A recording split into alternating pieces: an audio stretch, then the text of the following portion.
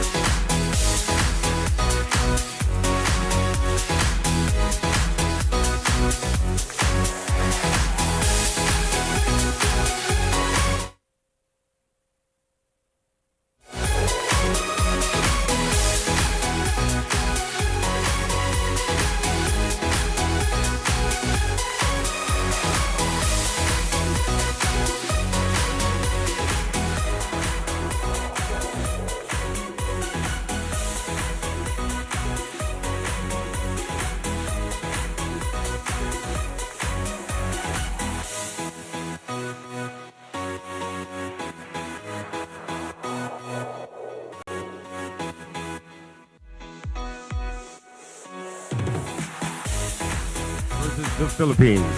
This is the ABC Beach Tour second Nuvali Open, and we will begin shortly.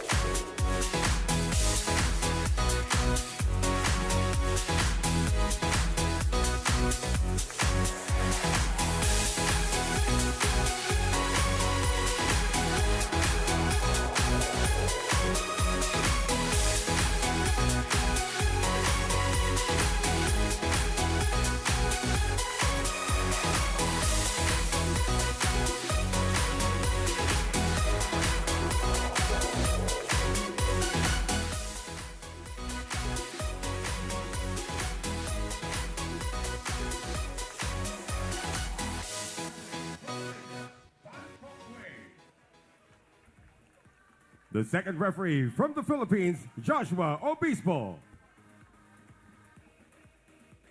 This is match number 7. And now let's meet the teams. First from Japan. Number 1, Saki Maruyama.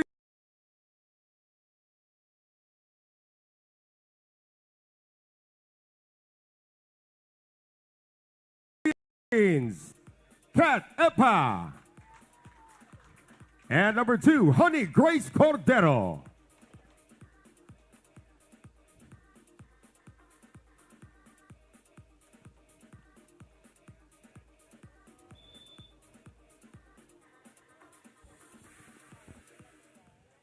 Match number 7 about to get underway here at the AVC Beach Tour 2nd Nuvali Open. Good luck.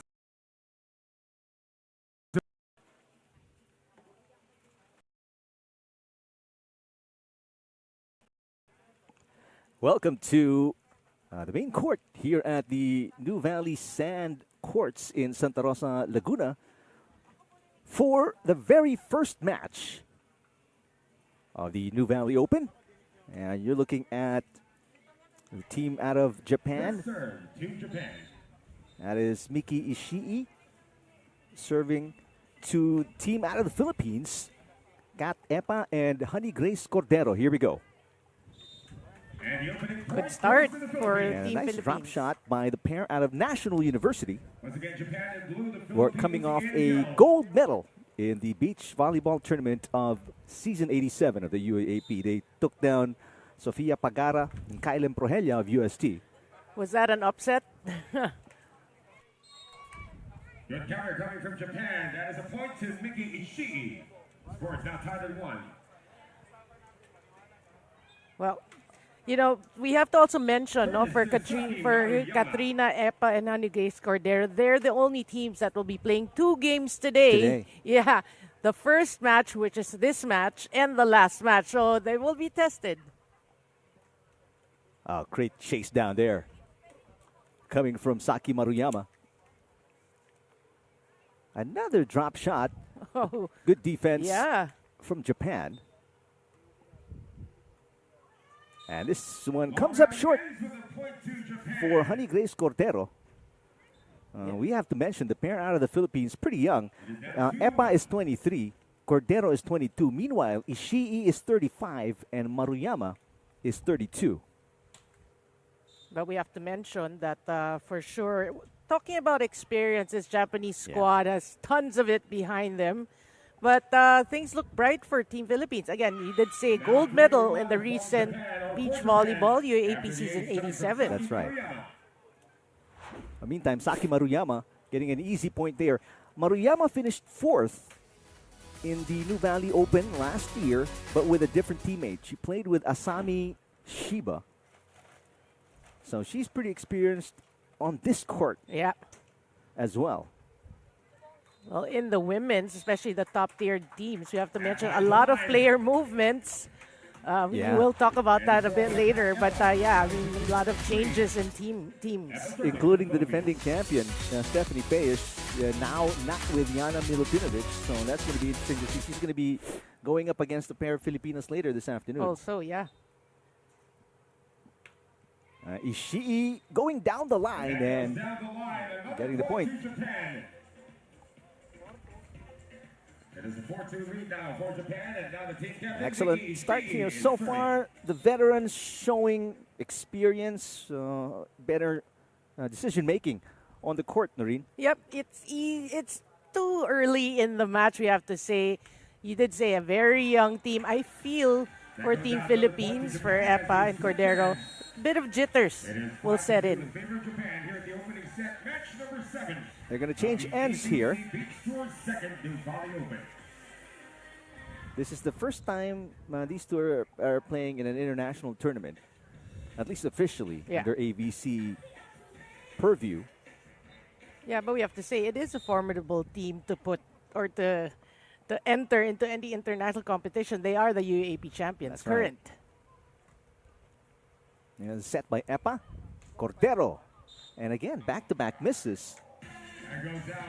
Well, I feel for Team Philippines, you want to actually get the feel of the courts. You know, it is your first international competition. You don't want to be trying to going for the lines this early. Try to get it in play and get the feel, get some rhythm. After getting a 1-0 lead, Philippines right now down by 4, and another drop attempt. It seems like because the athleticism is there, they're trying to go for the lines or either go for really tight drop shots, and so far they're coming up short or coming up long. Yeah, you have to realize, it probably in training that these precise shots would go in. However, the stakes are different here. You're talking about competing against, teams that have won in their own respective right. So you want to be safe. You have to control these errors. This is 4 straight. Yeah. They're committed by Epa and Cordero. And right now they're down by 6. And Maruyama, Ishii, they're not doing anything special so far. It's really the errors of Team Philippines. That's why they have to address that. They have to check that. They have to calm down, we have to say. Ishii with a nice serve down the middle. There's a drop shot that works. That was the shot they were trying out for the first few times. Yeah. They want low sets, low bump sets, or whatever sets, and they want the drops. Finally, at least for Team Philippines, they get it in. That could be the start. Cordero. They keep serving to Ishii. What a nice dig for Cordero. Cordero loses the glasses, still comes up short with a shot. That's an attack error. But better exchange there. There's good defense. Yeah, but one thing really, the weakness of Philippines right now is the errors. Imperative that they check that. Saki Maruyama also played indoor volleyball. Like most beach volleyball players, they start indoor and then start loving the action, the dynamics of beach volleyball. There's a nice hit coming from Honey Grace Cordero. They finally found the line that time. When you see the success of their shots, then you see that's really their game plan. They want to go for the lines and the drops. But the problem is, it's the process getting those points because too many errors. Again, a serve to Ishii. And Ishii catches the back line. What a nice shot. Well, Team Japan, very basic. They get good pass, high sets, and then they go for their shots. You're right. Nothing spectacular. They're just playing it basic. And we've seen this duo for many times already. And, they're sticking to their game plan. That's nothing special at all. Well, nothing special so far is working for them. But there's a nice shot going behind Maruyama. Shot by Cordero.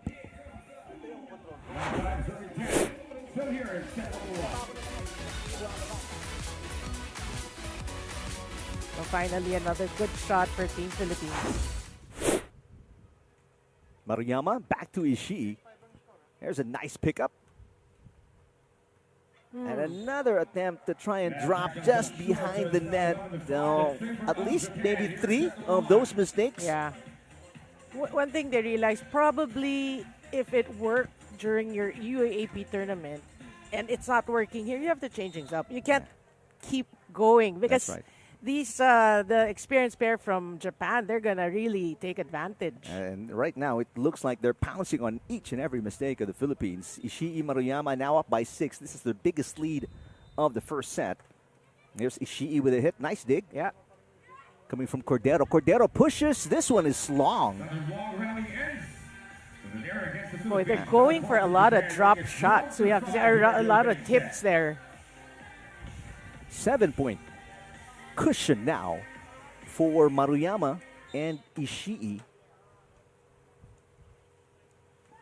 Maruyama used to play for the Coroba Aqua Fairies, which wasn't that the team, one of the teams, I guess, that Jaja Santiago used to play with?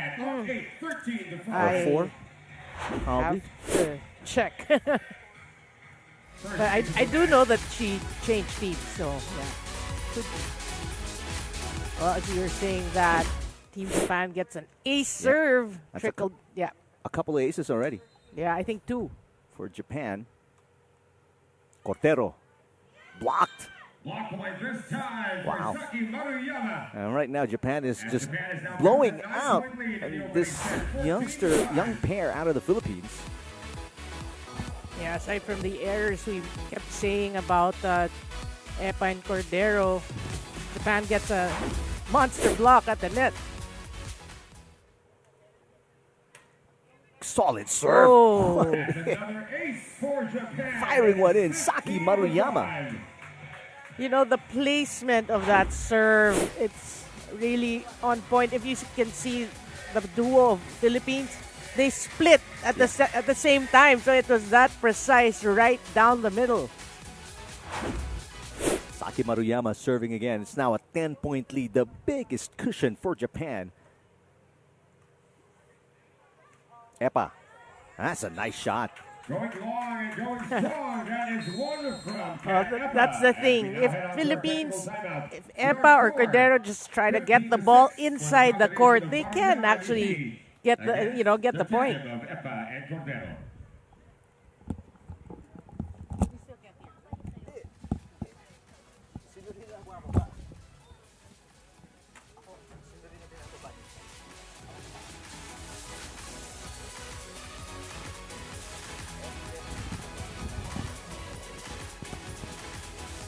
Check, check, check.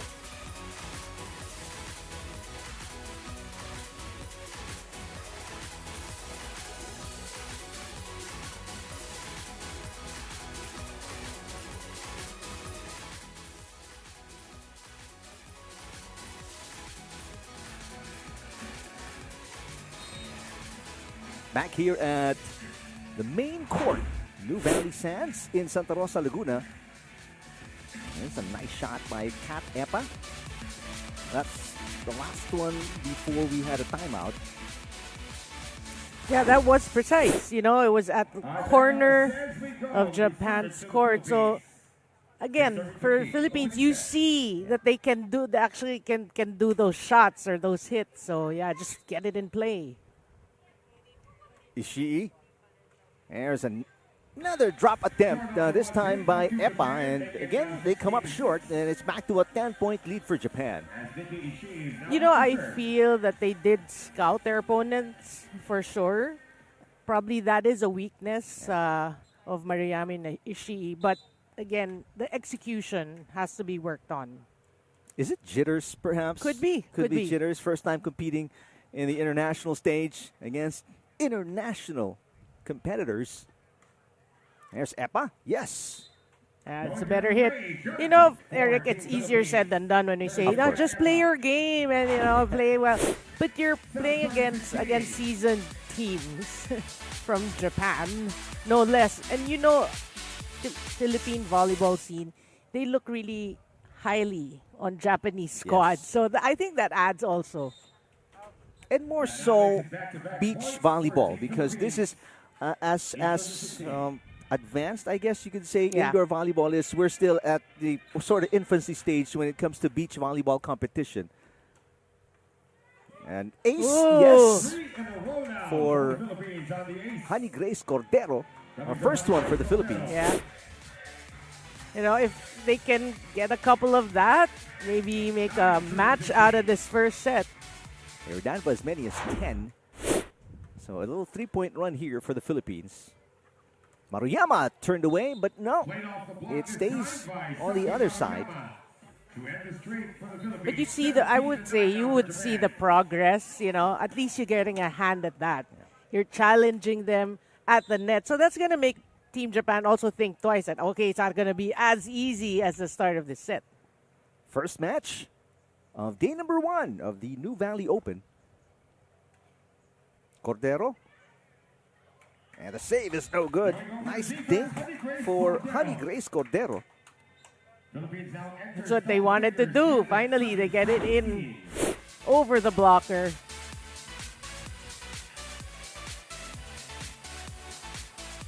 So Catherine Epa out of Negros Oriental, the serve.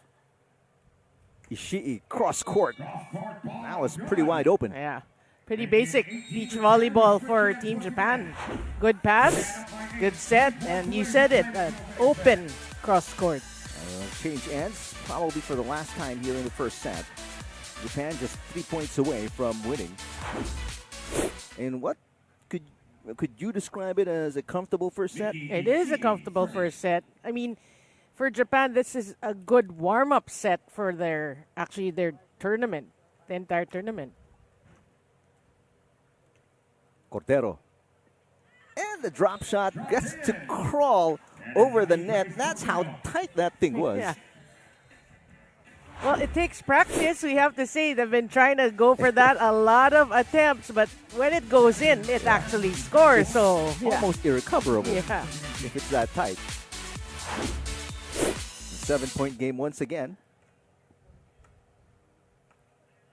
Maruyama. The save is just short for Cordero. 19-11 for Japan. Well, again, better. You appreciate blocking, better timing on their end. Now it's the technique. Try to direct the ball back into the opponent's court. Saki Maruyama serving at 19-11.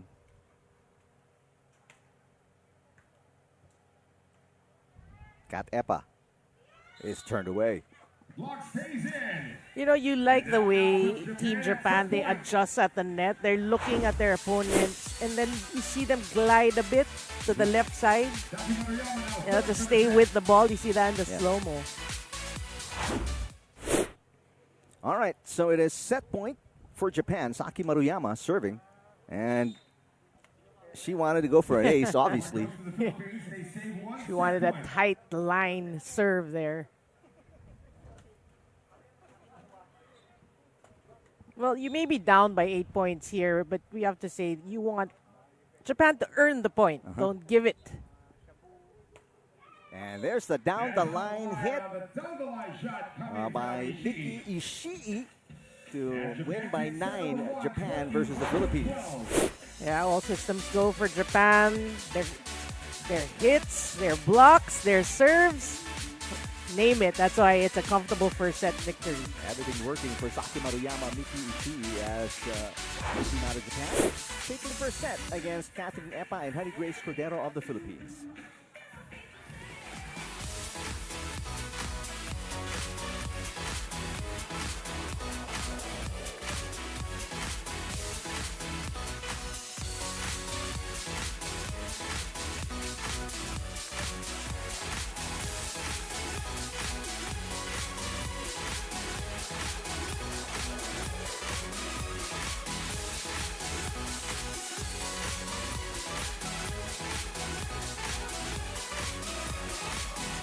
Here at the main court, New Valley Sands in Santa Rosa, Laguna.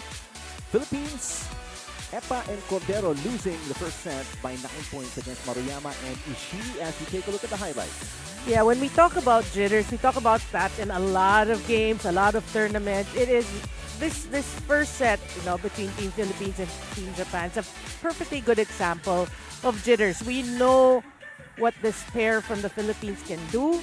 We've seen them. They won the gold in the recent UAAP Season 87 beach volleyball. But they just need to, I feel, really to settle down. If you look at the numbers, attacks, actually, Philippines were ahead 9-7. However, in the other departments, blocking aces, it's Japan with 3. And we have to mention, Eric, we kept saying this throughout the set. The errors of Team Philippines, 8. 8 huge errors. So that's 8 points for Team Japan. Only 2 for the Japanese pair. Well, a nice start again for Team Philippines as Epa with that off-speed hit. Nice push coming from Maruyama. Cordero on the attack.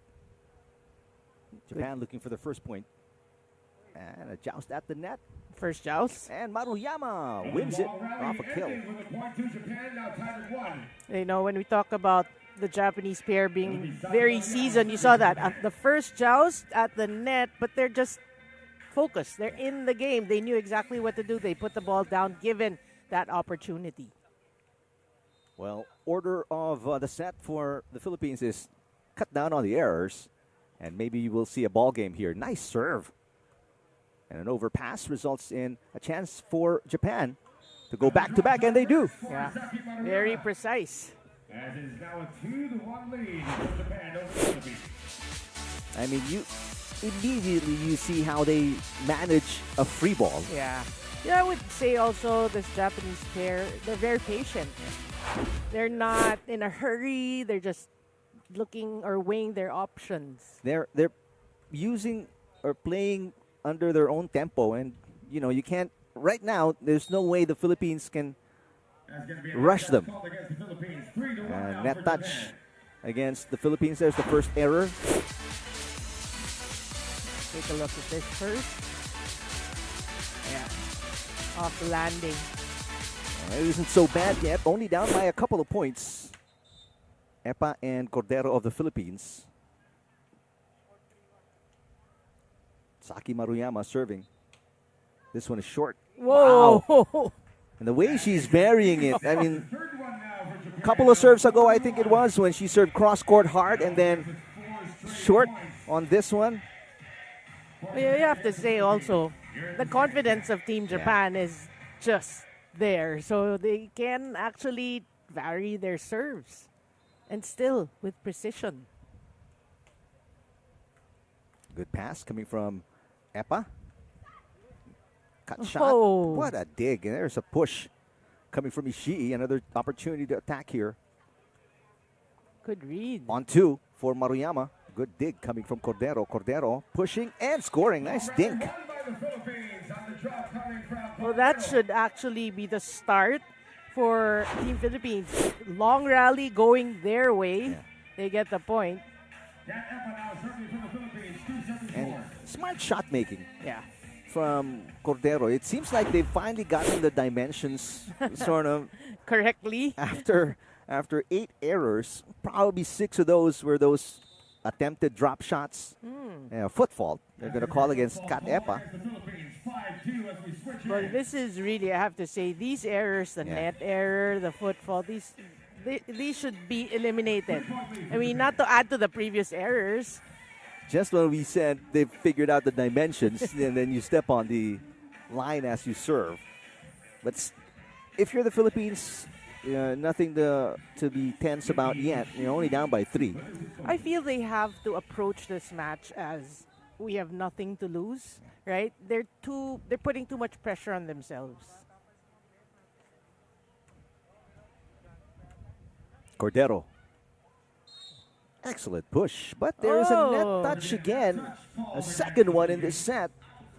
And both were from Honey Grace Cordero. Obviously, again, a pretty young pair. They're still competing in the UAAP. They're still in college. They're coming off a high gold medal in the UAAP Beach Volleyball Tournament. And right now they're seeing they've got a lot to learn against international competition. Right away, Japan's pulling away early, up by 4. But then on the positive note, we have to say, for this young pair of Team Philippines, the experience they're going to get in this tournament and what they will bring to the local tournament, that's going to be huge. Regardless of score, of course. Outcome. I mean, you got to start somewhere. And this is as good as any, the Nuvali Open. You're facing competition from, again, we mentioned 11 countries? 11 countries. Including Australia, Iran. You've got Uzbekistan. And some of these teams have competed in the Beach Pro Tour for several years already. Here's an easy pickup for Epa. Epa on the attack. And nice. Oh, now you can sense, the Team Philippines, Epa and Cordero, they're getting more comfortable. You said they're figuring out the dimensions.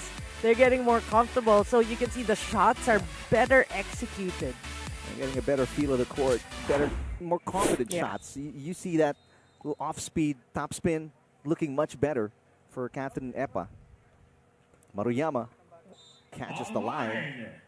That's just smart hitting, I have to say. Reading the defense of Team Philippines, going long, going for the line. And for a 2 aside, that is actually the hardest to retrieve the line shots. Saki Maruyama and Miki Ishii up by 3 points, 7 serving 4. They're up 1-0 after winning by 9 in the first set, 21-12. Yeah, but we have to say this is a better set for Team Philippines. Ishii. She is the much taller player than Catherine Epa. Epa is 5'9". Ishii probably close to 5'11". So the court coverage is a lot easier for Team Japan.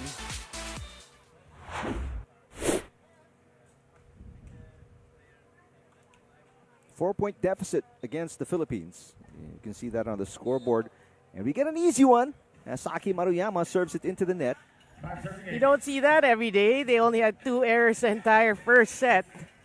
So at 8-5, that's a welcome thing for Team Philippines.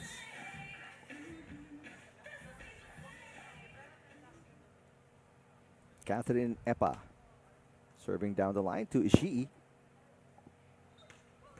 Good dig. Yeah. Coming from Cordero. Cordero against Maruyama again. And those drop shots now falling.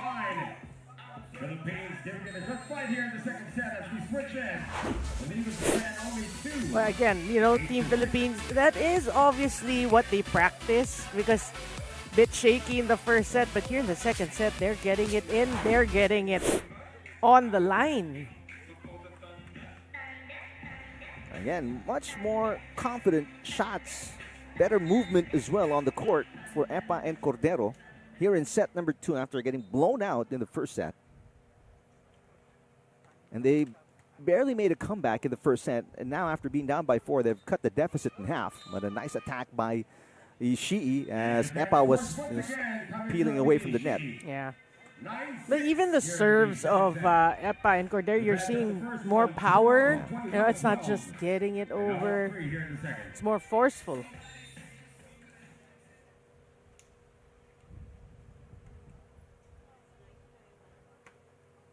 Served by Ishii. And again, Honey Grace Cordero, that's her favorite shot, if I can say. And I would say for the Japanese pair of Ishii Maruyama, they're so used to the strong hits for the Filipino fans. They're hoping that, these placement shots will actually frustrate this Japanese duo. Well, a nice ace coming from Cordero, so she's picked up the back-to-back points for the Philippines after being down by 4. Right now, the Philippines within 1, 8 serving 9. And you see that girls in yellow actually have the momentum here. Maruyama. Oh, and a little miscommunication. That's happened twice already. From both teams, the ball going right in between. Yeah. And they don't communicate who's going to pick it up. Again, the patience of Maruyama and Ishii, really, you can see that they're just up by 1. So I still put it in between. Saki Maruyama serving to Cordero. And another drop shot by Cordero.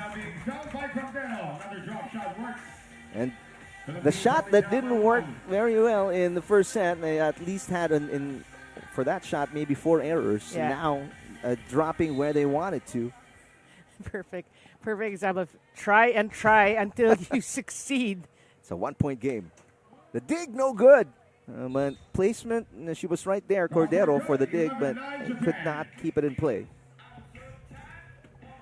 Very basic again, just going for finding the angles. Miki Ishii and Saki Maruyama doing a great job protecting this slim lead. Only up by 2. Better passing also. Epa is blocked. Cordero pops it up. Epa finds an opening and scores. What Team Philippines is doing right here is because they keep going to those placement shots, they're actually frustrating Team Japan. Japan can't figure out these directions. Excellent cut shot there by Catherine Epa, is taking us to our technical timeout.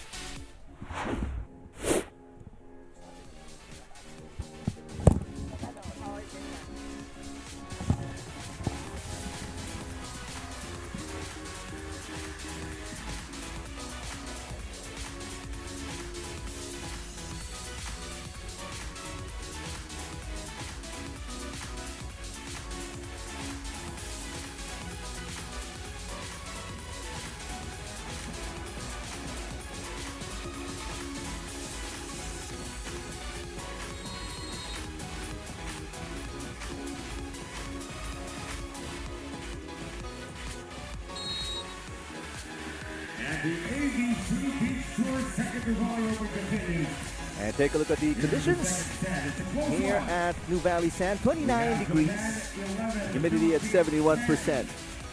And we have to be honest, for full disclosure, we can feel that already. The full brunt of that. And it's only 8:29 local time. So imagine how warmer it will be later. Come on, Eric. The 29s are bearable. Exactly. That is just outside that dink attempt by Saki Maruyama, and just like that, Marine, Japan's lead is gone. Yep, good read. I mean, it's nice that you're seeing them follow the ball and letting it go. Yep. Good decision making. Chance to take the lead for the Philippines, but that serve into the net. But again, we love the heightened play confidence of the Philippines. It's showing now with each and every move. Yeah. And on the scoreboard, just a 1-point game. It's a far cry from the first set. The Philippines only managing 12 points in the first set. Now they've got 11, and we're just halfway through the second set. Oh! Terrific save by the duo from Japan. Cordero will have to try again. That's picked up by Ishii. Cordero with the first touch. And another drop by Cordero, and the game is tied at 12.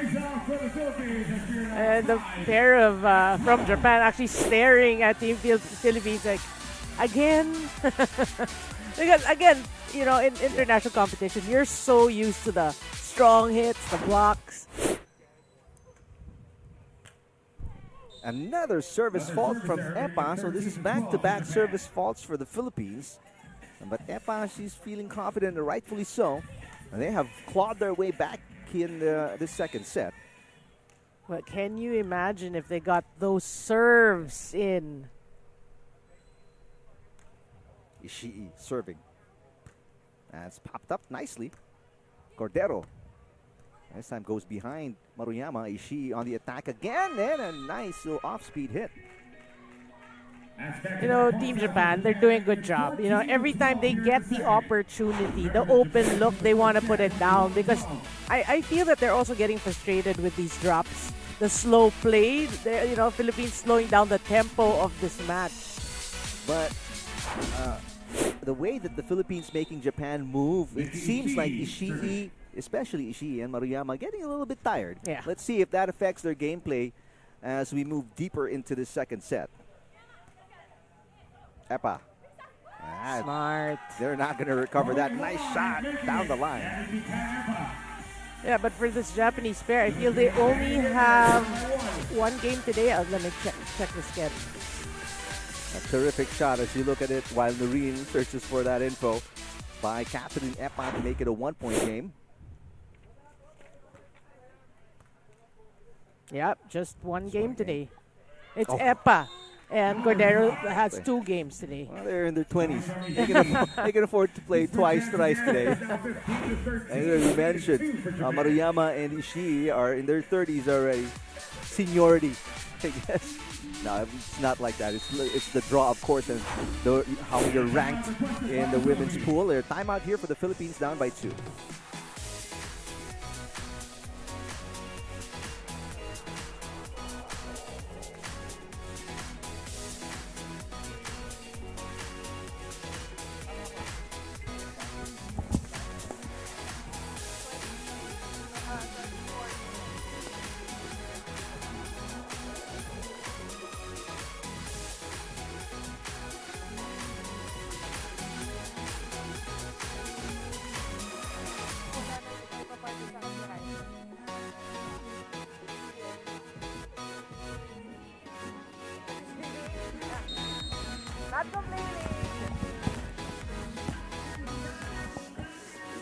It's the Nuvali Open, day number 1, as you look at the cash prizes. I love that. You know, I love that we're showing that, because before, very few tokens given to beach volleyball. So now that you're seeing that they're getting the recognition and the prizes that they deserve, because it is a tough sport.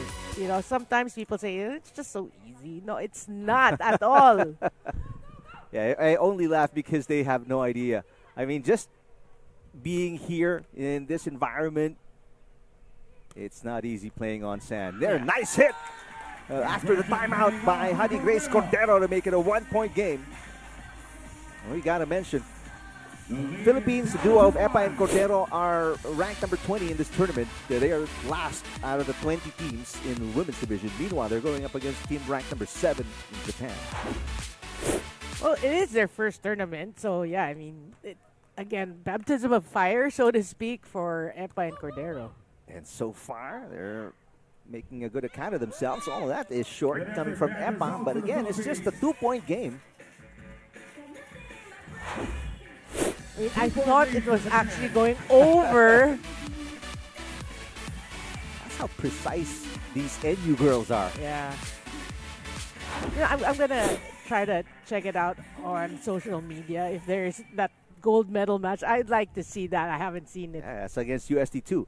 Oh, And that is okay. outside USD. We know how strong a team that is. Yeah. There's a heritage of beach volleyball from that school. So for NU to beat them, and I believe their first championship in beach volleyball. And when you talk about beach volleyball, the pair of Pagara, right? They're the ones you always exactly. talk about, you always read about. So, yeah, I mean, that's a huge feat. There's an attack error from Saki Maruyama, and the game is tied. Philippines serving for the lead. Philippines got to avoid these service faults. Another service Again, error. just when we're tied, that happens. 17, That happens. 16, That's the third time already in this set. from the match. Every time you move one step forward, Maruyama now serving. those service errors pulls you back. And got to win this set if you're the Philippines against Saki Maruyama, who's serving now. Because they lost the first set, the Philippines did, by 9 points. And the way when you watch Team Philippines now, they look like they can. Yeah, They can actually win a set. that's a beautiful dig. That is an off-system play, that's for sure. So a chance ball here for the Philippines. Epa sets it up. Let's look at Cordero. What does she do? Drop attempt, easy pickup for Ishii. On 2 for Maruyama. Epa. And again, another on-2 attempt. Nice block by Epa. And again, Philippines tie it at 17 all. I like the celebration of Team Philippines. They worked hard for that. And after that first set, that lopsided first set, who would have thought you're looking at a scoreline of 17 all? And now, again, another chance to take the lead after the service fault by Cordero. Epa's opportunity to get it in and fight for this lead.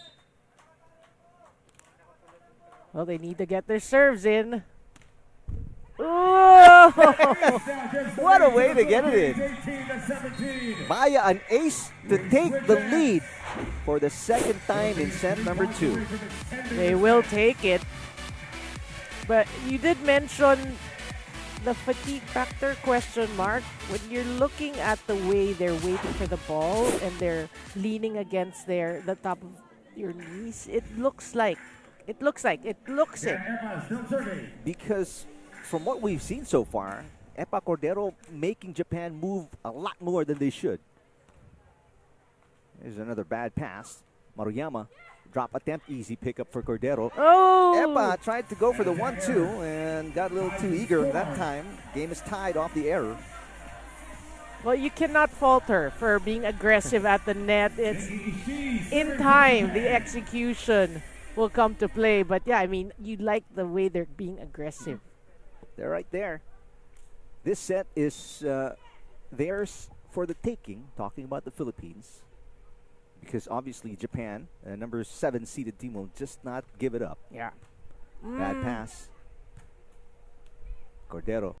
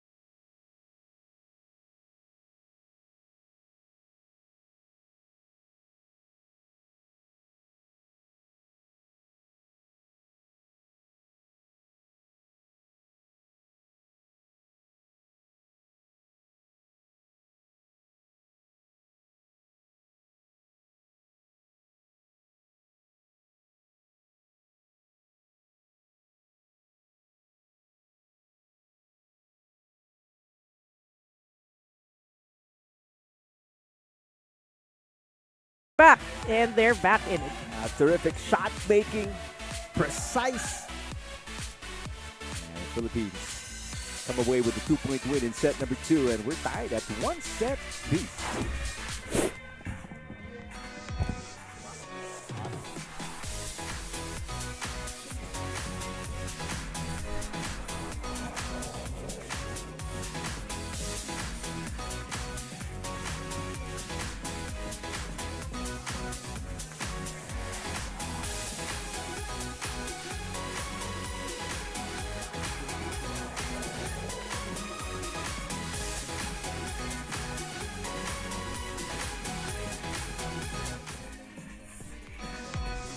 And don't look now, it's a tie game at 1 set apiece. After Japan won the first set 21-12, Philippines, composed of Catherine Epa, Honey Grace Cordero, storming back in set number 2 and keeping it a close game until the end, where they took over and won against Japan to tie the game. If you remember, in set number 1, we were mentioning Team Japan being patient. I feel first set, impatient Philippine team. Second set, they were very patient. You know, they stuck to their game plan. If you look at the numbers, they actually out-attacked Japan. Again, 13-10, no blocks at the net. They had 2 aces. Thank you, net gods, for those balls that trickle over the net. The errors, they still had 8. Less of those net errors, less of those hitting errors, but the service errors is what did the 8 for them. Japan, though, from 2, had 6. So you see a rocky Japanese squad, also because Team Philippines, they're frustrating the mighty Japanese and they're getting their shots in. Here we go, race to 15. Japan with a serve. Ishii sends it into the net right away, and just like the first 2 sets, Philippines gets the first point. But we've seen Japan take over after going down 1-0 or 0-1. Let's see if the Philippines can prevent Japan from making a run here. Maruyama. That's wide. A 2-0 start by the Philippines off 2 errors from Japan. So far, I would say the game plan of Team Philippines to frustrate this Japanese squad is working. I mean, it's just the start of the 3rd set, but you're seeing the errors uncharacteristic for the Japanese duo. Maruyama finally knocks it in. But to add to what you're saying, Noreen, it seems like Japan now, it's not the kind of relaxed play that they had in the first 2 sets. Yeah. Now they seem more, each move more purposeful, more firm, as compared to the first 2, because they know they're in it in a fight against the Philippines. I'm sure also, you know, all these teams have scouted their opponents. They know that this young squad from the Philippines have nothing to lose. True. Ishii sends it outside. Another error from Japan. I mean, all the 3 points of the Philippines are from errors by Japan. Very uncharacteristic of Maruyama and Ishii. But you know, you have to say you're going to expect this Japanese pair to bounce back.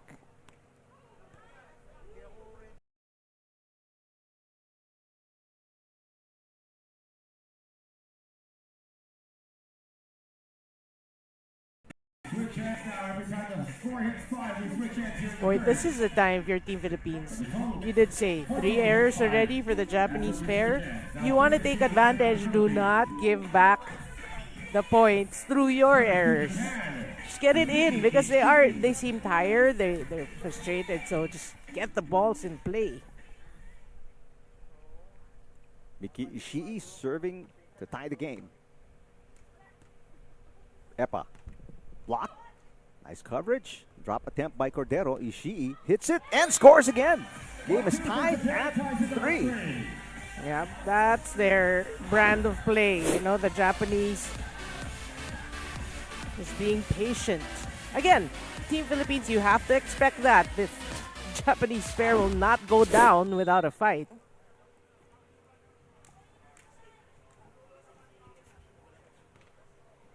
Good pass by Cat Epa.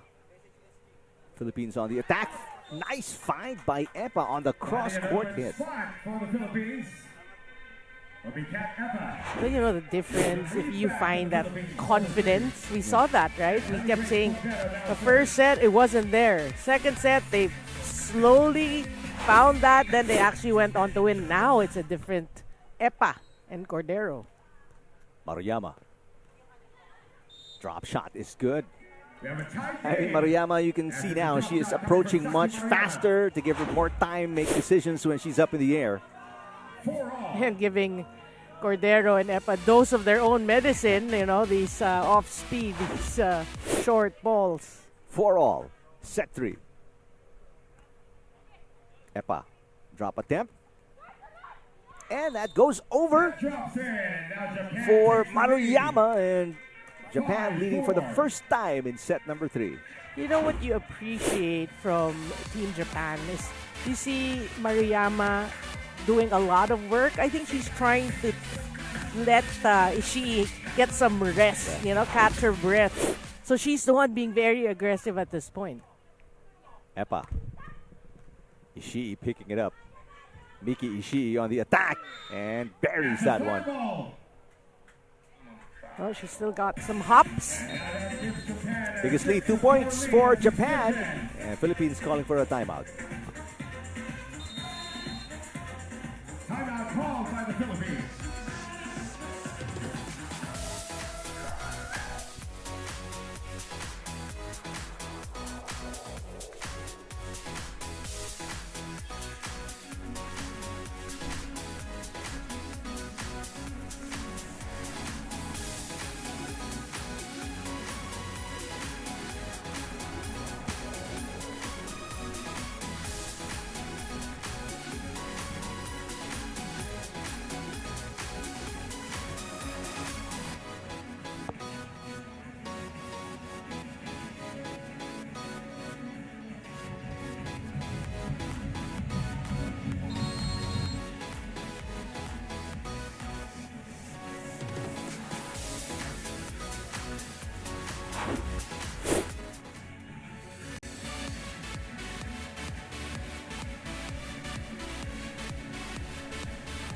Team out of Japan with the light blue tops, and the team from the Philippines wearing the yellow tops. It is set number 3 action. The young duo out of National University, Kat Epa and Honey Grace Cordero, winning set number 2 to force a third and final set, but they're down by 2 here. Nice block coming from Maruyama. And Cordero trying to score a point off a lob, but misses.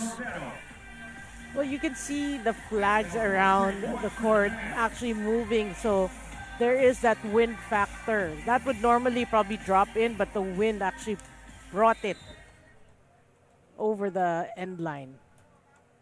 Now Japan has scored consecutive points to take a 3-point lead and almost scored an ace. Epa letting it go. It was wide, fortunately for the Philippines. Remember, this is a race to 15 in the third. Well, it is a manageable 2-point lead. If you can see the scoreboard, and for those who just joined us, the first set won easily by Japan, 21-12. Great receive coming from Maruyama. And another great shot from the receive to the kill. Yeah. 8-5 Japan. Boy, that is teamwork for you. You know, when you realize that your teammate is having problems, like probably tired or whatever, you step up, and that's what we're seeing here. Japan able to protect the 3-point lead. Good pass from Epa. Kat Epa. Drop attempt. Ishii chasing it down. Ishii. Now Cordero to Epa. Oh. Epa falling down, hitting the shot and missing. You appreciate the effort, though. Well, Epa also taking her time, getting up, maybe also a bit tired, but we do see the scorching sun. Yeah. All that action in set number 2 has caught up, it seems, with the Philippines. Biggest lead for Japan now at 4 points. Short serve. Wow.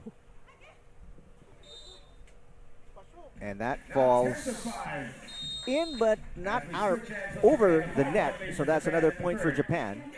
Lead is now 5, but Ishii trying to catch her breath, and she furiously chased that thing down. Yeah.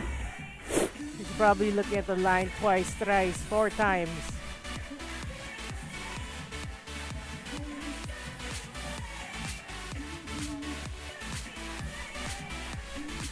And now big trouble for the Philippines as Ishii and Maruyama lead by 5, and they are 5 points away from winning the match. Cordero clearing something up with our first referee, as it seems Epa is hurt.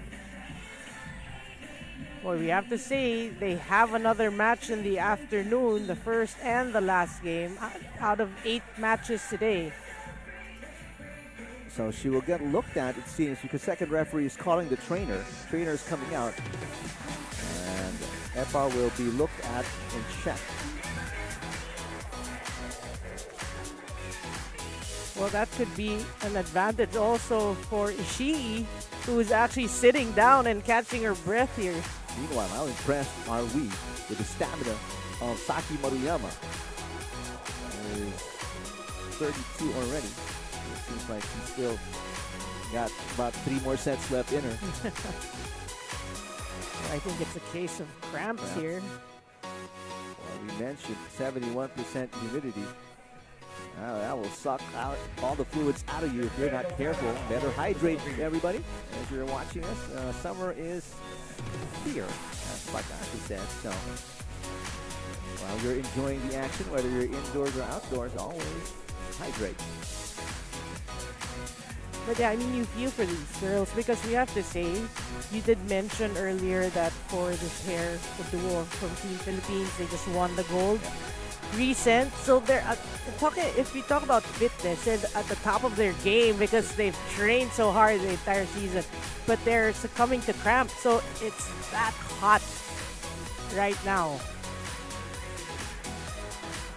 Because the beach volleyball tournament is usually in November, right? UAE. Yeah. So it's obviously a lot cooler than it is now. It's April 2. But nevertheless, the action will continue. We'll be here from today until Saturday. Nuvali Open. First beach volleyball tournament for this season, for the year. It's such a welcome thing, right? From all the hectic indoors, the schedule for indoor competition. And it brings us, now you're feeling summer. 20 women's teams, 24 men's teams. And again, they've come from all over the region, including Australia, Uzbekistan, and Iran. And the defending champions, at least in the men's division, they're complete. The duo are together. They're going to defend the championship. Meanwhile, in the women's division, only Stephanie Fejes will be coming over, and she's with a different teammate, Yana Milutinovic. Did not make it to the Nuvali Open. They were the champions last year. Well, we have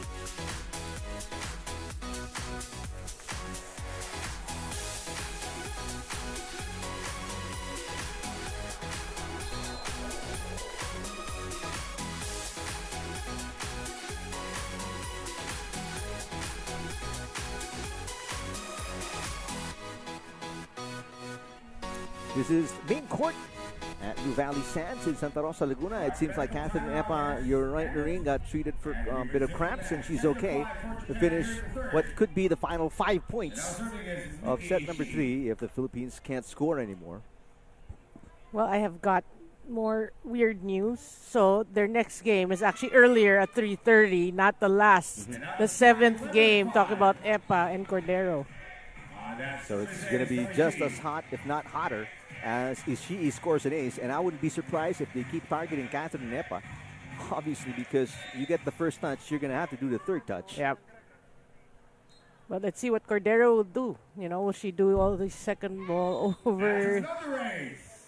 Well, unless Cordero switches over or steals the serve, and gonna keep serving the Cat Epa, and that one clipped the net and was an ace, but it was directed towards Epa. It's a smart thing to do if you're Japan. You want to finish early. Oh, yeah. You want to get away from this heat as Oh, yeah. quickly as possible. But we did say, you know, the rest also did Ishii pretty good. Now you see a little bit more hops than earlier. Easy point there. Japan scored 3 in a row after the injury timeout by the Philippines. And you see the experience setting in for Team Japan. You know, they're playing quicker. They want to get the second ball kills because they don't want the Philippines to regroup. Although it is a formidable 8-point cushion right now for Japan. And again, they serve to Epa. What a tip on the second touch by Cordero. That's near miraculous, that shot. Yeah. But that's what we're expecting, you know, the way Maruyama actually did help out Ishii a bit when she was tired. That's what Cordero did there.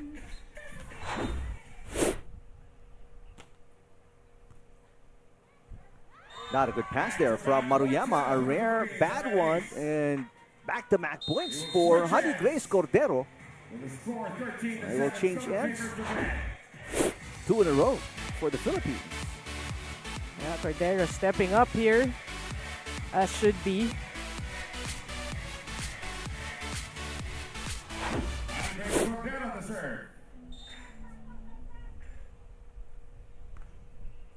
Good serve from Cordero. And a great pass coming from Maruyama, and Maruyama just lobs it over the blocker. Boy, what a performance by Maruyama. You know, I mean, we saw that in the second set. Here in the third set, she's stepping up. Match point. Japan, they've got 7 of those. Epa, drop shot. And Ishii, you can tell Ishii just let it go. Maruyama tried to get it still, but it's such a considerable advantage. They can afford to give up 1 or 2. Yeah. We like the fight in Epa, though. Yeah. Epa with a serve. And Maruyama looking for the winning shot. Not just yet. Cordero to save a match point. There it is. Another match point saved. Oh, you can never count them out. Yep. A young team. 2 match points saved by the Philippines. And Honey Grace Cordero scoring a bulk of the points here because Epa still recovering from an injury. That service is going to give the match. It was you're expecting Japan to come away with a win. They still had 6 or 5 match points, and that error did it in for the Philippines. Yeah. But we do have to mention Epa was treated for cramps, right? They came back, tried to score a couple of points, but yeah, I mean, it was too comfortable a lead erected by the Japanese pair. But a tremendous fight by the youngsters from National University, Catherine Epa and Honey Grace Cordero. They were ranked 20, went up against this number 7 seeded duo, Saki Maruyama and Miki Ishii, and really made a good showing, especially in set number 2. I would say, because, you know, after a lopsided first set win, 21-12, they came back, and that's all you want to see for this young pair.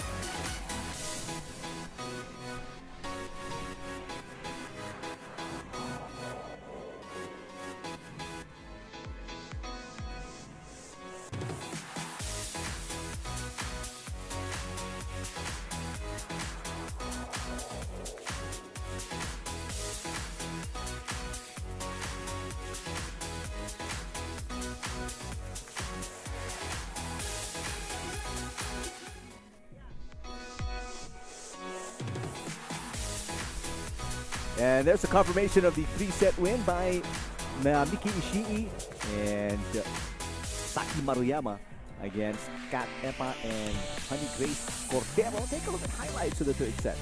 Well, you see the journey of this young squad from the Philippines. After first, they struggled in the first set, a lot of errors. In the second set, they found their groove. More confident in their hits. They actually won it and pushed to a third set. A lot of physical problems came to play. We did see Ishii also a bit tired. Cramp set in for Epa. So the conditions getting to these players and really the seasoned veterans in the Japanese pair. Really, it showed when they went back into play after the cramps retreated. They just pounced and pounced and pounced and actually came away with that victory. So one loss sustained already by Catherine Epa and Honey Grace Cordero of the Philippines. Meanwhile, the number 7 seeds out of Japan, Saki Maruyama and Miki Ishii. 1-0 as we take a look at Kylem Progella via Pagara warming up. They will take on, wearing the blue tops, Ling Hua and Rachael Go of Malaysia. That's next right here on Filipinas Live and One Sports Plus.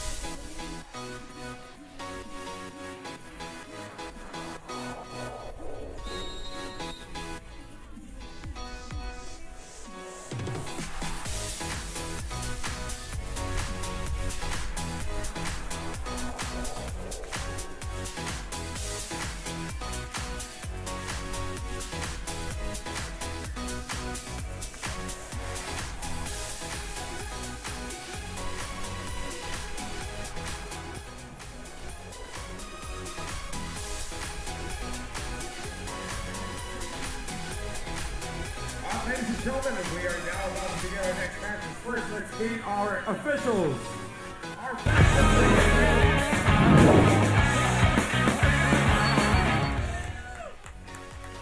Second referee from the Philippines, Cherry Votacion.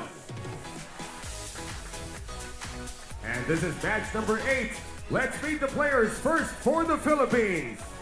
We're here at the Number Nuvali one, Kai Sands Progella. for game number 2 of day number 1 of the Asian Volleyball Confederation Nuvali Open. And you're looking at team out of the Philippines, Kailan Progella and Sofia Pia Pagara. And now introducing one of the newly formed teams out of Malaysia. They're members of the national team, Iling Pua and Rachael Go. They're very young. Go is just 17 years old.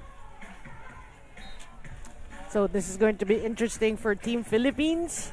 We just concluded the first match. Epa and Cordero bowing to the Japanese pair. This one, you're saying, more probably Pagara and Progella have more experience over a new Malaysian squad, so chances are big. Progella and Pagara just finished the UAAP Beach Volleyball Tournament. Finished second to the duo out of National University we saw earlier, Epa and Cordero. Here we go, set number 1. So powerful hit from Progella to kick things off. Actually, I was a bit surprised because when we talk about the local beach volleyball scene, Progella and Pagara actually are familiar names. So when I realized that, they were silver in the recent UAAP beach volleyball, Epa and Cordero actually won gold. It's like, okay, so we have a new team, upcoming team, which we actually saw and we were impressed with this morning. Back-to-back points for the Philippines off a block by Pagara. Progella back to Pagara. And this one is outside for the first point of Malaysia. Well, they have the right thing in mind, trying to go for the line. But again, you have to realize the wind factor. And that actually changes the flight of that ball. Not a good pass coming from Progella. They get it across. It's an easy dig by Go. Go with the tip. Pagara knocks it in. Long rally. And that one is long. Long rally with a point from Go. A lot of shots that normally goes in for these athletes. You just add a little bit more power in which you feel it's just going to clip the line has been going out. So they need to control that. And nice block coming from Pagara. Block again. The second monster block for Pagara in the set. The defense being displayed by Team Philippines, obviously a strength. If you look at both pairs, you can see the height difference favoring Team Philippines. Progella is 5'10". Pagara is probably the same height, around 5'10". They look a bit even, yeah, you're right. But yeah, an ace serve, all things going well for Team Philippines. And aside from that, Malaysia, right now, this team is seeded number 19 out of the 20 teams. A nice drop shot there coming from Go. Meanwhile, the duo of Progella and Pagara are seeded number 13. So they are favored. And we can see the way they're playing. But you like also this team from Malaysia. As we saw with Epa and Cordero going for a lot for placement shots. They are serving for Malaysia. So 2 serving 5. Opening set. That is wide for Pua. The lead is 4 for the Philippines here in the opening set. Kai Progella to serve. Right now, you can see the Philippine duo much more experienced against this Malaysian team. And it shows on the scoreboard as well. Nice dig coming from Progella. Progella popping up. And beautiful cut shot. Yeah, good read. Team Philippines looking at the defense of Malaysia. They're scrambling, moving backward. Cut shot. Biggest lead for Kailan and Pia at 5 points. 7-2. First set. PUA, nice hit. Score for Malaysia. Yeah, that was smart. Sensing, you know, defense also backpedaling and just attacking that defense.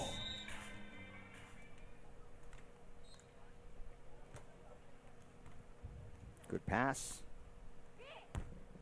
That's not coming back. Nice hit coming from Progella.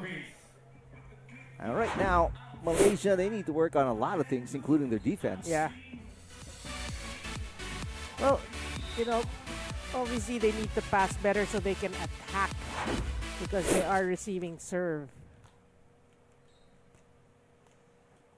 PUA hits. That's a rare double contact against Pagara.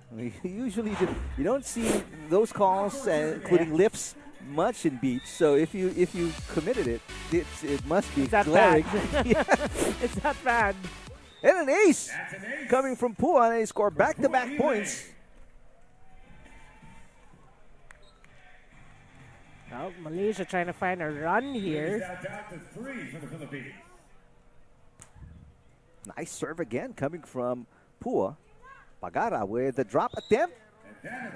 Back-to-back errors coming from Pagara, and it's just a 2-point game. It will change ends here. You see the difference, no? An error can make in a match. In a rally system, I mean, it's tough. You commit 2, you lead by 3. It's a 1-point game. And what seemed like a match that favored Team Philippines right now is like in question. They led by as many as 5-7-2. That serve is outside. This is the thing about Malaysia. Aside from the defense as well, I mean, the serves. New teams, that's usually the case. Yeah. Commit errors in so many ways. That's what you'll expect, especially in the first set. Yeah. You know, so they need to settle down.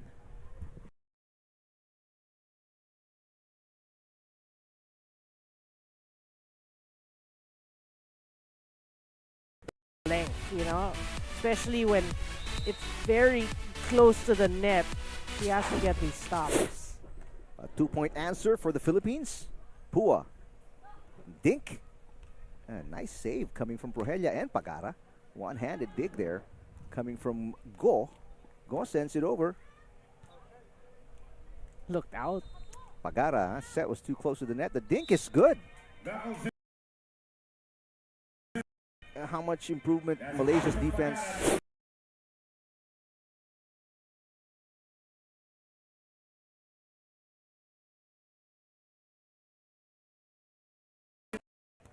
Think. Progella pops it up. And a tough chase for PUA, and another point for the Philippines. They've scored 4 in a row. Yeah, the lead was cut to 2, but then they stepped on the gas here. They keep targeting PUA, trying to test her reception. Pagara just lobs it over the defense and easily scores. Well, they've been successful doing that, showing that they're gonna make a short tip or a short dink, and then they push it last minute.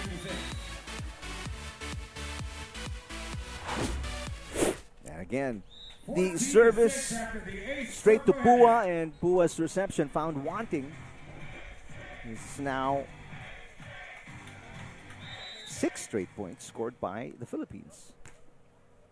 And they continue to target PUA. That's an attack error. That's not a block. The lead is now 9 points right away for the Philippines. Technical timeout here in set number 1.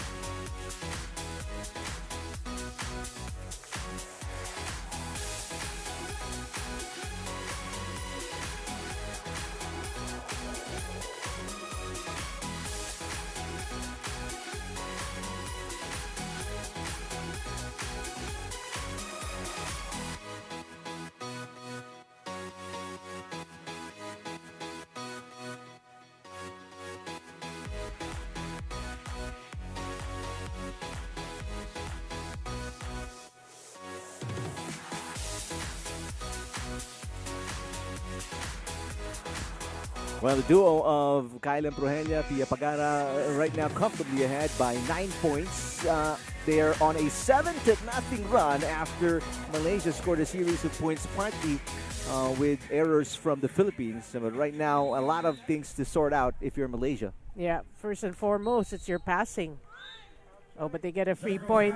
But for Team Philippines, you have to say they're doing a good job in targeting. You know, they're going to PUA, realizing that she's the weaker defender.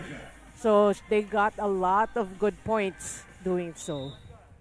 Rachael go with a serve. Serves to Pagara. Pia. And these attacks of the Philippines, you can tell they're probably right now at 80% in terms of intensity and not trying to go all out because Malaysia, an inexperienced team, a very young team. And they will pick up a lot from today's competition for sure. PUA and Go learn from a more experienced Philippine team. Yeah.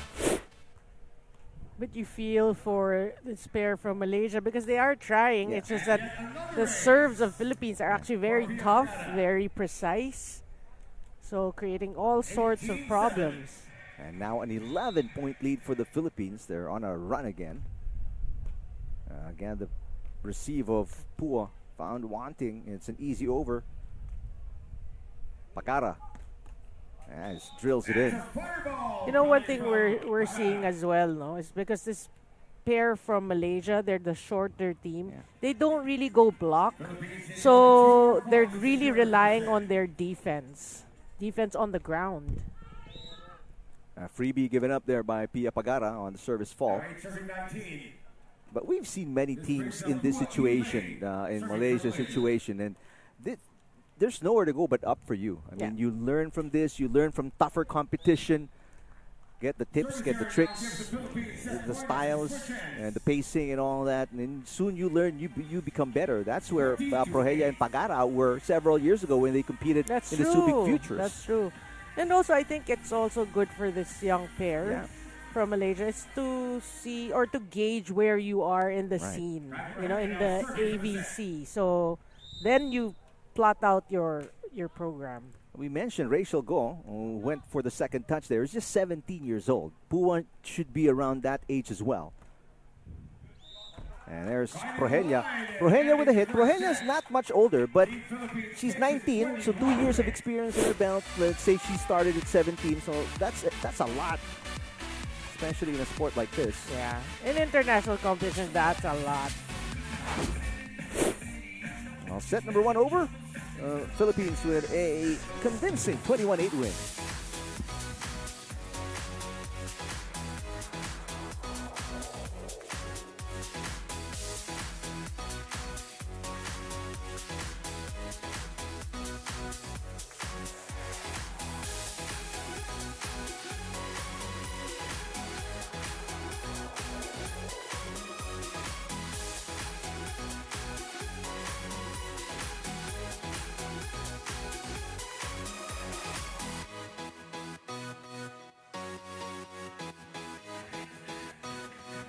Kyle and Progella, PHI Pagara winning 21-8 against Iling PUA and Rachael Go of Malaysia. And look at highlights of set number 1. Well, you see that really the huge difference between an experienced team and a newbie. Yeah. The experienced team really pounced on the weakness of the new team. We saw a lot of targeting in terms of serves. Aces came from that. You can see there are 4 aces from Team Philippines, 9 attacks, 2 blocks. So everything actually really showing that Team Philippines is a stronger team. Now for Team Malaysia, one thing you want to do is, you know, to get better first passes. Once you get that and you start attacking, that could change the complexion of the match. We saw it in the first match this morning. Team Philippines actually won the second set. So Malaysia hoping for that. Here's the first lead of Malaysia off a dink coming from Iling PUA. 1-0, set number 2. Good start.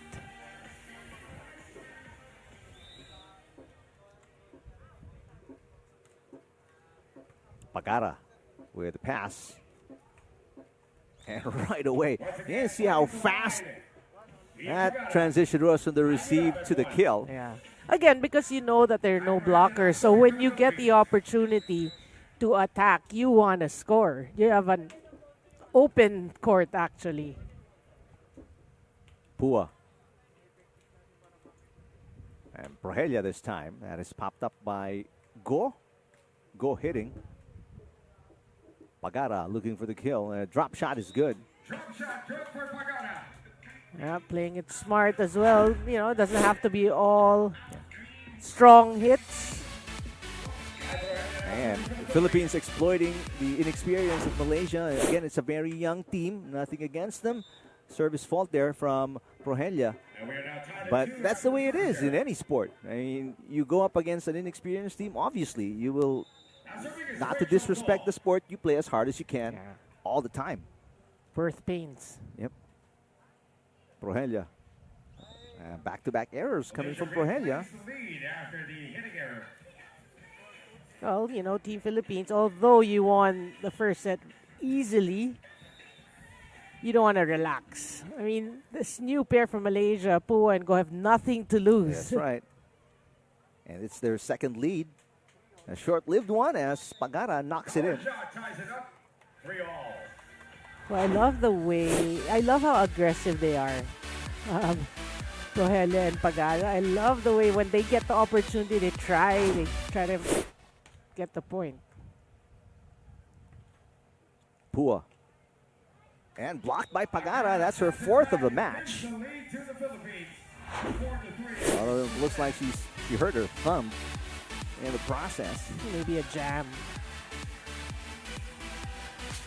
We'll change ends here. As Pagara still trying to shake it off. It's the right thumb that's giving her problems.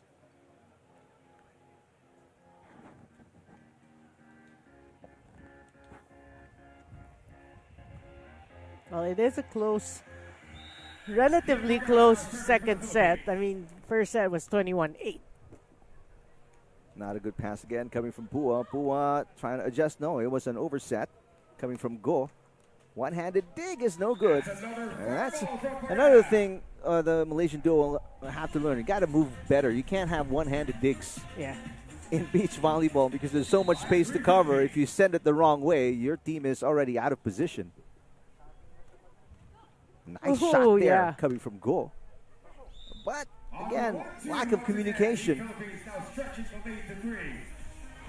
Yeah, but, you know, Team Philippines is playing it smart. Seeing they're reading the defense of Malaysia. This one, they tried to retrieve, but look at that. They saw an open court. And court vision from the Philippines, obviously much better because of their experience. They can see angles that Malaysia does not expect. Tough shot there for Go. She was already outside the antenna.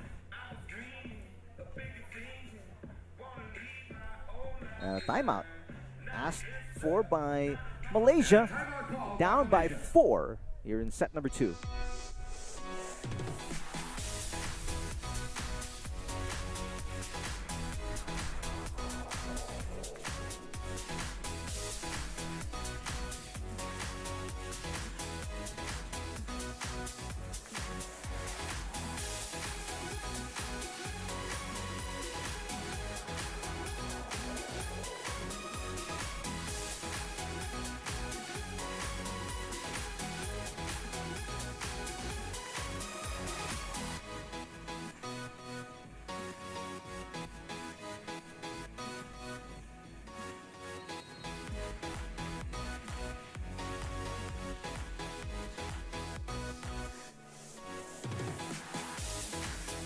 Take a look at the cash prizes for the second Nuvali Open. Well, hefty cash prizes, which is fitting actually for the hard work these athletes put into this tournament, to this sport. And we're back. Set number 2 action. Philippines up by 4. It's a 3-point run. And it stops right there. Nice shot coming from Yiling PUA. Good timeout. She called the timeout, maybe to regroup, to organize her thoughts, and she gets that point. And a good serve, too. So she scored back-to-back points. youngster out of Malaysia. Make it a 2-point game. Back-to-back points for Malaysia. Getting back, like you said, 2 points after being targeted by this Philippine pair. And she's a good server too, huh? Yeah. Iling Pua. There's a side out coming from Kylem Progella. Can you imagine the feeling, no? If you're a taller team and you're going up against a team that doesn't block, it's like hitting practice all the time. That catches the line. And a service ace. So back-to-back points this time for Kylem Progella as they will change ends. But yeah, that's obviously that's every spiker's dream. Yeah. Right? You're taller and then you got no blocker. All the time. But they get the ace serve back. That ace back. And restores a 4-point cushion for the Philippines. And again, the target is Pua on the serve. Pua with a dink.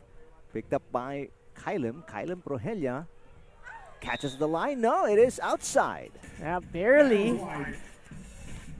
Take a second look at that line. They can actually ask for a challenge. The challenge here is called ball mark protocol. They can ask the first referee to come down and check it out. Nobody's done it yet so far in the first 2 games. Look at the line, the sidelines. It didn't move. Service outside for goal. And now the serve from Pia Pagara out of Magsaysay Misamis Oriental. A bad pass. And it's an easy point. That's an ace. Well, after a pretty slow start relative to the first set, now Progella and Pagara, stepping up a bit here. Pagara. Smart. Easy opening. And on the drop, it's now a 12-6 lead for the Philippines here in the second set.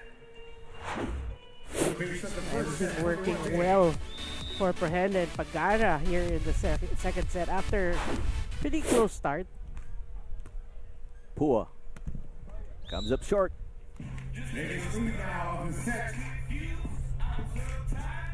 13-6 now for the Philippines. Pia Pagara, back-to-back UAAP champion, season 85 and 86. Service ace. For Pia Pagara. And that'll take us to our technical timeout. A comfortable lead here by 8 points for Team Philippines.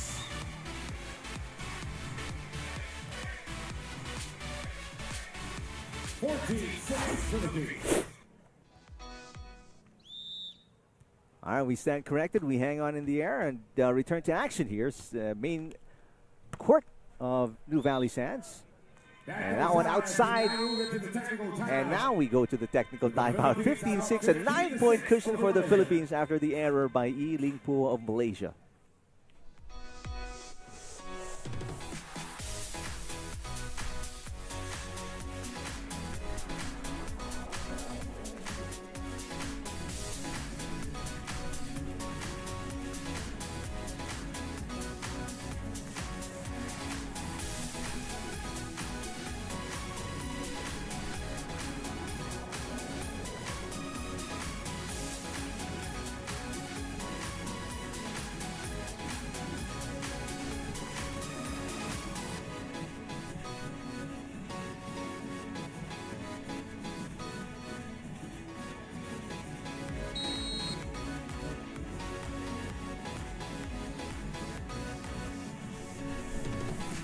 And it is just getting warmer and warmer, not just because of the action at main court, 31 degrees, humidity at 64%. The wind speed is 13 kilometers per hour.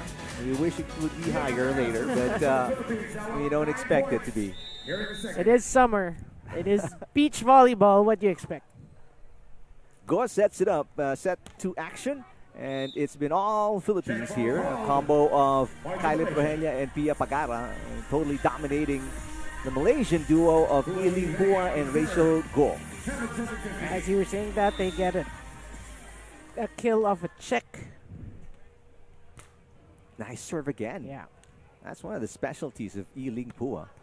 And this one is outside for Progella. Back-to-back points now for Malaysia. Well, that's what you want to see from Malaysia, you serve well, you know, hoping for errors obviously from your stronger opponents. Another good serve coming from PUA. Progella. And again, back-to-back errors. I mean, just be consistent, I guess is what you're saying in Malaysia. And if you keep that consistency going, you can hope to score points via errors by your opponent. Yeah, and case in point, you know, 2 straight hitting errors. Progella. That's picked up by Go. Chance. Pagara with the first touch. And another error from the Philippines. 4 straight points now for the Malaysians. Yeah, they scored 4 in a row. And it's a 5-point game. Lead is down to 5. Impressive consistency here by Malaysia. They're not doing anything special. They're just serving. Yep. And finally, that And the drop ends dink for the by Philippines. Kyle Progella stops the run. On the drop shot Of coming from Malaysia. Progella. Yeah, that's smart. That's a smart change-up. You know, 3 straight hitting errors. 16-10 Philippines. Each player has had their share of errors. So, yeah, I mean, you can actually score easier, in an easier way. Tough pass again as Another PUA race. This time from Kai Progella. really needs to step up on that reception. Philippines 4 points away from the net. Going back to their strength and going back to their game plan, Progella and Pagara. PUA. Oh, beautiful shot. That's a great drop coming from Terrific PUA. control. Good The wrist action by Iling PUA. Get the side out for Malaysia. Well, they like the left side of your screen. Couple of points going their way. Talking about Malaysia, PUA, and Go. It's a 6-point lead for the Philippines. They led by as many as 9. This is Rachael Go serving.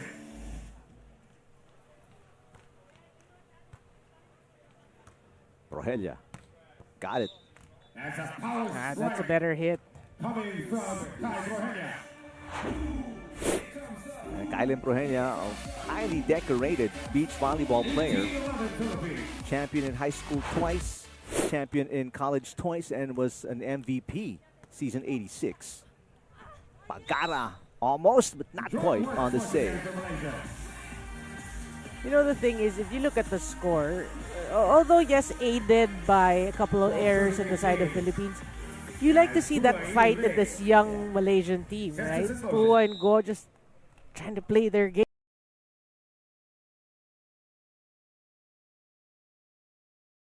On those. Yeah. During the offseason. Nice shot by Finding the line Iling is PUA. Ile. That's what I mean by they're fighting. Hanging in there, down by 5. Down by as many as 9 there, but then 5 here in set number 2.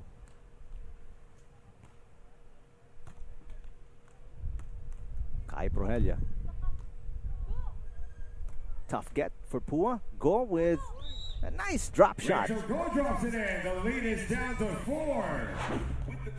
The lead is down to 4. And you have to say they're working for their points. They're scoring off kills. And forcing errors from the Philippines as well on several occasions. Good pass coming from Progella. Can they capitalize? Good defense coming from Go. Go. No, it goes over. That's a lucky shot for Malaysia, but almost 1 point again. Well, that's how you can say that the momentum has shifted your way because even luck is on your side. 3-point game. Ooh. And an ace for PUA, and Malaysia is within 2. Philippines opting now to call a timeout. And you are saying that is their strength, you know, the PUA serve. And the patience to be consistent despite the odds. Good pass again coming from Progella. Oh, Much better, quicker defensively, Malaysia. A dink coming from Pagara. Rachael Go. Pagara on 2. Yes. not without a challenge. You have to say that was a long exchange. And I mean, I'm sure Malaysian team, the coaches are here, they're watching. They love how much better Malaysia is moving on the court compared to the first set.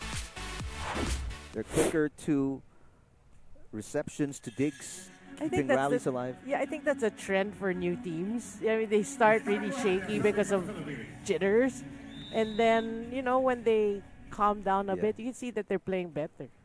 And when that sun bears down on you, you start feeling warm. Yeah. Whoa. A nice hit again. Getting a little help from the net for Ishii PUA, and it's back to a 2-point game. Malaysians only down by 2. Again, luck also on their side. The net has been kind. Well, you know what they say, luck favors the hard workers, and right now Malaysia working extra hard to get back in this game. Oh. Terrific effort coming from Rachael and Ishii PUA, but just not enough for a third touch in that rally. So, 3 match points for Pagara and Progella.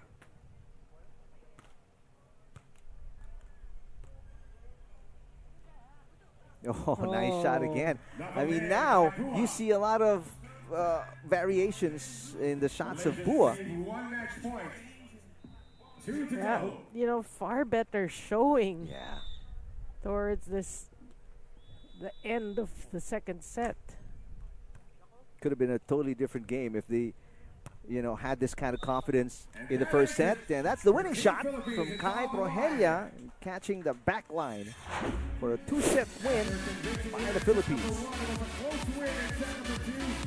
Yeah, but what you love about young teams is, again, if you're in it just to learn, just to get better. You've already seen it here in this match for Go and PUA. So the first 2-set win we see today coming from the Philippines, the duo of Kai Progella via Pagara. And they get their photos taken with this young but talented team out of Malaysia, Ishii PUA and Rachael Go, who will undoubtedly get better as they move forward. We take a quick break and come back with the highlights of set number 2.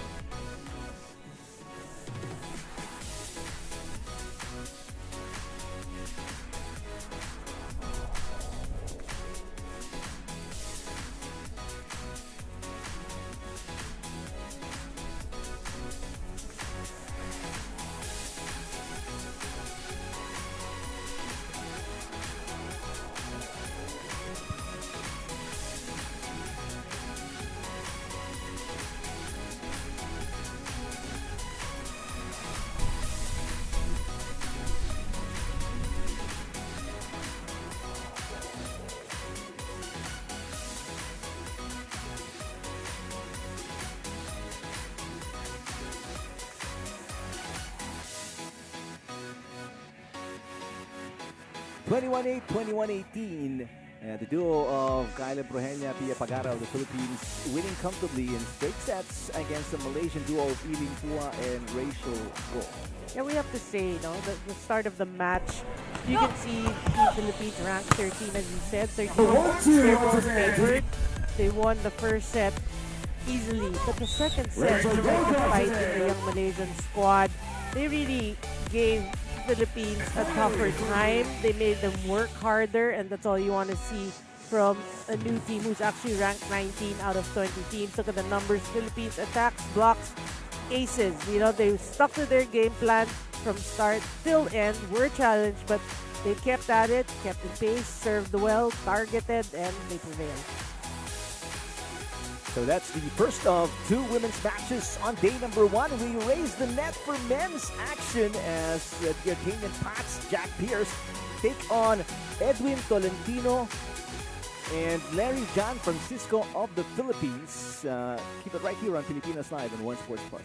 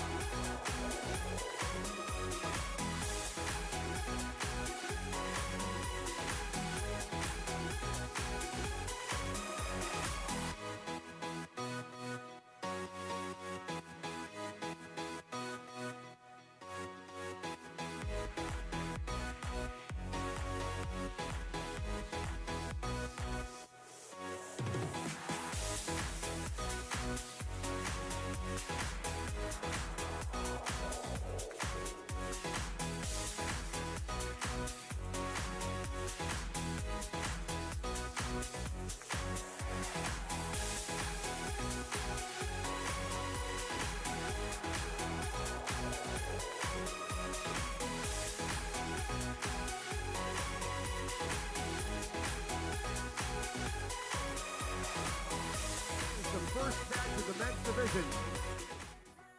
Here at our ongoing AVC Beach Tour Second Nuvali Open, it will be Team Australia against the Philippines. This is actually Australia 1 taking on Philippines 2.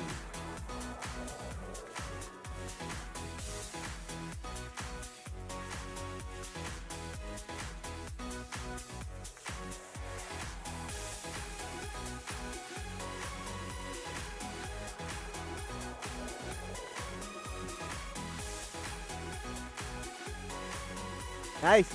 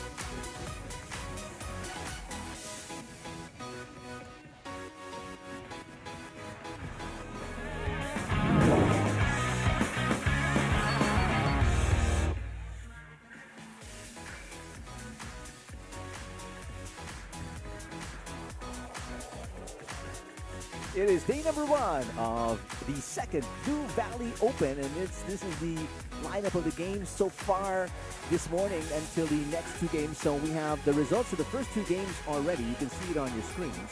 Yep. Well, for the fans, we have to say, you know, the Philippine fans, every game today, in the first day, you'll have a match of Team Philippines. You know, 3 women's and 4 men's, if I'm not mistaken.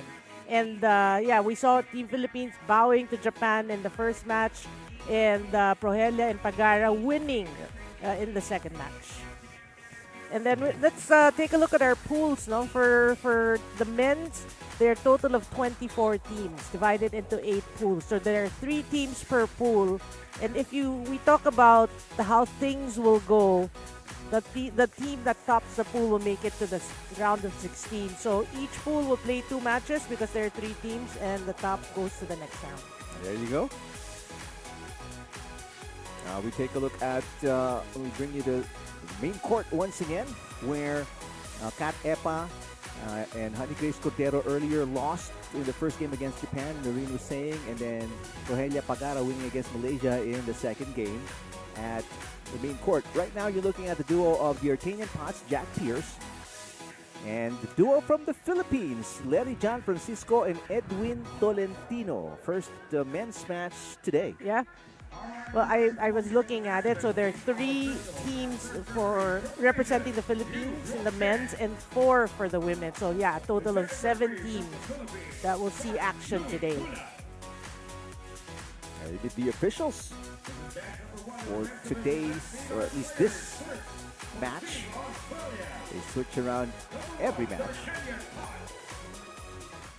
And number 2, Jack Pearse. And across the sand, their opponents from the Philippines. Number 1, Edwin Tolentino. And number 2, Larry Francisco.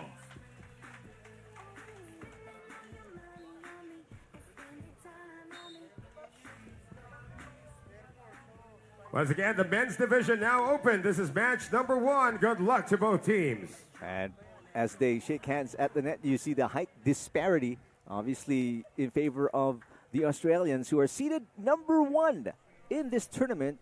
Duo out of the Philippines seeded number 12. Obviously, the team from Australia, they are favored today. But, well, we've heard that the training has been ongoing for the Philippine men's team, so we're hoping for a little fight today. And the first point going to the Philippines as Pearse sends it into the net. Both Australians are 6'6". Meanwhile, Edwin Tolentino, 5'11", out of National University. We've covered him numerous times in the UAAP. Yeah. The Artanian pot sets it up. Here comes Pearse. Got it. Well, it is important if you're the shorter team going against, you're talking about towers and 6'6", two players standing at 6'6". You want to time your blocks better. You want to get some stops because you can't be giving them open looks. Good serve by Potts. Tolentino. And the dig coming from Pearse. Saved by Potts. Chance ball here for the Philippines. Francisco. And there's a block touch against Potts. That's a great hit. You know, outstretched hands or arms of Potts, and they get the check. Philippines up by 1. Pearse. The Artanian Potts. And the one-handed dig no good as Tolentino went diving for it. Yeah, the off-speed was just too sharp. But you love the effort. You know, that's all you can ask for. Out of Adelaide, Jack Pearse with a serve. On 2 for Francisco, and he catches the line. Yeah, that's a smart.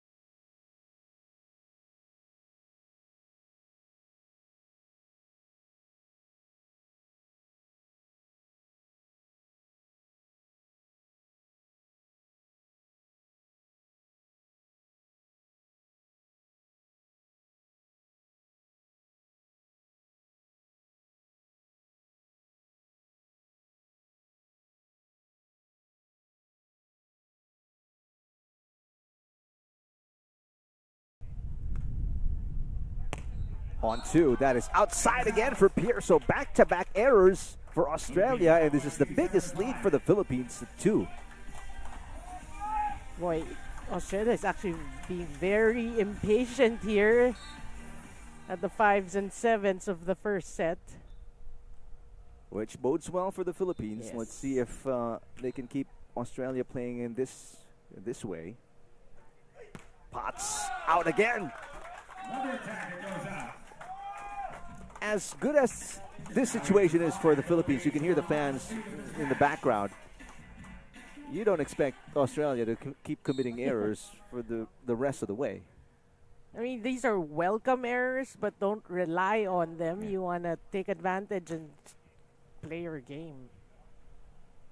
Here comes Potts. And this one is in.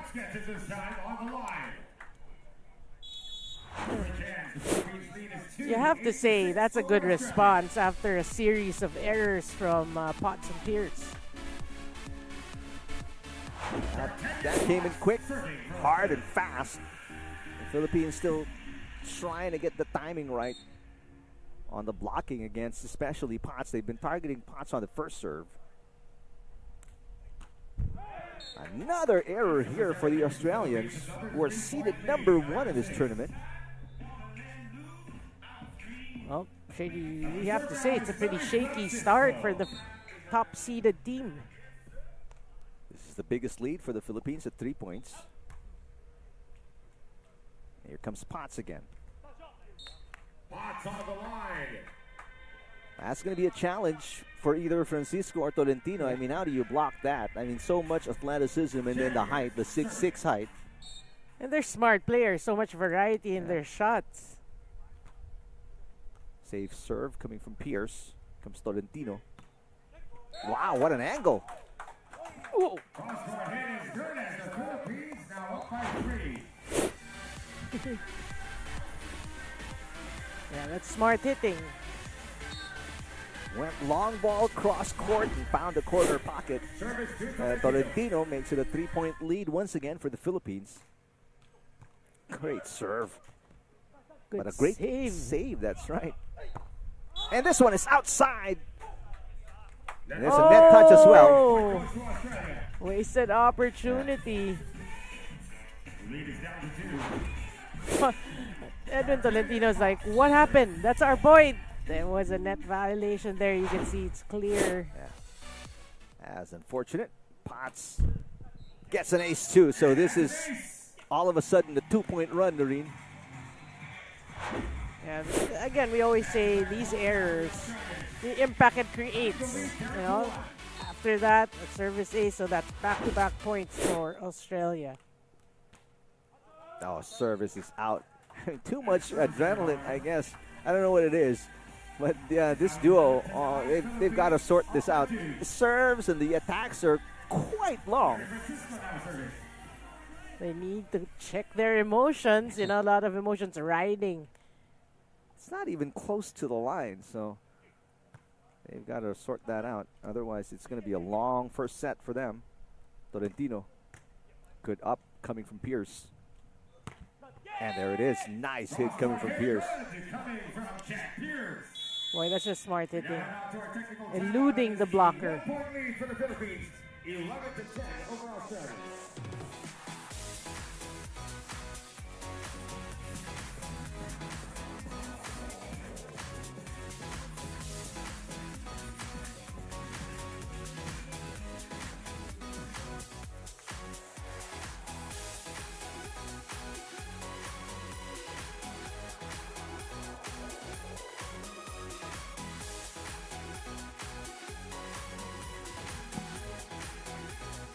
And take a look at the previous winners. We're talking about the 2024, or the first Nuvali Open.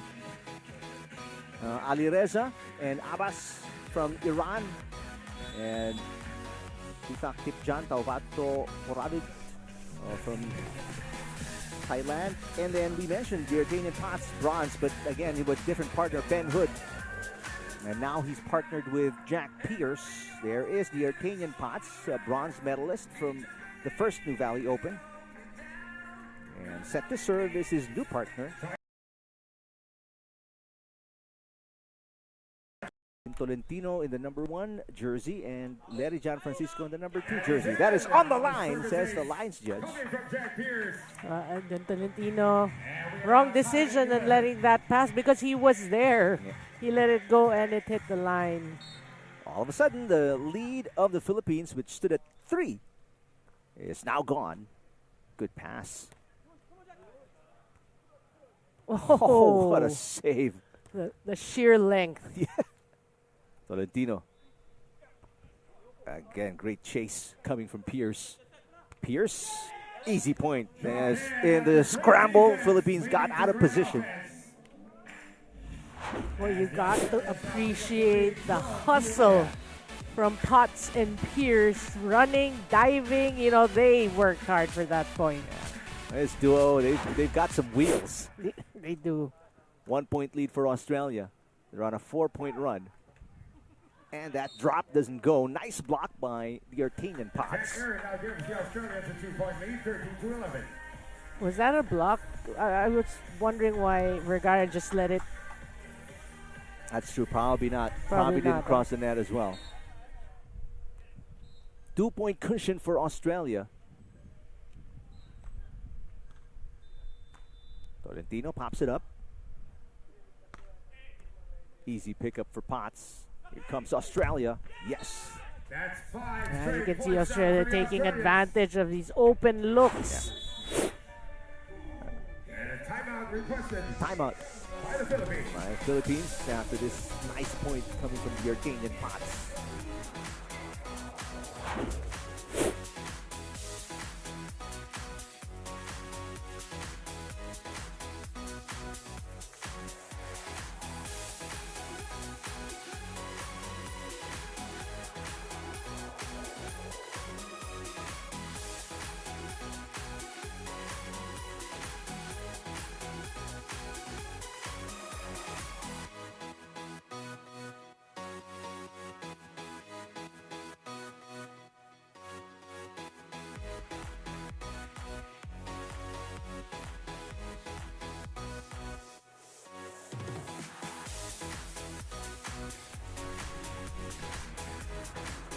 Degrees and 66% humidity. Hasn't changed much, but it doesn't feel that way here at Nuvali Sands in Santa Rosa, Laguna.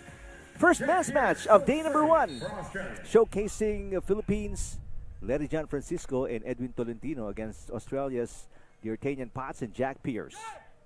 First set action, and there's a nice shot after the timeout by Tolentino, and both Filipinos are fired up. Yeah, we have to say, you know, the hitting of Team Philippines, they're smart. They're not hitting to the blocker. They're dodging the blockers. Now serving 12, serving 14. That is the strength right now of both Francisco and Tolentino. The Artenian Potts on the attack. I mean, you see how easy that was. I mean, he's probably a foot above the block of Nodirjon Francisco, and Francisco probably is 6 feet tall at least, or 5'11". And what you like is, you know, aside from their being tall, athletic, they're smart. You know, they're showing us the variety of shots possible. Right. And nice block by Francisco, as he says, what height? Yeah. It's about timing. Take another look. This one's a beauty.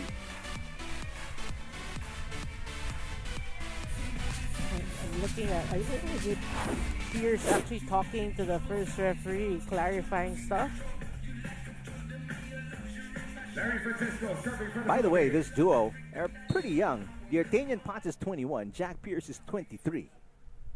Meanwhile, Nodirjon Francisco is 26, while Edwin Tolentino is the oldest player on the court at 32. Potts got it. On the line, cross-court strike. You did say, you know, they're making it look really easy. Jack Pearse to serve. And just gorgeous swing. As Potts trying to clear some debris. 3-point lead here for Australia.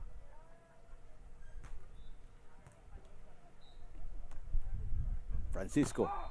Block.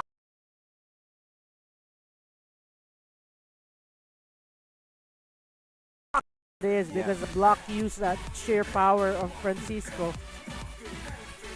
Boom.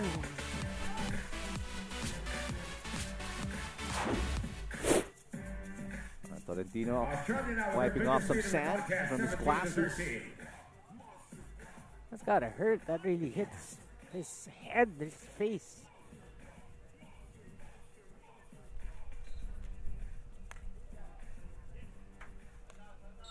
Now the biggest lead at 4 points for Australia. 16, make that 17-13.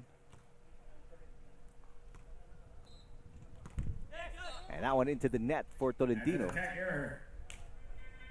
Well, that hit probably shook him.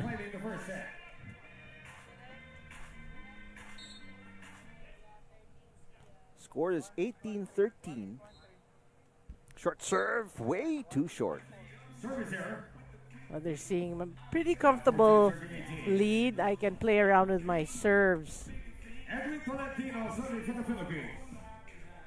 After a rough start for Australia, they committed numerous errors.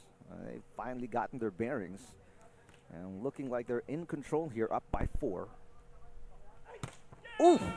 My goodness. That one buried. Boy, the angles. Yeah.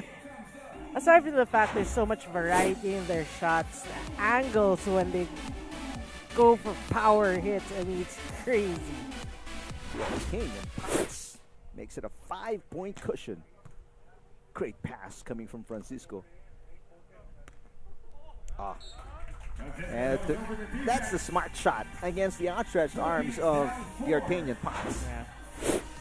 But it's not bad that you're going up against 2 6'6" players, and if I'm correct, they registered only 1 kill block. That's true. But this, you mentioned the variety, the decision making up in the air by the Australians. That's the perfect, I guess, example of it. Yeah, and you can see how experienced they are. It's not all power. Of course there is. They're the top seeded team, but there's so much more. So it's showing you really a different dimension in beach volleyball. 5 set points Australia. Francisco against Potts finds a way to score. Larry Francisco. Philippines saves 1 set point. Set point save. This is a terrific shot. Yeah. Potts was pretty set defensively at the net, but Francisco found a way around it.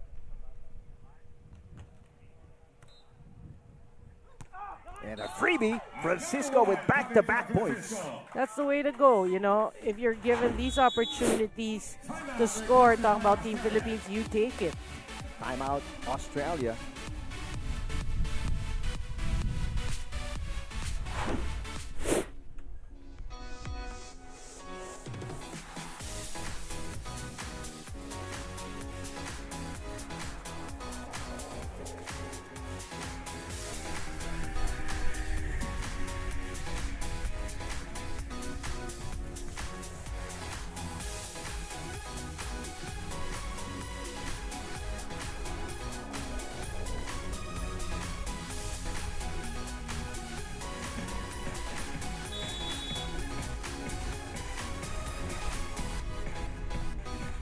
Australia dropping 2 set points, but they still have 3 more. First set action against Edwin Tolentino and Larry Francisco of the Philippines. This is the Nuvali Open right here at the Nuvali Sands in Santa Rosa, Laguna. Well, you can see again when we talk about experience, they know when to call timeouts.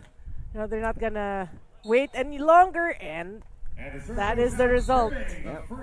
Timeout did the trick, forced the service fault from Edwin Tolentino, and the first set is over. Australia winning by 4 against the Philippines.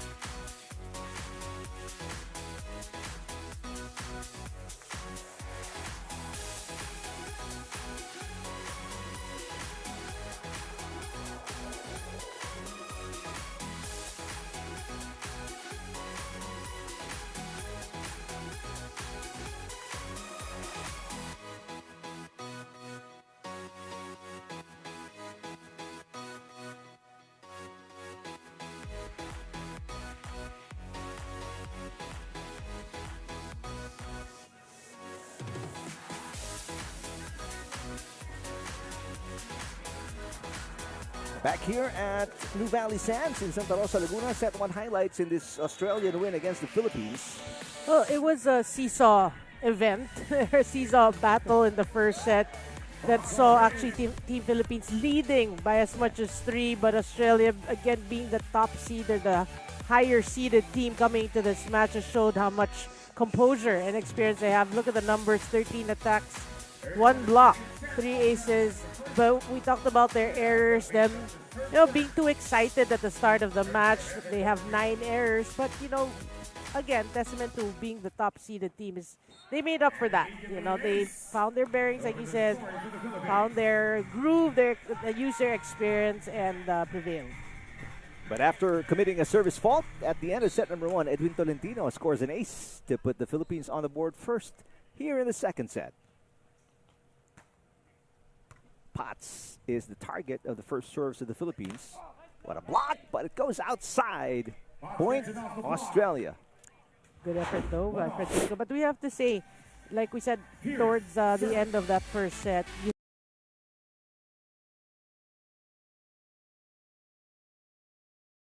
strength is really smart hitting.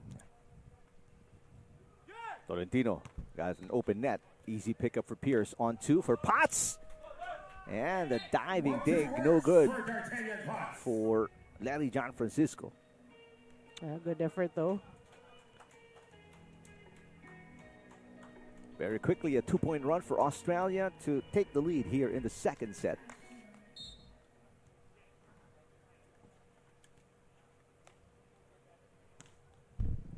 Service fault for Jack Pearse. 2-all after the service error. Well, errors setting in for Australia. Again, they had 9 in set number 1.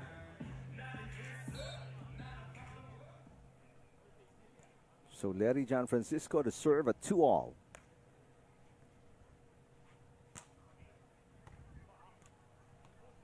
Oh, terrific move. There's so many ways he could have gone with it because of, again, that athleticism. Well, if you have a clear look from way up there, you see an open space, you go for the open space. Served by the Artanian Potts. Tolentino pushes it. Again, Potts and scores. Potts complaining about something.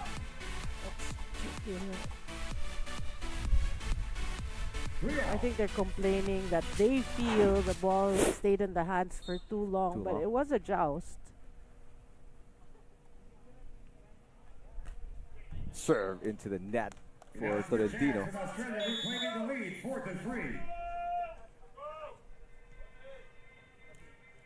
Well, that's not a way to. That's not the right way to go because again, you're playing against a stronger team. Get your serves in. Very important.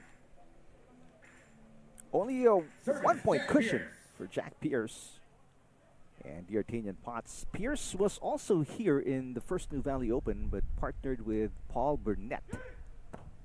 This one off the block, was it? Nope, no touch. Shot goes out.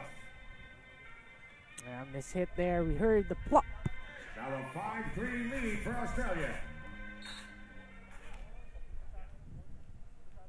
Australia leading by 2, but a few of these points from errors, and another one there from Francisco. That's a tough shot.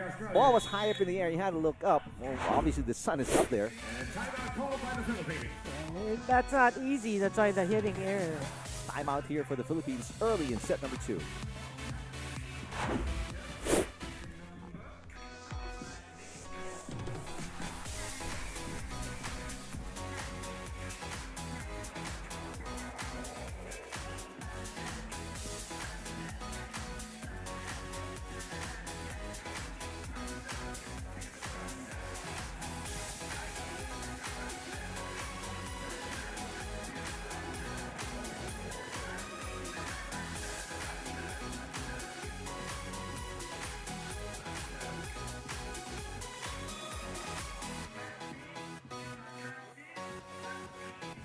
Back-to-back errors for one from Tolentino and the other from Francisco, and all of a sudden it's a 3-point lead for the Artanian Potts and Jack Pearse. I feel for Team Philippines, they have to be patient. You want to try to set it up because you've been successful. Again, just one block for the tall Australians. That's the way to do it. Hit it off the block, Tolentino. Case in point, you know, you set up your offense and you use your smarts, which has been working for you. But side out after the timeout for the Philippines.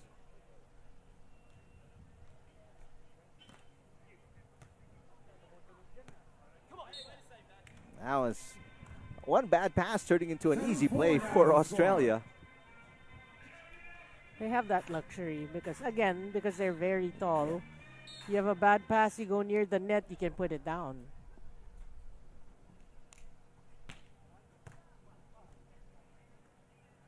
Tolentino.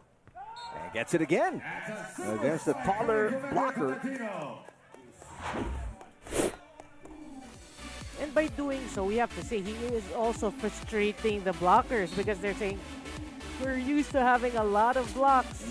Can't seem to get one here in set 2. There's better shot making by the Philippines so far, keeping it a close second set. Good dig. Here comes Tolentino again. This time picked up by Jack Pearse. Pearse. And again, a beautiful dig by Tolentino. Oh, but a block by Potts, finally figuring out Tolentino. Yeah. Yeah, great adjustment at the net. So you like the defense, though. That exchange by both these teams. But that was the instance Tolentino decided to go for it. Because the first 2 times he scored against Potts, I mean, it was witty shots. But service fault here by Pearse keeps it a close game yet. But you know, you can't fault these hitters for going for the shots because it's in your blood. You just want to go for those strong hits. You want to whack the ball. But you try to play patient. You try to follow your game plan. But sometimes when it's just in the air, you just want to whack. And then you get blocked. 2-point game. Great serve. And here comes Potts. Off the block and outside. But the block was there. Good effort, though, by Francisco. Yeah, that ought to give the Philippines a little bit of confidence. You're touching the hits. Back to a 3-point lead for Potts and Pearse. That is just outside, but barely. And there's the first ball mark protocol. Australia wants this one looked at. So first referee coming down to check it out.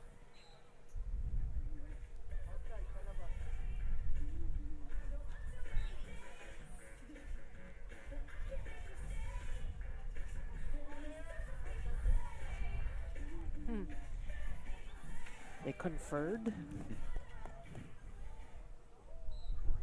And officially, it is still out.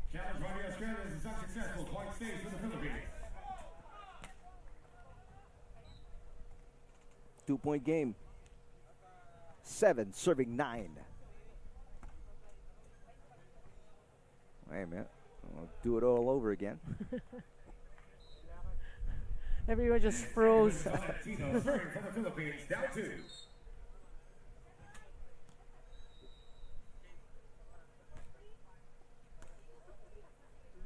Here comes the Artanian Potts. Easy pickup for Tolentino. Chance. Philippines on the attack. And a block by Potts again. That one, Tolentino tried to go above the block. It was just too high. He all smiles right now. I'm sure it's like maximum effort, but the hands are still there. That's a umbrella defense. Tolentino has been passing very well. And get this one goes through. Potts. Tolentino getting the better of that exchange. Boy, you know what we have to say? It's not easy, but if they stick to their game plan, just playing it smart, they might have a better chance here in the second set. And right now, that's all the Philippines needs. They are the lower seeded team against the number 1 Australian duo. Jack Pearse getting the point.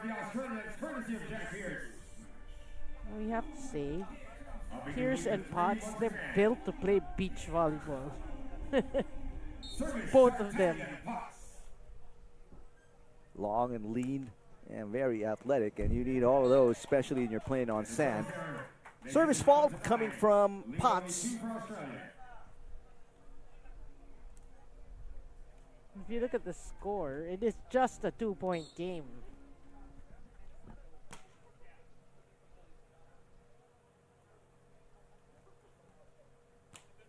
Could serve. And a great pass from Pearse. Through the block of Francisco. And we now move to the technical timeout with Australia. Technical timeout, 12-9 Australia against the Philippines. Second set.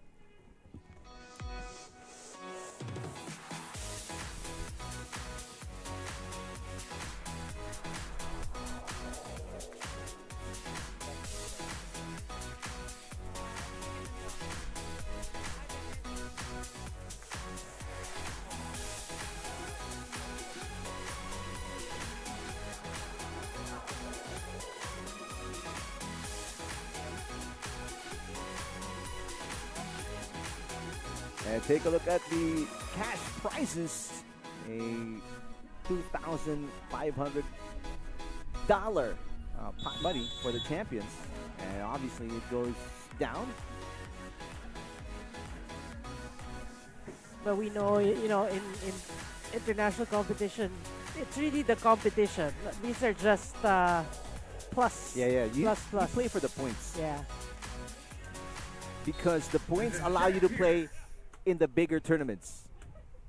Because you just can't play in, let's say, an elite competition. You have to go through the futures, the challenge, depending on the number of points you rack up as a duo. There's another block coming from Potts. It's like there's a progress in your career. You start off here, like the futures, and then this, and then the world. That's right.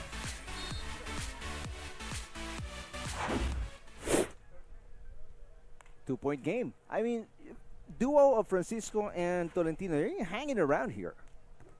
Yeah, it is just two. Whoa, chance. Tolentino against Potts.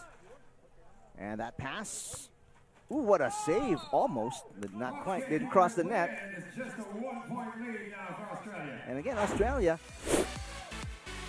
Now, I don't know if the term is allowing, but the Philippines just hanging around. Australia could find themselves in trouble down the stretch if the Philippines can turn it around late in the second set. And you have to remember, it's the home team. Yep. But a good side out coming from Buytrago Potts. They committed numerous errors here in set number 2, Australians. So that's what's part of what's keeping the Philippines, aside from the good play as well of Tolentino and Francisco. Yeah, so it's actually close. That's gonna hurt. A service ace from Potts. You know, that's why Australia can actually afford. Of course, you don't want to commit errors. You can afford it because they turned it around. Yeah. Like in the first set, they had 9 errors, but they turned it around in other skills category. Tolentino lobs it over Potts. I mean, Tolentino.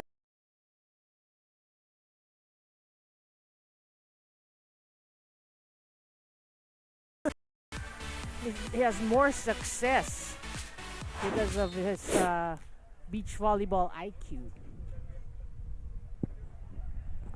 2-point game. Pearse again gets it through. That block of Francisco, porous enough for Potts and Pearse so far.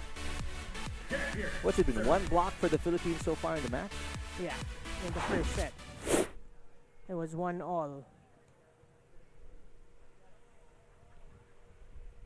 But you know, I feel watching the top-seeded team this tournament. That's why also they're very successful. We were talking about the variety of their shots. So if you're the opponent, it's hard to defend because there's so much choices. Option A down to option C. And then there's the ace. And then that. And Tolentino let it go, and it was clearly in. You know, if Australia, they tend to dig a hole, right? There's always an escape plan. This one is outside. There it is again. Just numerous errors. Australia hurting themselves as well in both sets, which is the reason why they can't pull away.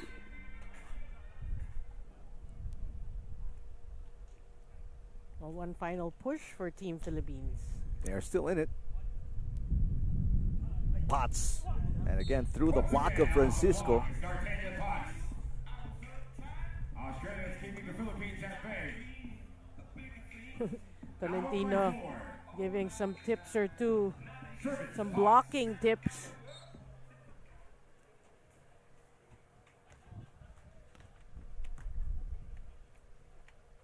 Tolentino. Beautiful shot. I mean, you can't get any better than that. Perfect. Just grazes the net.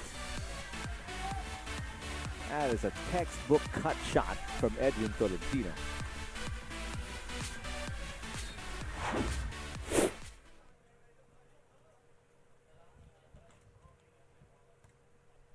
Three-point game. And off the block, 18 points now for Australia.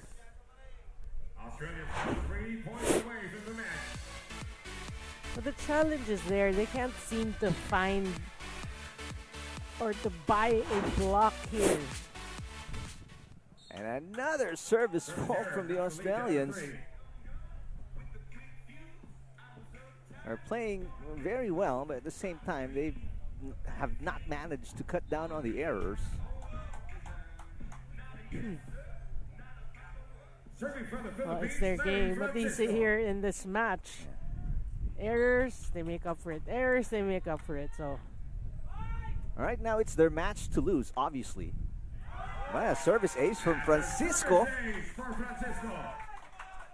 If viewers are wondering why the name Larry John Francisco sounds familiar, he played with Rachael Varga in the AVC championships last year, but now it's a new duo. Timeout for Australia.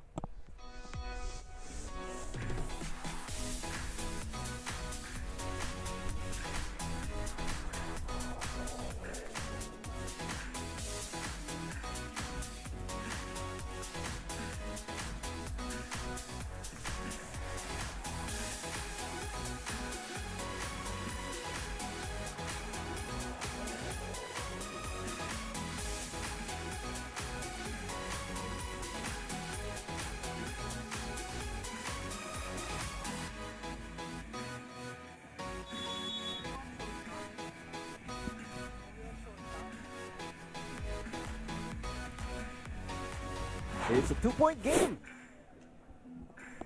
Australia with the lead, but the duo from the Philippines, Tolentino and Francisco, fighting back, trying to stay alive in the match after losing by 4 points in the first set. well, they had an ace. They want to go for a tough serve here. Much better pass from Pearse. Good coverage coming from Tolentino. Pearse. It's outside. Much to the delight of the crowd. And right now it's a combination of aces for the Philippines and errors from Australia, making this a close one, Noreen. It's just one separating both these teams.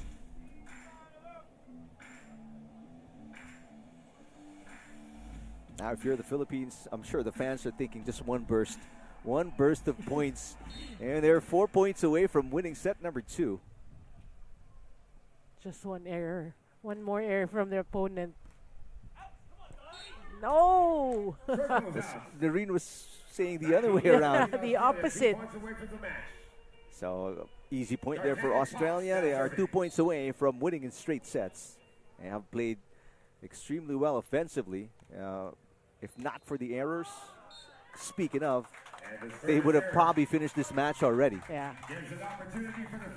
Well, of course, you know, we have to say also, they learn from every match. So they're the top seeded team. They know going to the future matches, you need to check your errors. Pearse to Potts. And there is the point. That will take us, will put them at 8. I make that 2 match points.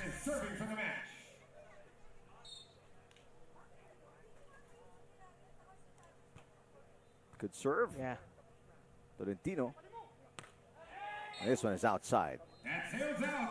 And that'll do it for the first men's match as Australia, the #1 seeds, the Artanian Potts and Jack Pearse with a straight set win against the #12 seeds out of the Philippines, Nodirjon Francisco and Edwin Tolentino. Yeah, the challenge was short-lived from Team Philippines here in the second set. However, I mean, you like the fight in Tolentino and Francisco.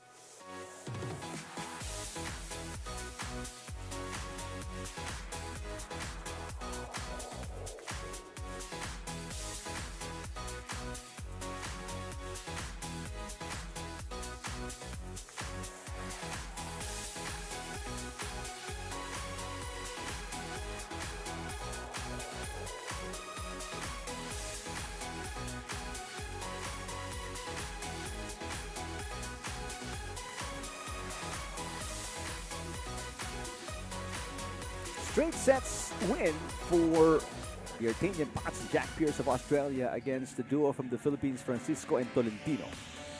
Yeah, we have to say, you know, it's a top-seeded team against a 12-seeded team. So obviously, the top-seeded team is favored and they prevailed. It wasn't perfect, but for all the teams here, it's not about the first game. It's learning from your previous matches and applying it, hopefully, in the semis, hopefully in the finals. Look at some numbers here. You know, you can see the strengths of the mighty and tall Australians, attacking, blocking, even the aces. But they're obviously their Waterloo are their errors. 18 errors. They doubled Team Philippines. For Team Philippines, you like the showing, you like the fight. You know, this is a new pair, I have to say, Tolentino and Francisco. So you just want to get better moving forward. All right, coming up next, we have another duo, Australia, Philippines. That's coming up next right here on Pilipinas Live and One Sports.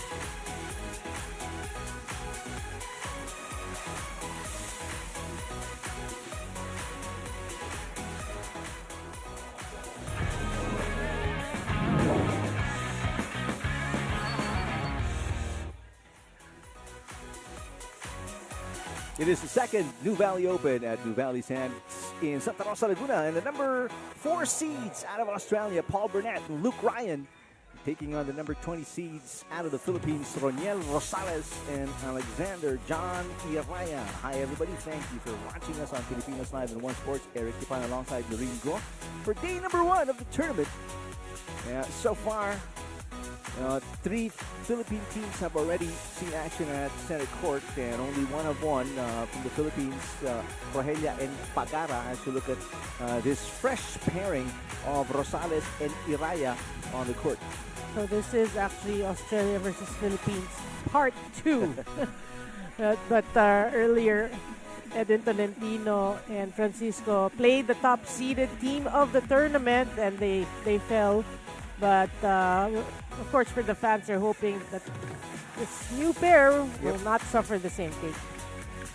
Roniel Rosales is 26 years old, out of the University of Perpetual Help. There is Alex Iraya from National University. He's had extensive beach volleyball experience in the juniors division of the FIVB. Played with Gerard de la Noche of USD. A beautiful shot of the main court. There are several other courts around the venue. A couple are for the games and a couple are for training. And for warm-ups. Well, similar to that first men's match, we can see the height difference. So, again, obviously the Australian teams are seated higher and more experienced. So for Team Philippines, you like seeing for the beach volleyball program, you like seeing new teams. You know, it just goes to show the progress in the program for beach volleyball. Take a look at the conditions, 31 degrees, but thankfully it's pretty windy. Our first referee from Malaysia, Han Kok Wei. The second referee from the Philippines, Joshua Obispo. This is match number 4 in the men's division. Let's meet the players. First, for Australia, number 1, Paul Burnett. And number 2, Luke Ryan. Their opponents from the Philippines. Number 1, Roniel Rosales. And number 2, Alex Iraya.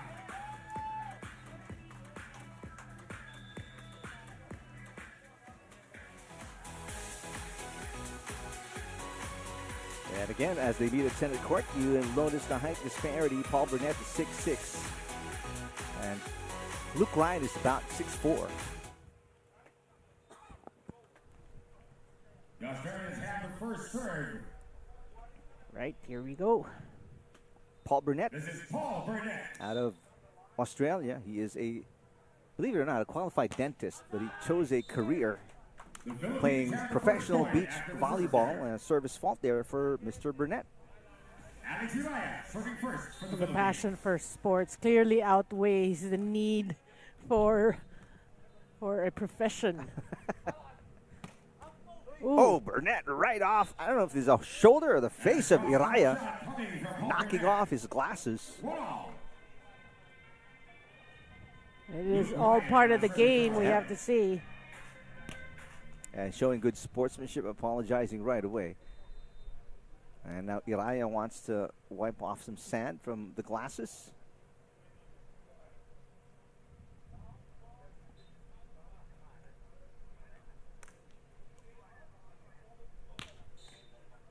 Luke Ryan, 20 years old. Going back-to-back service faults here for Australia. Well, here, Rosales, you don't want to fall into that pit of errors in the service line. Burnett with a pass.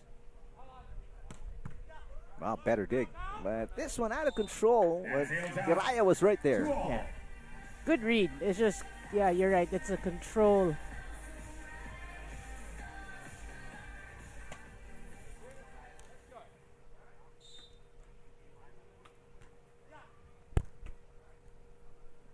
And now Rosales. His first touch is outside Australians now pick up the lead after the hitting error from Yeah, Rosales. no block touch. He was asking for that. Paul Burnett serving again. Break point won by Australia. Rosales will try again. Burnett stretching out for the dig. So does Iraya. Great save by the Philippines. Keep the rally going.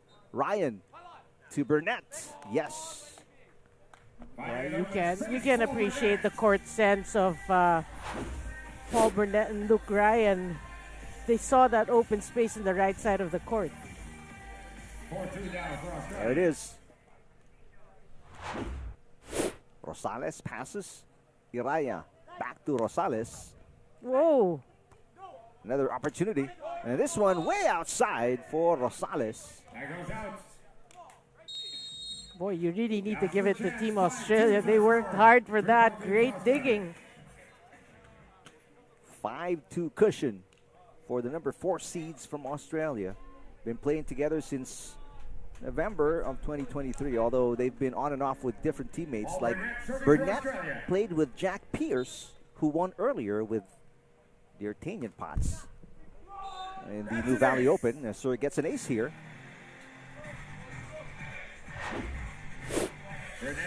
Australia, Ryan, and Burnett trying to pull away here early on in the first set. And getting some help from errors by the duo from the Philippines. Rosales fires one and misses again. Too strong again for Rosales. Yeah, the hits are pretty flat, you can see. No top spin, the contact with the ball. 7-2 Australia.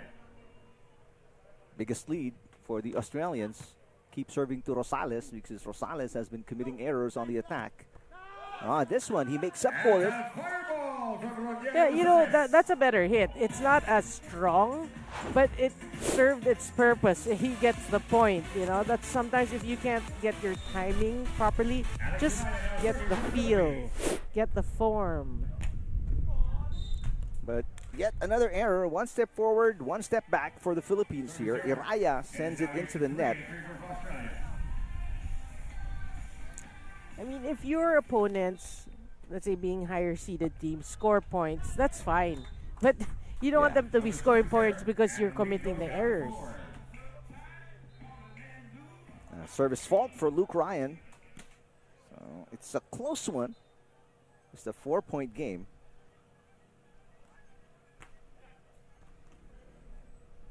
Here comes Burnett. Ooh, what an angle. That is going to be tough to spot. And stop.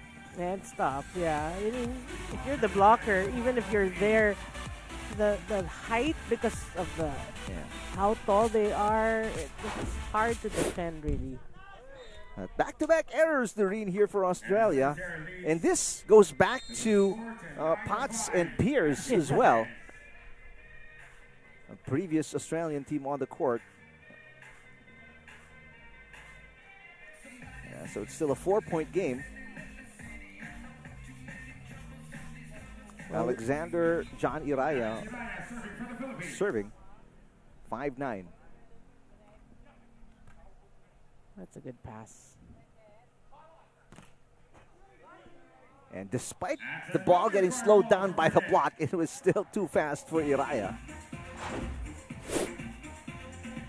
Well, just you need to try to adjust your technique, try to penetrate that net, maybe get a stuff block. Ryan, this one is in. Rosales. Well, Rosales really struggling with the attacks. I mean, probably 1 out of 4. You have to say he is intimidated by the blockers. So you can't fault him because they're, what, 6'5"? What did you say? 6'6" and 6'4". And service outside for Ryan. They're giving a lot of points to Philippines.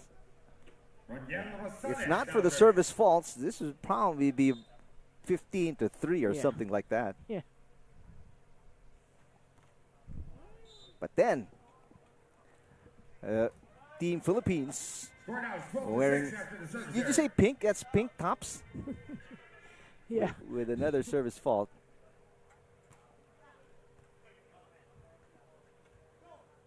Rosales again. This one is in, and there's a net touch as well against Australia. So a break here for the Philippines. Point goes to the Philippines. Well, that's probably one of the easier points they're going to get. Coming off the net touch. Out of Victoria's City, Negros Occidental. Iraya with a serve. Luke Ryan. There's contact with the net by Ryan. So back-to-back net faults by Australia. And the lead is down to 4. Well, they're keeping Team Philippines close with these errors. And like we said, for Pearse and Potts, they have to check that. Burnett sets it up. Here comes Ryan. Down the line, beautiful Down shot. the line for Ryan. He had to stay in the air. The score 13-8. We now move into our technical timeout. Technical timeout. 5-point lead It's a for comfortable 5-point lead for the number 4 seeds from Australia.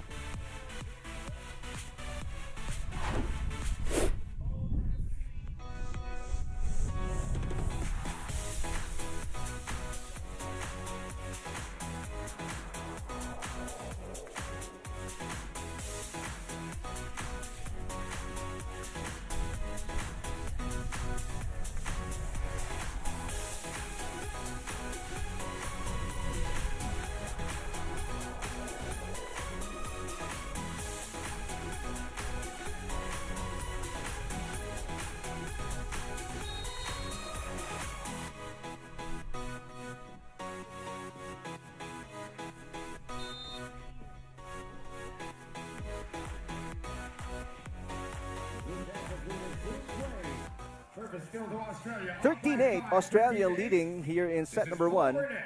Second of a back-to-back Australia versus Philippines matchup here at main court of Nuvali Sands. Luke Ryan serving. Oh, and it's an ace. After a couple of service errors, gets the serve in and finally an ace. Gives Australia a 14-8 lead over the Philippines. All right, now, Australia, like what we usually say, I mean, they're not doing anything special. Even with the errors, they're comfortably ahead. They get a good block there from Luke Ryan, and they're now up by 7. Yeah, this pair in blue actually doing the same, you know, having their fair share of errors, but in other categories they make up. Iraya. Easy pickup for Ryan. Ryan on the attack. That's outside. Ball is out.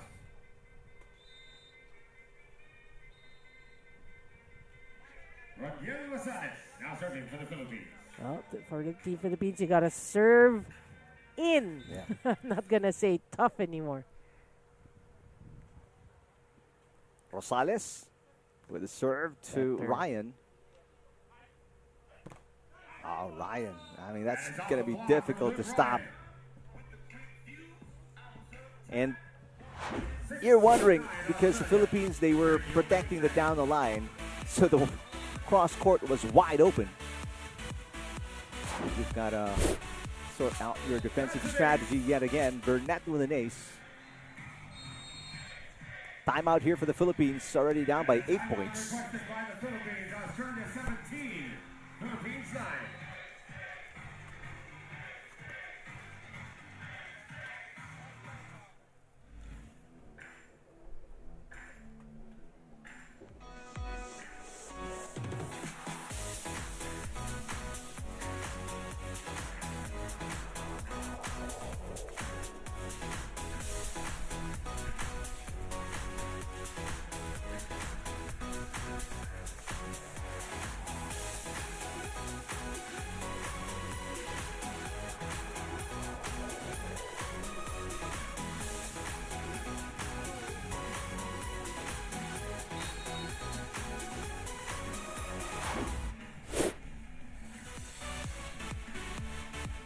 Australia coasting along here.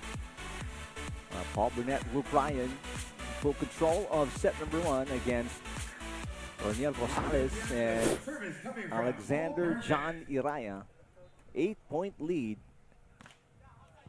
That service outside. Interesting to see the number of Errors. errors by Australia. Yeah. 6. So 6 of the 10 points to the Philippines coming from Australia. Ryan. That's out again. 7.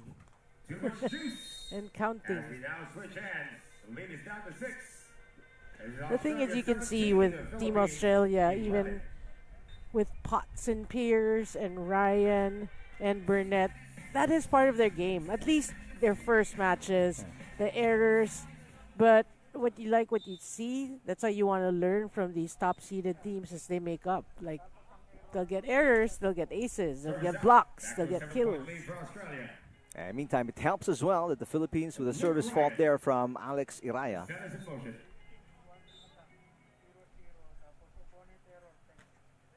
The Jordaness just serve. Oh, good angle coming from Iraya, making up for the service fault. And a nice hit, catching the line. Yeah, finally. And, I'm thinking not too many kills for Team Philippines because remember, Rosales with a couple of hitting errors early on. And then another service fault. Back-to-back service faults here for the Philippines. That's not going to help. I mean, you're the one behind. You want a rally, not an error. Service is going to be wide for Burnett. Maybe they're trying hard serves, looking for the aces, which is why they're committing so many service faults, Australia. Yet, they're still up by 6. Iraya with a serve. Burnett on 2. Wins against Rosales. There's a push coming from Iraya. Ryan gets it back. Burnett. Yes! That's a service five from Paul Burnett. Well, you have to be pleased. A couple of jousts going the way of Team Philippines, but finally they found and seized this opportunity. 7 set points, Australia in the first. And they get an ace to close it out. Kind of ironic after the service faults, Nubers in the first set, and they win by an ace. Well, those service errors were practice. For practice serves. For the one. For the important serves towards the stretch, the end stretch. So 1-0. Australia's Burnett and Ryan against the Philippines.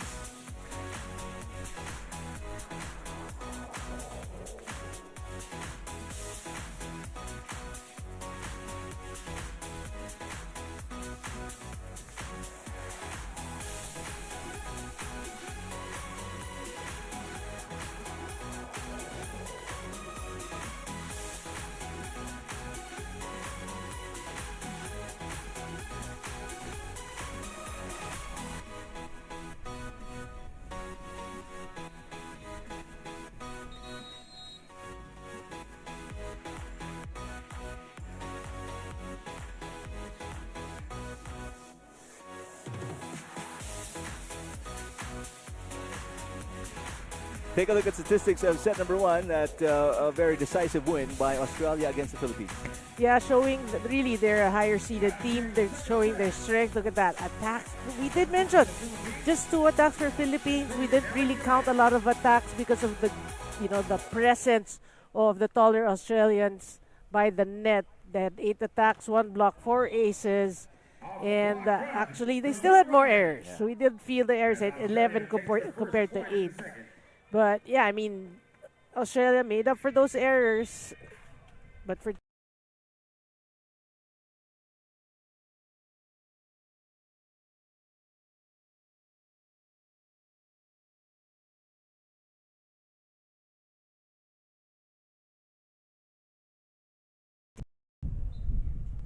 we will expect a lot of that. Ryan? Whew. Found that sliver of an opening on the left side of Rosales.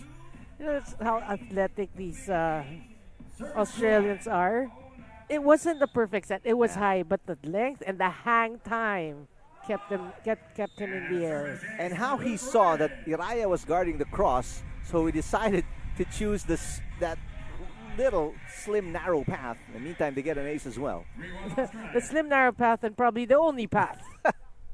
And another ace coming from Ryan. Boy, Luke Ryan has found his groove in the service area.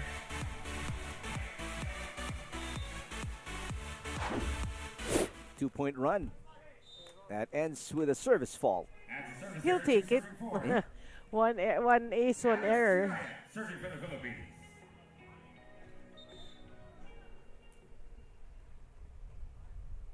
Iraya with a serve. Burnett passes. And that is buried by Ryan. Coming from Luke Ryan. I mean, you feel for Rosales because outstretched hand trying to get a block, but they just find a way to dodge the blockers. They're not the number 4 seeds for nothing. Paul Burnett and Luke Ryan. Iraya back to Rosales. Down the line he goes and scores. One of the rare clean attacks from the Philippines. I think that's a good attitude to have. That attack point should actually make him think that, okay, I can score this way and that way. And again, 2 attack points is too little. And that's backed up by an ace right there. So a 2-point run for the Philippines. Rosales played for several Spikers turf teams, including Santa Rosa City Lions, Navy, Team Dasma, and also for Signal, who will figure in the finals of the Open Conference starting today. Yep. Game number 1. Today. Against the King Crunchers. Quick shift from the indoor to the beach, back to the indoor, back to the beach, because we have 4 days of beach volleyball competition here in Nuvali. Service ace. No, that is just long for Ryan. So once again, just a 1-point lead for Australia. And Spikers Turf isn't the only indoor game today as well. I mean, there's the UAAP volleyball games happening today. I believe at Araneta. Yeah. So just about wherever you go, you're going to catch some volleyball action in one way, shape, or form. Enjoy it while it's there. And what a quick turnaround here, Noreen. After trailing, Philippines now ties at 6-all here in set number 2. Well, 2 straight errors on the side of Australia, service and the setting. But right away, they try to make it up, but unsuccessful as Burnett sends it outside. Philippines gets the point, but there's a challenge or ball mark protocol.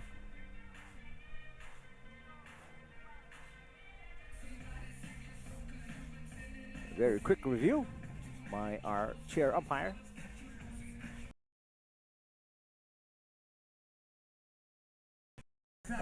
First lead for the Philippines here in set number 2. Yeah. Let's see if they can build on that.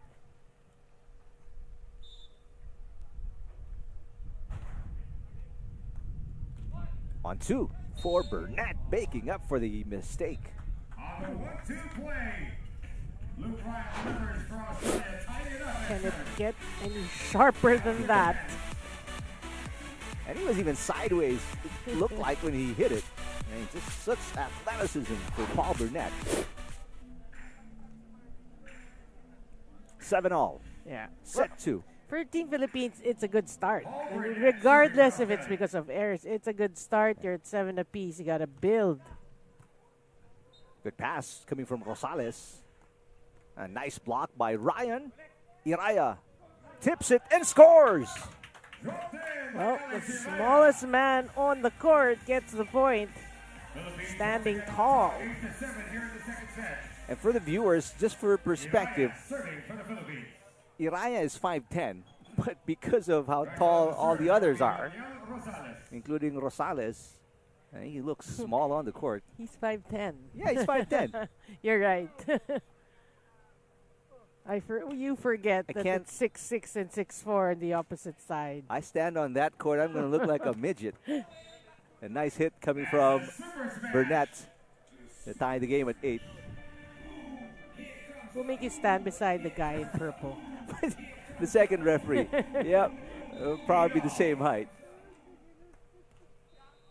And that's going to be outside for Ryan. I mean, Australians shooting themselves in the foot here, figuratively, obviously, with these errors as they give the Philippines the lead. Yeah. Iraya wants a good serve here.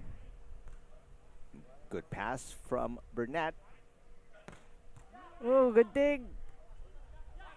Burnett blocked. Terrific job by Rosales. And considering the height disparity.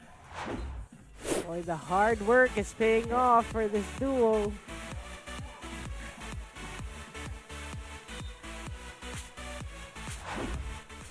Two-point lead, the biggest for the Philippines in the match. Burnett rising through the block. Great save. Wait a minute. You cannot. They call 4 touches. Yeah, but you love the effort, though. You know, things better. They're looking better here in the second set in terms of challenging, blocking, getting the kills.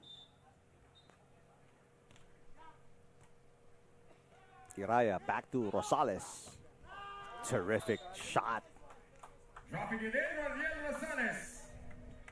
Great court vision, recognizing open spaces. And because the set is closer, you can see renewed confidence in the side of Team Philippines. Now leading by 2. Well, Iraya was right there. Just unable to pop it up. Again, another good response for Team Australia.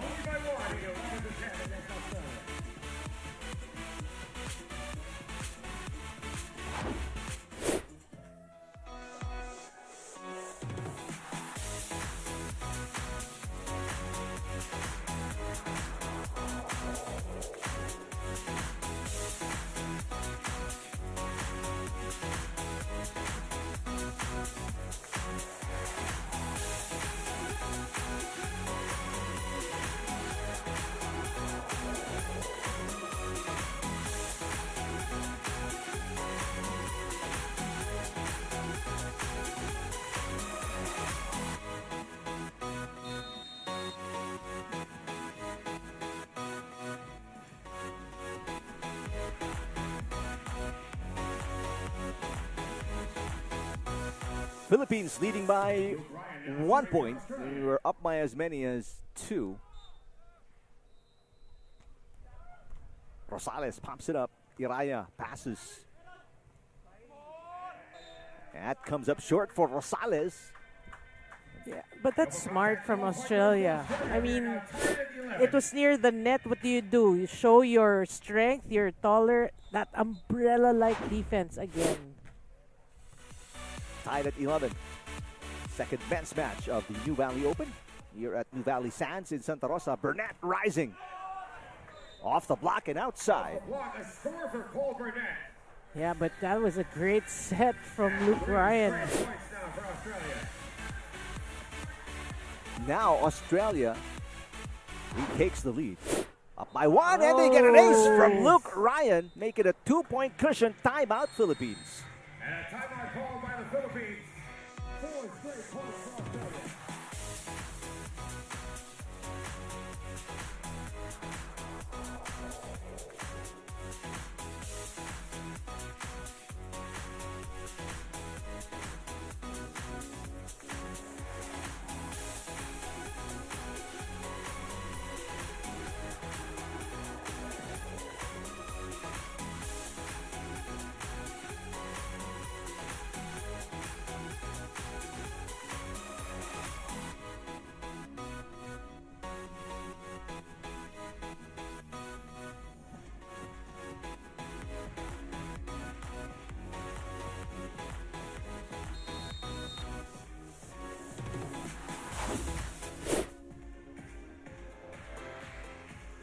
Take a look at that service ace from Luke Ryan to give Australia a 2-point cushion here in set number 2.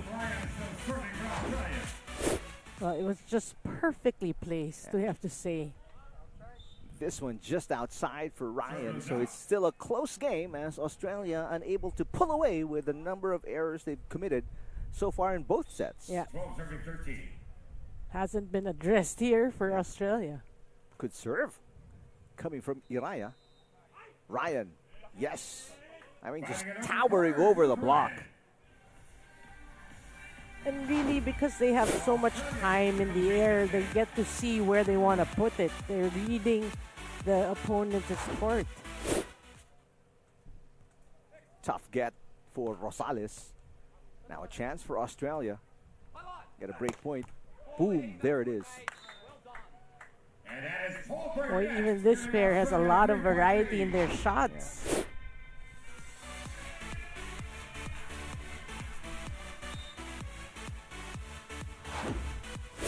Now a three-point cushion for Australia. Iraya misses the mark. The blocking. Did you see the way he glided to the left side, trying to show that he's covering the cross? Yeah. So Iraya tried to dodge it and run out of real estate. That's the problem. If you're the attackers, Iraya, Rosales, you really gotta push it towards the edges because of the just outstanding blocking by Australia at the net.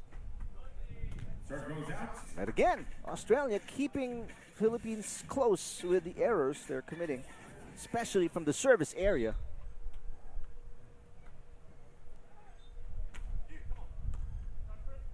Ryan, that is wide open. They'll take it. I mean, it's the right thing to do. It was near the net, a near miss hit, but it clipped the line. 17-13, a 4-point lead, and they're 4 points away from winning the match. Rosales kept alive by Burnett. Burnett rises and scores. You know, another strength of this duo from Australia is their passing. You know, Philippines can't seem to get an ace because it doesn't matter who they target. The pass is just there. Ooh. I understand the idea. Where we're seated, there's a bit of an opening for Luke Ryan on the serve. It just went long. 4-point lead for Australia.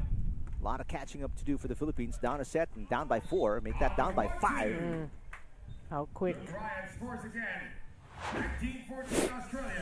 now 2 points away from winning the match.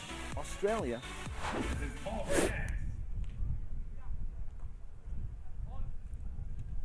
Rosales block kept alive by Iraya. Iraya rises and nice cut shot. Yeah, better decision making there for Iraya. You know, they find the smaller pairs, they find a lot of success with those cut shots. Philippines down by 4. Roniel Rosales with a serve. And that's going to be an ace. That's an ace. That's rare. I was just saying, not much aces. Exactly what the Philippines needed. Down by 3. They will change ends here. We switch ends to the score 19-16. Rosales, a former NCAA champion from the Altas, a former best middle blocker as well in indoor volleyball.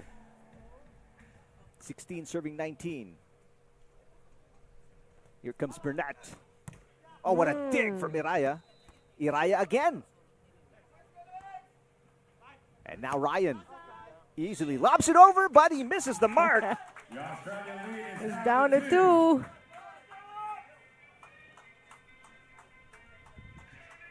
Timeout here, Australia. They feel like momentum is shifting and want to stop this run by the Philippines.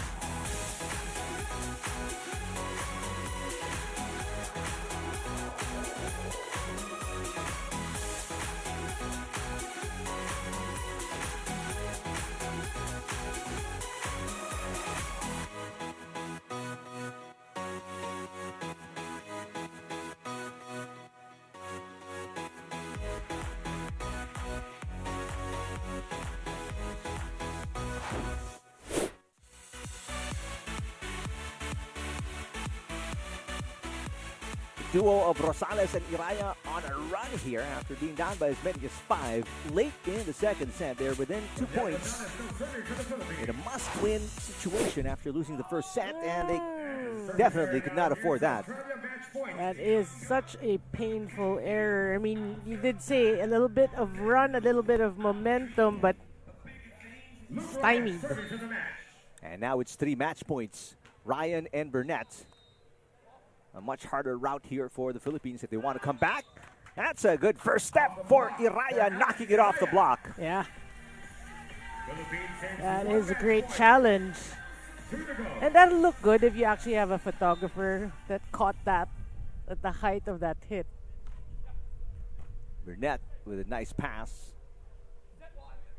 Burnett going for the win, and he got it. Burnett puts it away.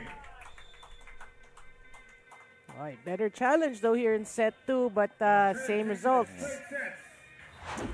A sweep for the number 4 seeds, Paul Burnett and Luke Ryan, against the number 20 seeds from the Philippines, Roniel Rosales and Alex John Iraya. Stand by for our next matchup here at the ongoing AVC Beach Tour second Nuvali Open.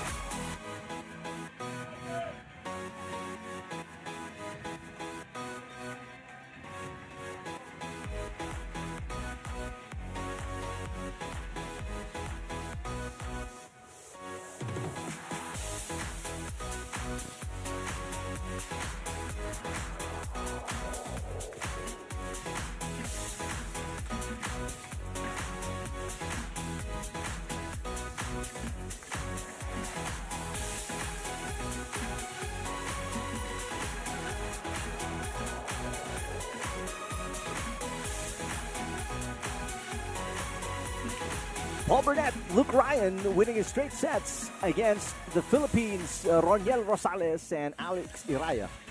You can see really the familiarity of Team Australia, Burnett and Ryan setting in. You can see it wasn't perfect, a lot of errors also on their end, but because of their familiarity, experience, you see that they make up. You know, they have errors, they have aces, they have hitting errors, they have kills. So it makes up. But again, if you're Australia in future and more, it's probably stronger teams, higher seeded teams, you don't want to be committing a lot of these errors. Look at some numbers there.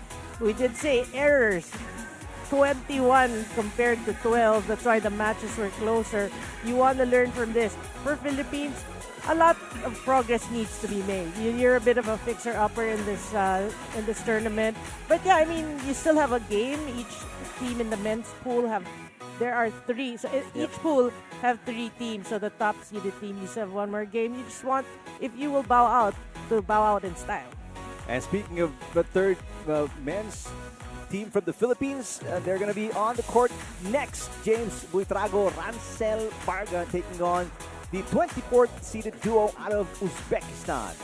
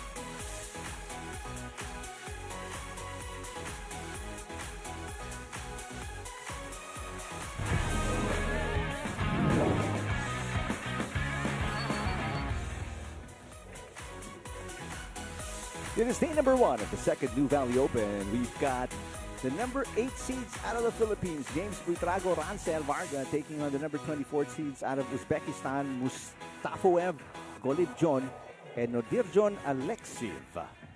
Thanks for watching our coverage right here on Pilipinas Live and One Sports Plus. So there are 24 teams in the men's group divided into 8 pools. So each pool has 3 teams. The top 3 teams will make it to the next round. If you said this team from Uzbekistan is number 24, then they're the lowest seed. Yeah. So for Team Philippines, you have to say they are favored. They have a bigger chance to win. And that is the format. When you get to the next 16, so top teams of each pool will make the next round. So you have the semis, the quarters, and the finals are all knockout matches. That's right. Yeah. And it starts today until Saturday. We're going to be here starting at 8 a.m. till about 4:30 thereabouts. So if you're within the area, drop by and say hello. You look at the teams warming up. There's Rachael Varga, a long-time beach volleyball competitor. Was former teammate of Ranran Abdilla, 2-time UAAP men's beach volleyball MVP. And there's MUSTAFOEV Golibjon of Uzbekistan. A young team, you can tell by the looks. Yeah. That is Nodirjon Alexiv. Both relatively tall players, both taller than James Buytrago.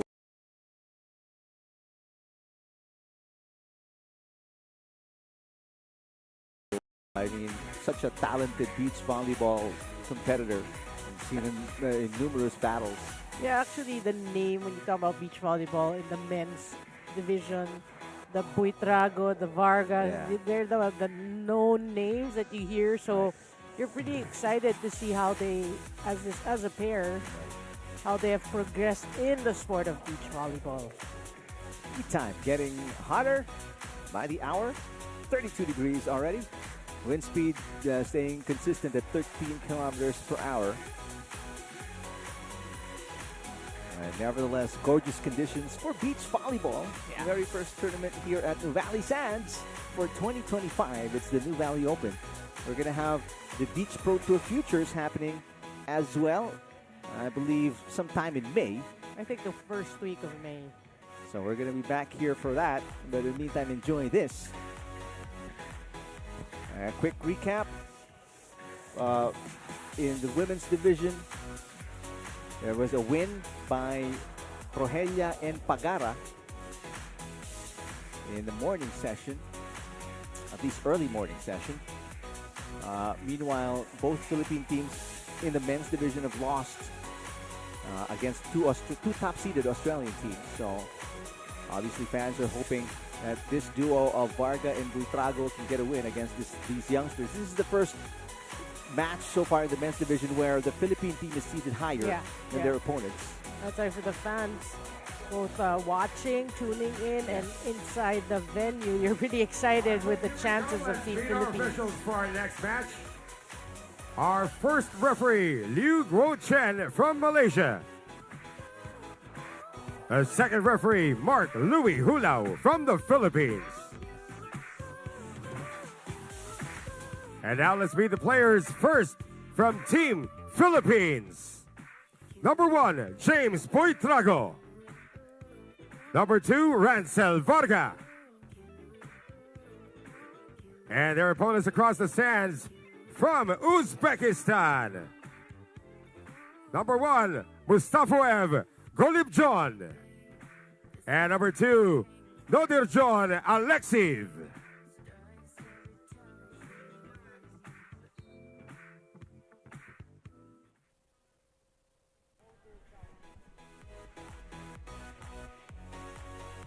Okay, so here we go.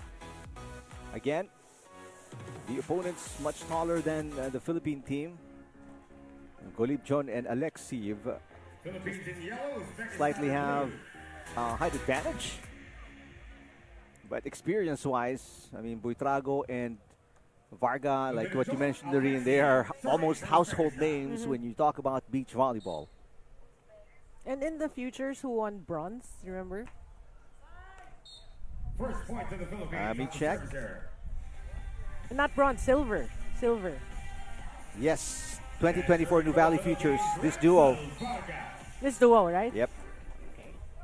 And then they also played in this new Open, Nuvali Open in 2024, and they finished 9th, taking home $200 in the process. Good pass coming from Golibjon. Good exchange. And net touch by MUSTAFOEV Golibjon for a 2-0 lead by the Philippines. Just as I say, good exchange. Net violation there. Yeah, it was clear. Yeah, I remember being here when they won the silver. Yeah, okay. And I think they're going to be back for the Nuvali Futures, like we mentioned, sometime early May. There's an error by Varga.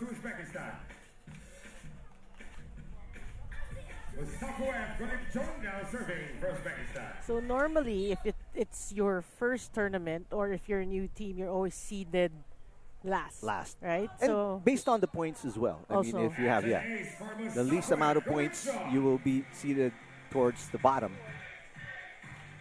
Because of the points that Varga and Buytrago picked up in the Futures and in the Nuvali Open, the first one, they get to be seated higher at 8. There's a service fault from Golibjon.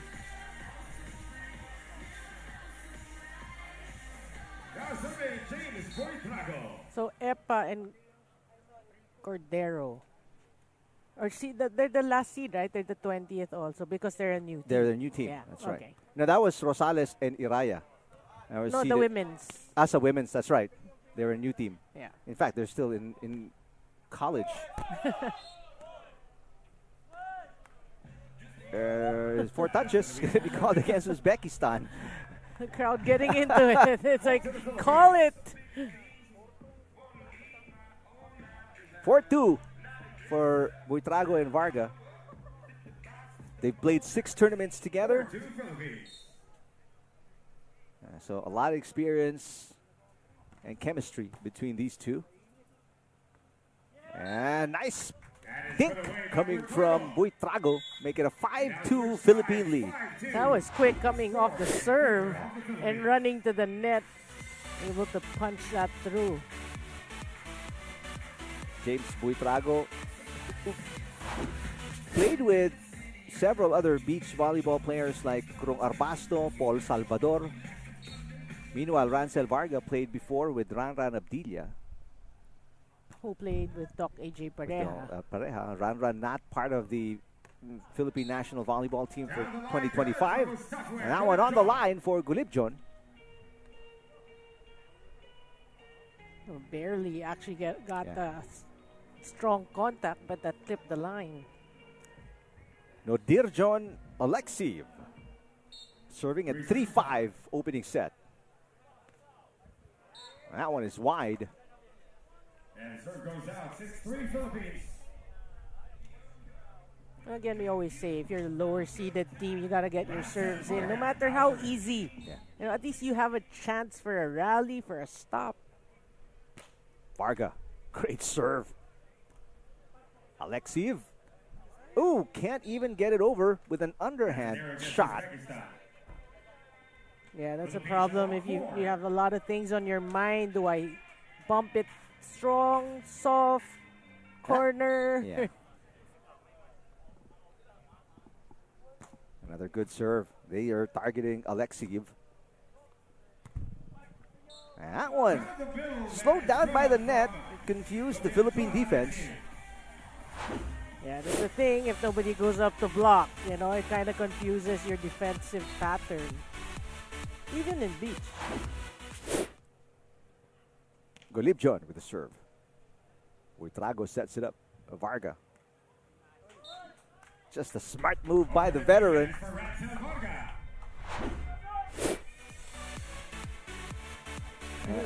You know, this is like the 5th game today.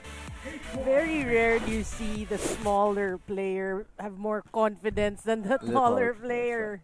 So it's such a breath of fresh air. Meantime, Buytrago with the service fault. What I'm very impressed about with is Uzbekistan, both players, no glasses. They're playing at 11:31 when the sun is at its peak. They don't seem bothered by it. Nice hit by Rachael Varga. They're probably used to the glare of the sun. Yeah, that's impressive to me. I mean, we're sitting under a shade, and I've got to wear glasses. They will change ends with a 9-5 Philippine lead here in the opening set. You know, sometimes if you're not used to it, glasses, when you're playing sports and you're using glasses, you might get bothered by the hardware, right? The instrument. So you need to get used to it. A nice block by James Buytrago. Well, if I remember correctly, that last tournament, that was his strength. Yeah. You know, his blocking, his timing.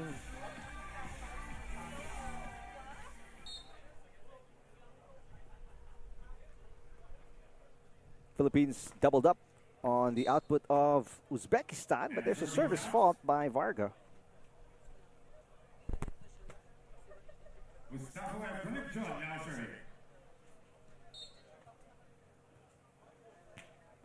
This duo of Golibjon and Alexiv, one of two teams out of Uzbekistan. That's too far for Golibjon as the Philippines getting a side out. Yeah, good effort, though. You know, that's what you like to see if you're a coach. The effort. You don't want to see them watching. That is going to be a bad serve from Buytrago. Well, a lot of these athletes in this tournament, I would say, they're getting creative with their serves. Alexiv. It's outside. Another service error.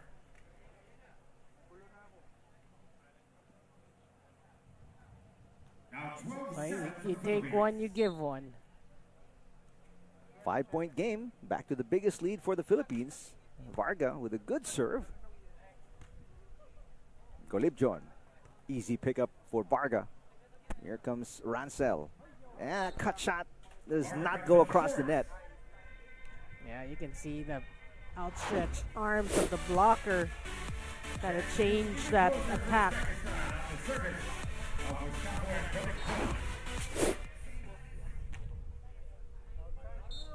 It's on the line. Golibjon getting an ace. And a technical timeout. The Philippines up by 3. 12-9 against Uzbekistan.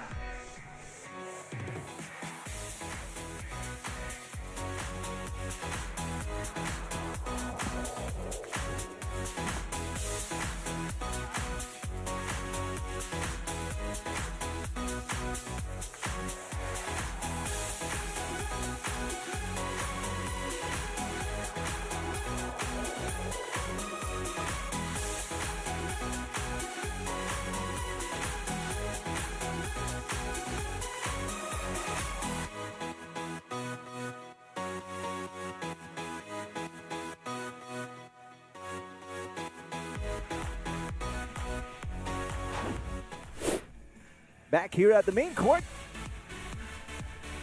And nice service ace by MUSTAFOEV. Golibjon of Uzbekistan makes it a 12-9 first set. Golibjon still serving for Uzbekistan. Well, you can never count these new teams out, we have to say. It looked like a pretty comfortable lead erected by Team Philippines, but just a few errors here and there, and ace is just a 3-point ball game. Varga. And Alexiv didn't even make a move for it. Yeah, got confused with the direction. That's how creative that hit was.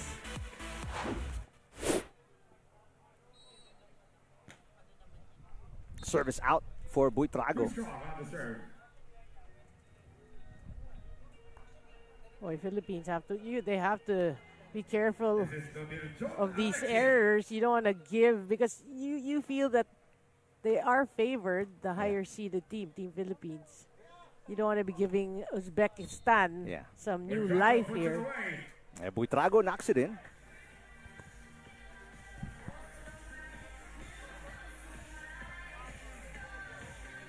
A rather slow first set here. Yeah. both teams kind of feeling it out. Although you can tell the Philippines playing much more confident beach volleyball, knowing that they're the higher seeds with more experience. They get an ace there from Rachael Varga. Well, they make up for the previous service errors.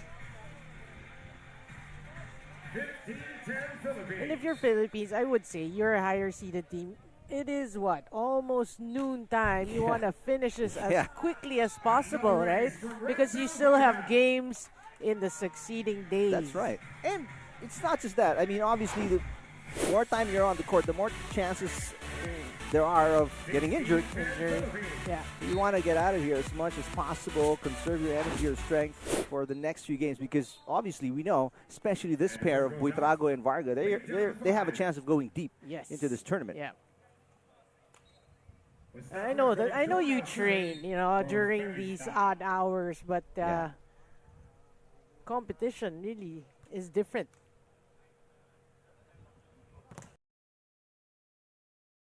Buytrago went up for that one. Look at the reaction. Even if the ball got pulled off the block, I like the reaction, that smile. It's like, it's an accomplishment that I got a hand at that ball.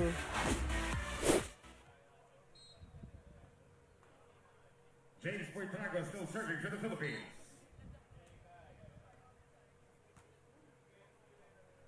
Alexiev pops it up. Golibjon. Good defense coming from Buytrago. James Buytrago rising and scoring. Using the hands once again, James Buytrago. Well, now they're realizing they want to pull away. 7-point game.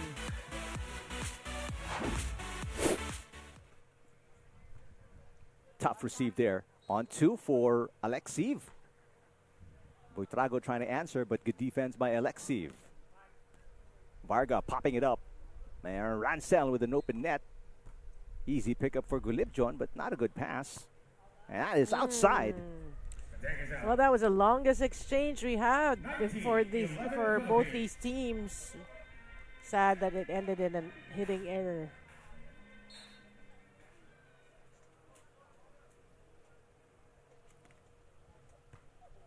Good pass. Golibjon rising. Nice block by Buytrago. You mentioned that's his specialty. That's his strength. Yeah.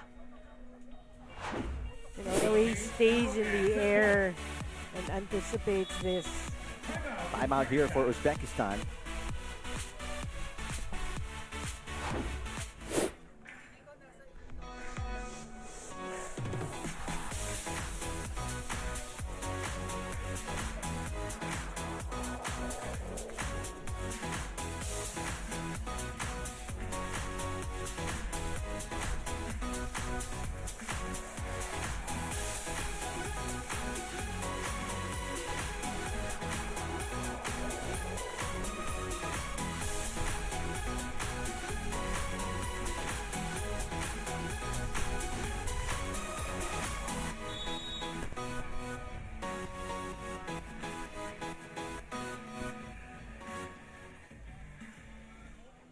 Back here at the main court, Nuvali Sands, Philippines up 9 set points against Uzbekistan. Serving for the set, James Buytrago.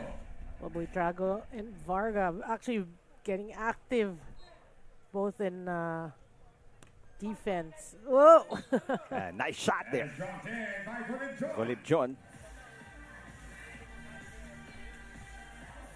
For me, for this young Uzbekistan team, you see raw talent, but just excited. I mean, they're well built as well. Yeah, they have the height. They have the height. They're pretty young, so they will learn from this, obviously, and get better. And that save no good for Varga. Back-to-back points for Uzbekistan. Yeah, but it is still a 7-point lead.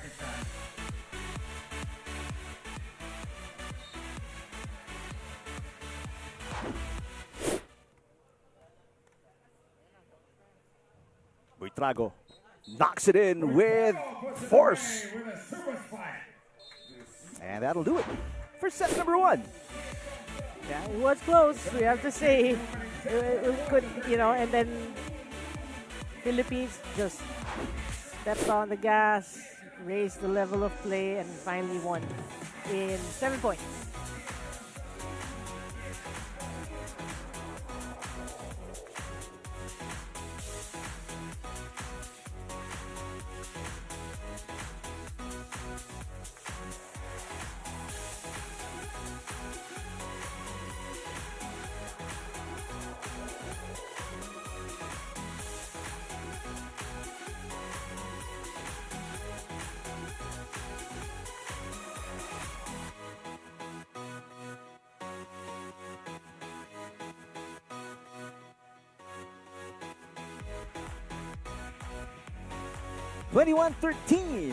Win by the Philippines in the first set against Uzbekistan. Look at the highlights. Yeah, Philippines obviously showed that they do outclass and outrank Uzbekistan in all aspects. You saw the attacks, the net defense, the service. Look at the numbers: 9-4 in attacks, 2-1 in blocks, aces even, and even less air. So it was actually an 8-point win there in set number 1. Set number 2, I think again, no, Philippines should realize it is pretty hot. Yep. It is noon time, so if you can finish this, you're a higher seeded team. If you can finish this faster, quicker, then do so, because you want to rest for the next 2 days.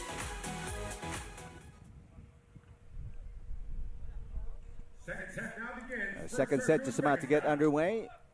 And the service. Philippines looking for their first win in the men's division. After the first 2 matches went Australia's way. And we have to say they have a better chance here because they, like we keep reiterating, they're the higher seeded team, whereas in the first 2 matches it was against the higher seeded, the top seed, the Australian, and the higher seed Australian team. Varga knocking it in for the first point of the Philippines in set number 2. Alexiev passes. A good job by Golibjon bouncing it off the block. There's no other way to put that ball across the net. The tie up at 1. Yeah, even the quick Varga could not get to that.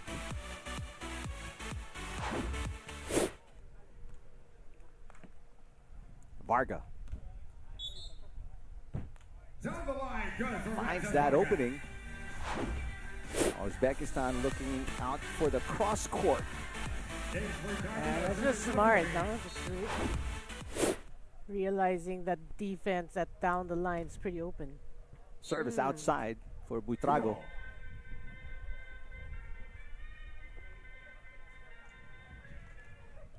Team Philippines have a tendency to want to prolong the start of the set. Buytrago sets it up. Attack fault coming from Varga, and just like that, Uzbekistan up by 1. The lead down to Uzbekistan. And look at the reaction of this pair from Uzbekistan. They look like they're a very timid team. You want to see that fire in their eyes. Good save. Yeah. And finally, Buytrago with some power behind that shot. As we are tied at 3.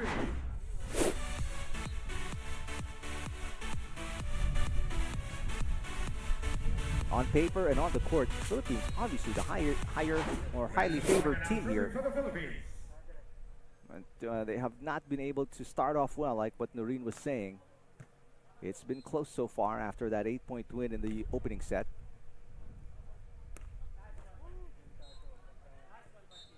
On the 1-2, Rachael Varga That gives the lead back save to the is no Philippines. good for Golibjon as the Philippines will take the lead here, 4, Uzbekistan 3. up by 1. Good effort though. You can see that slow-mo to try to keep the ball in play. But these quick second ball kills by Philippines, that's what's actually causing that surprise, that element of surprise. Rachael Varga serving to Alexiev.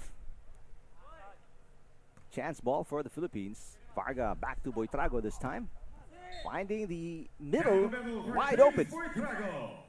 Yeah, no blockers there. Buytrago just knew that. I'm just gonna Put it down.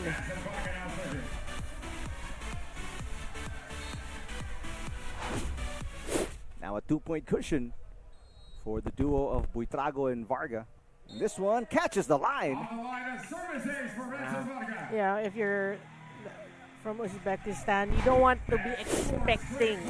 There are a lot of service errors, but you gotta man the line.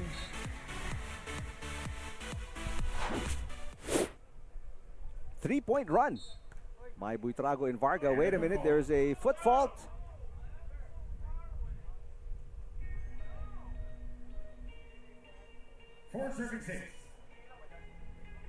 Mini conference with the Lions judge and the first referee. I heard somebody from the crowd say, "So far away." And we'll replay the point. That is not a foot fault.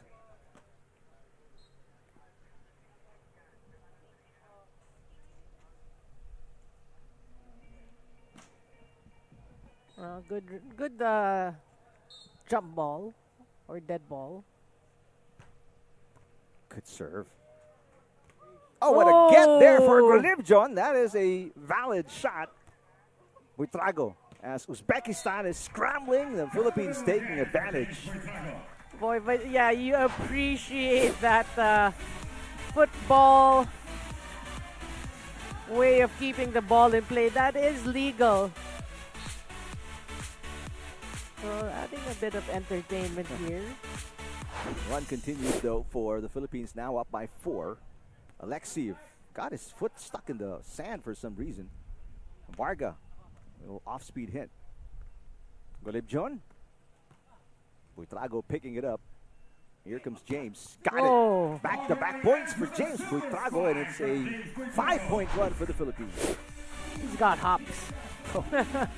It just goes up, okay, put it down. Makes it look so easy. Timeout Uzbekistan early, trying to stop this 5-0 run by the Philippines.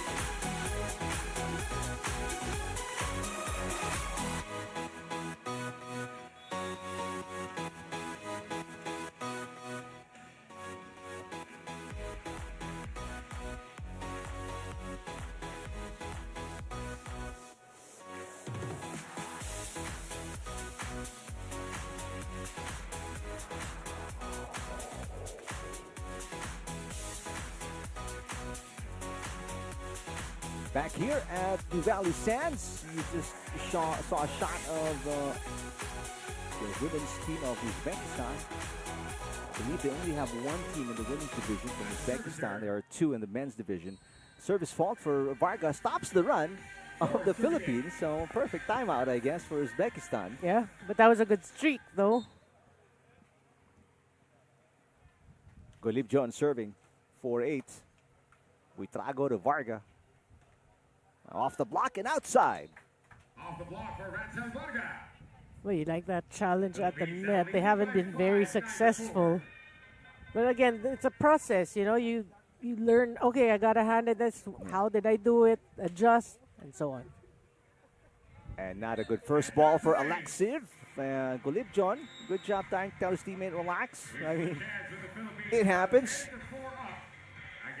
Well, but you can see Nuvali actually, you know, I think the younger of the two gets frustrated faster, right? You can see the body language, his shoulder drops. There's Alexiev passing Nuvali. Back to Alexiev. And that's outside. And that's what happens. You start, you know, doubting yourself, and then next thing you know, you're throwing up errors and giving up points. And when you concede to the fact that, okay, we're going to lose. Yeah. And then it gets compounded because Buytrago gets an ace. And all of a sudden, it is an 8-point cushion for the Philippines. Now a 12-4 lead for the Philippines. Bit of errors here, bit of luck there. Yeah. Golibjon sends it way outside. Attack is out. And now the biggest lead for the Philippines, up by 9, 13-4, after winning the first set by 8 points. Yeah, but again, if you're the Philippines, although you see that, ooh, that caught them by surprise. I was going to say, if you're the Philippines, even if it seems like there's no fight left in Uzbekistan, you want to finish it, Yeah, you know? Of course.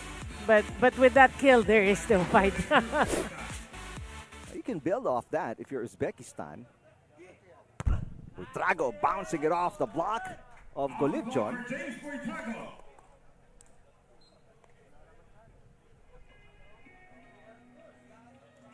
And Golibjon, I think he's trying to say he didn't get him. That's not gonna fly. Yeah. Varga. And a service ace again for Rachael Varga. Biggest lead now, 10 points for the Philippines. Well, pulling away here. Again, being helped also by the fact that Uzbekistan kind of conceded.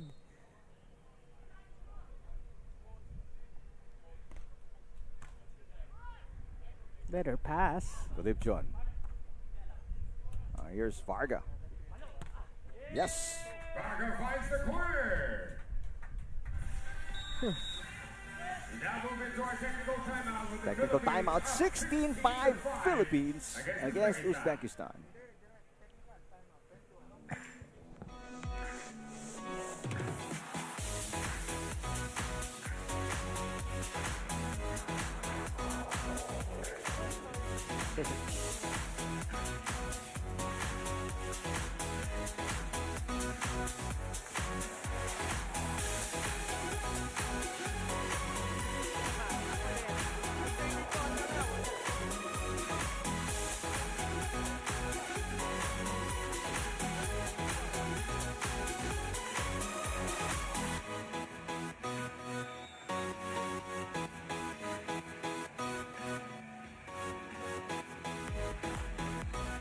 Rachael Varga, James Buytrago coasting along here in set number 2 after an 8-point win in the first set. They're up by 11 here. And looking at closeout time against Uzbekistan, seeded number 24 out of 24 teams. Meanwhile, Varga, Buytrago seeded number 8. Well, for the Filipino fans, we have to say they must be excited because this can possibly, not yet done, be the first win in the men's division. Varga with an easy drop. Varga on the angle. Lead is 12. A couple of straight points we have to see from Varga after he got hit earlier. That wayward hit. Strong serve. It catches the line. All right. Didn't that headshot or shoulder shot like kind of stirred something in Varga? It looks a lot more aggressive, that's for sure, since then. Here comes Alexiv. Punches that one through. Varga. Yes. Everything coming so easily for Varga and Buytrago. Yeah, and because they're actually, again, when you're in the lead, you're more confident, you take more chances. It's actually frustrating the defense of Uzbekistan. Good pass by Alexiv, considering the serve. Oh, through the block of Buytrago, Alexiv knocks it in. Well, the kills are very scarce here in this match, but they'll take it. Again, things to be positive about for Uzbekistan. For me, you are seeded last. Yeah. You know, you're the 24th team, so you take whatever you can. Golibjon on the approach. And that drop attempt doesn't even cross the net. So it is 8. Now, I beg your pardon, my math is way off. I said 7 earlier, and I was this? counted 8 also. 14, right? 14 match points Yeah, for the 14. Philippines. Nuvali. Chance to put it away. James Buytrago for the win. Got it. Down the line to end it. That's all she wrote. And the duo of Buytrago, Varga, not even dropping a set in the first win of the Philippines in the men's division. Taking out the 24 seeds out of Uzbekistan in a sweep. Well, so far for Team Philippines, this is the 5th match. 2 victories. We take it. Here at the ABC Beach Tour, second.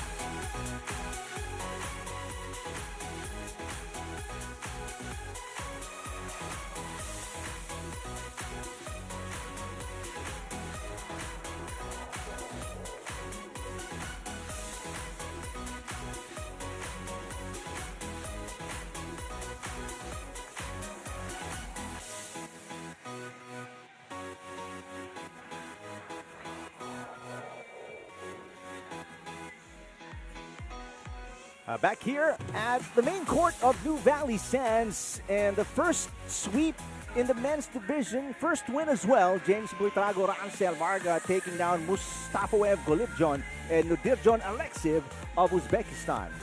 Well, obviously, again, when we talk about higher seeds prevailing over the lower seeds, this is a perfect example. We can see Varga and Buytrago really outclassing Uzbekistan. The pretty young and new team. So moving forward, that's what you want to learn from if you're Team Philippines. 22 attacks, 2 blocks, 7 aces. You've been serving well, and you have 9 errors. But actually, it's actually moving forward. Looking at the next game days for Uzbekistan, you still have one more game. You know, a learning process, learning experience. So yeah, just look to your next game. All right, so we close out the morning session and give you the schedule of matches in the afternoon. Last night, It's going to be on Pilipinas Live because we do have the Spikers Turf finals happening. So you can catch it on the app. There'll be 4 matches coming up this afternoon. 5 down in the morning, or 3 matches happening in the afternoon. more beach volleyball. I know you guys wish it were 4, but we have the schedule right here for you while we wait for the graphic. We'll have Alchin versus Johnson taking on Philippine team of Villapando, Sunny Villapando, and Jenny Gaviola.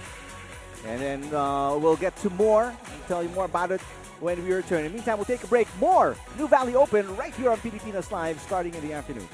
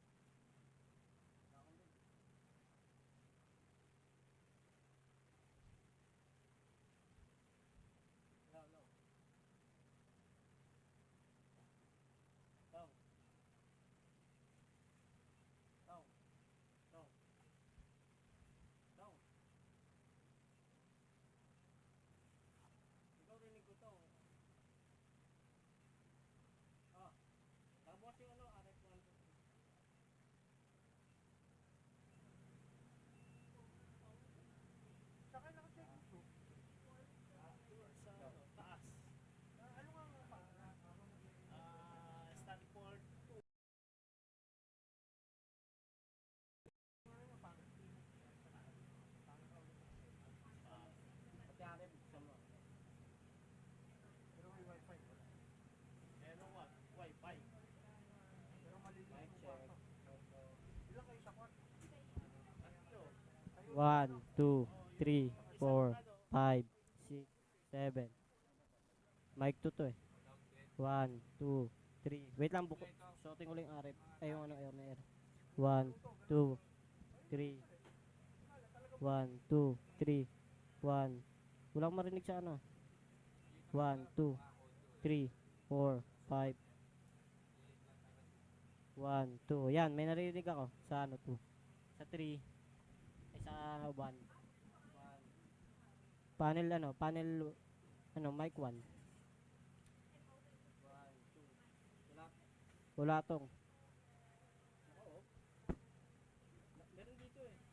Naka-on dito eh. 1. Yung 3. Baka siguro baliktad. 1, 2. 1. 1, 2. Hindi, yung isa to kanina eh. Mic 2 to eh. 1, 2, 3, 4, 5, 6, 7. Against the sun na direct mga shot natin. Oh, yung 3. Yung 3 to eh. Mic 3 nakalagay dito eh. O di, palitan ko na lang ng sticker.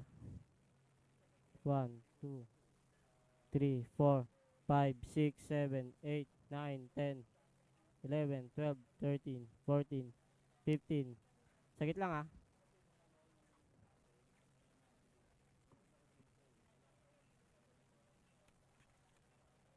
Sagit lang.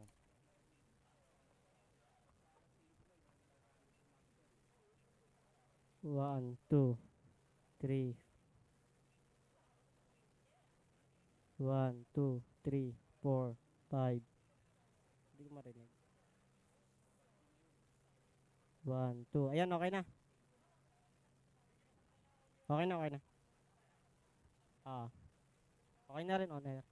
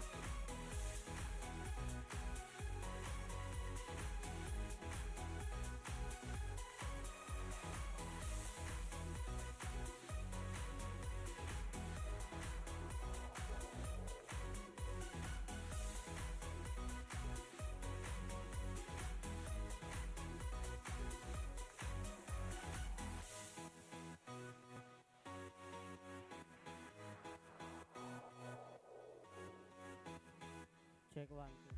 Tong. Check, check. Tong. Tong, wala tong. Check 1, 2, 3, 4, 5, 6, 7, 8.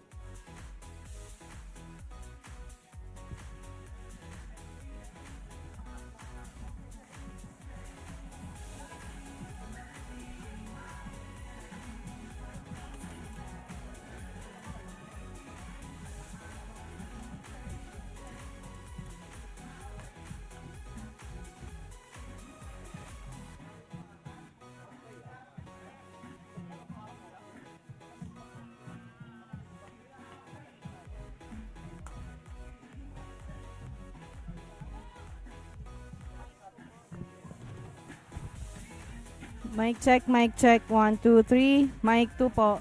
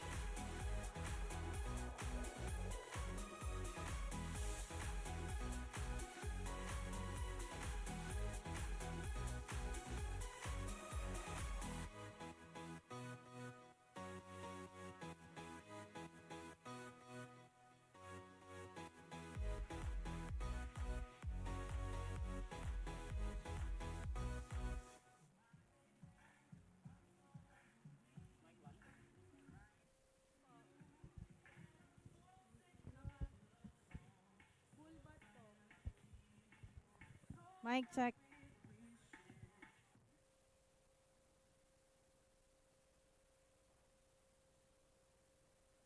Full bat po ito.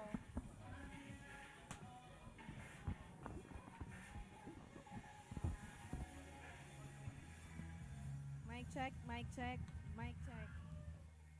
1, 2, 3. Mic 1 po.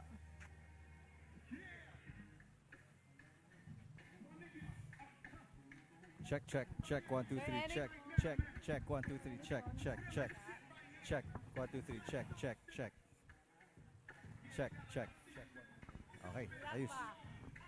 Wala pa daw pong narinig sila. Ako meron na ako ah.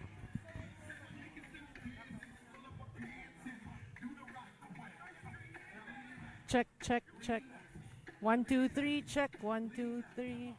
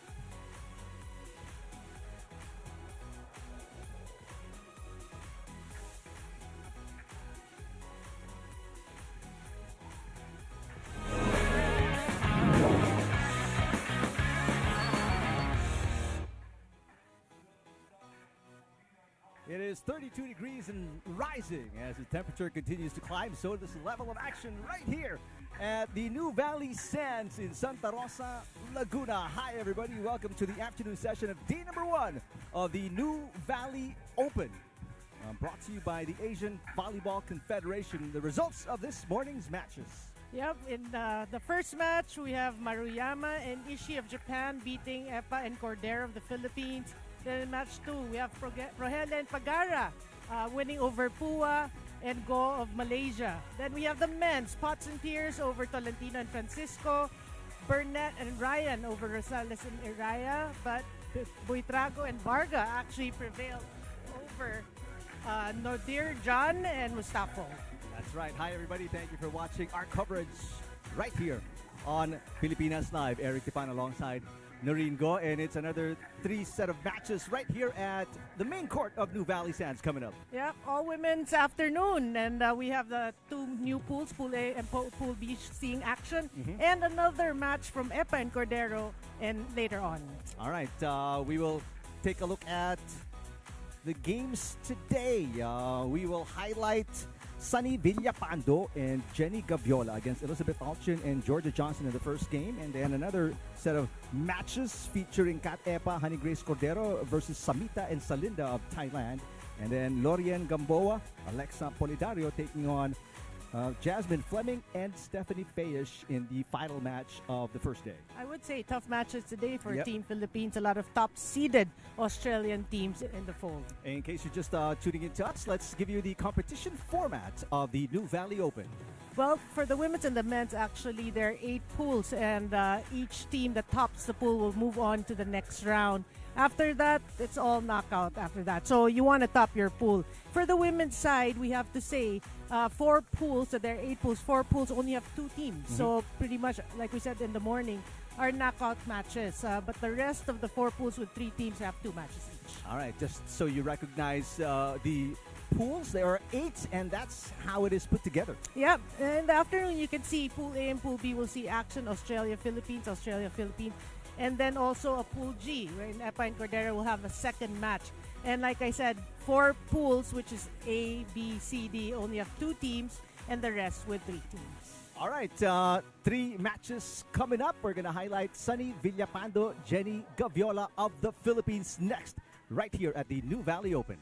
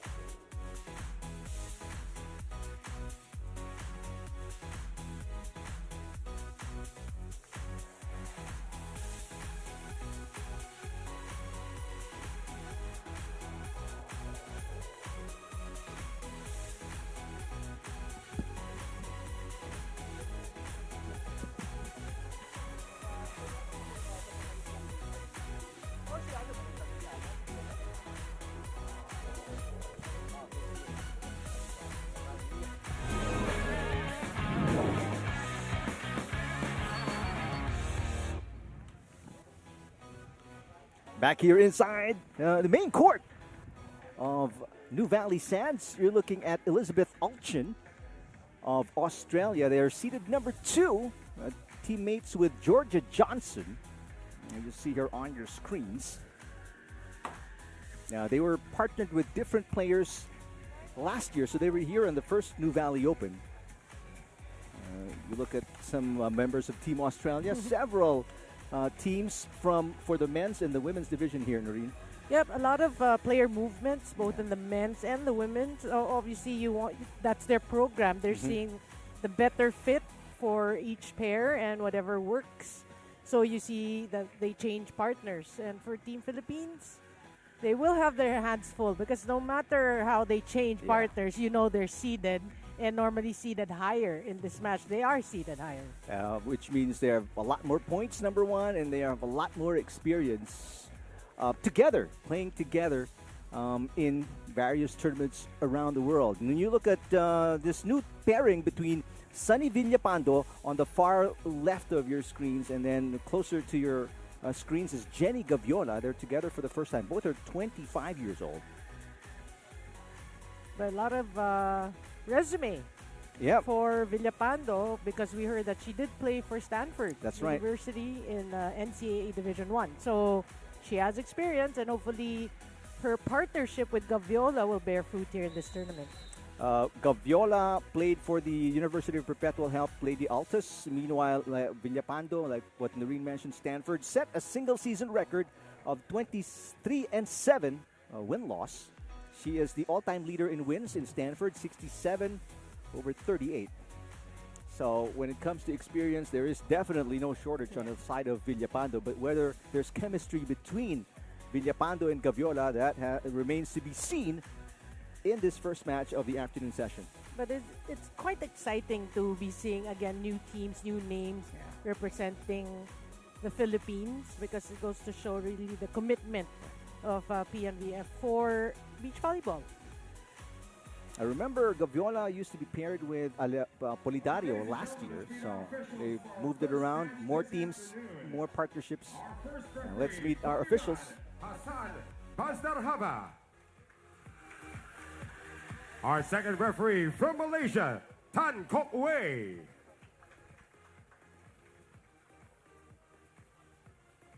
And now let's meet the players. First, for the Philippines. Number 1, Sunny Villapando. And number 2, Jenny Gaviola.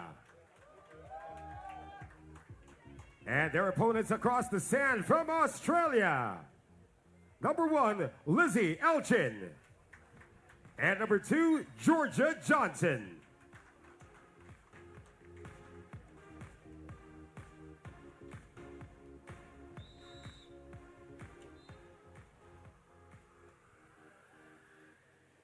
So clear height advantage again for Australia in the women's division. Alchin and Johnson versus Villapando and Gaviola. Philippines in the pink tops, and then Australia in the light blue tops. The only different tops so far is Australia. Buytrago and Varga. They had yellow tops. Yellow tops. All right, here we go. Set number 1. Alchin just lobs it over and catches the line for the first point of the opening set. A little bit of a warm-up there, just finding that roll, that off-speed to clip the line. We will expect a lot of smart hits from Team Australia. Gaviola popping it up. Villapando will set it. There's an easy block coming from Johnson. Yeah, you did say you see the height difference between Australia and Philippines. So if you're Philippines, you don't want these sets that are near the net. That's very dangerous. Right now, Alchin targeting Gaviola, and they obviously know about the resume of Villapando. They don't want her touching the third ball. So give everything right now. That's the strategy so far, as much as we see. Give the first ball to Jenny Gaviola. Alchin on the rise. And there's a block by Gaviola. That's a great response. After you did say they were targeting Gaviola and she gets a block. It's like, back at ya. Gaviola, some PVL fans might be familiar with her. Played with the Jure Floor Defenders back in the day. Service outside. Yeah, you want to get your serves in, especially facing a strong team in Australia. You don't want to be committing these unforced errors. Great serve. Yeah. Villapando picking it up, but she came in a little too late. And ace for Johnson. Boy, the serves are on point for Team Australia. Now it's behind Gaviola, so service fault. But an early lead for Australia at 3 points. Oh, we have to say they have been serving well. Aside from that service error, I think a couple of aces already on their stat sheet. In the meantime, 25-year-old Sunny Villapando out of Manhattan Beach, California. Nice looking serve. Yeah. Good idea for Georgia Johnson, just went wide. Sometimes you wonder, if you're just a viewer, you wonder, you have a big court in the left side of your opponent. Why do you want to force the right side? No, it's just really reading the defense and execution. There's a block touch. It went out, but it looked like it was touched by Gaviola at the net. Back to a 3-point cushion here for the Australians. Gaviola. Great touch by Villapando. Oh, that was a shank pass, and Villapando just makes do and gets the point in the process. Look at that, great reaction time. Catching Australia by surprise. It's a 2-point game. Gaviola serving straight to Alchin. Ooh. What a hit. Another fireball from Lizzie Alchin. Boy, totally reading that block from Gaviola, still going cross court. And Villapando, there was presence there defensively, but that ball just coming in like what Noel Zarate, our venue announcer, saying, a fireball. 7 serving 4, back to the biggest lead for Australia. Again, the target is Gaviola, 1-2 for Villapando, yes! You know, that's smart hitting, because if they're targeting Gaviola, chances are Villapando will have to set it. So once Villapando lifts the ball, it may be an opportunity to put it down. Good serve. Here comes Johnson, just rising over the top of Gaviola for the easy point. Well, look, a point is a point regardless. Lizzie Alchin serving. And a bad pass there from Gaviola results in an ace for Alchin. You know, if you receive it while jumping, sometimes it may be smart to let it go because it could go out with the wind factor.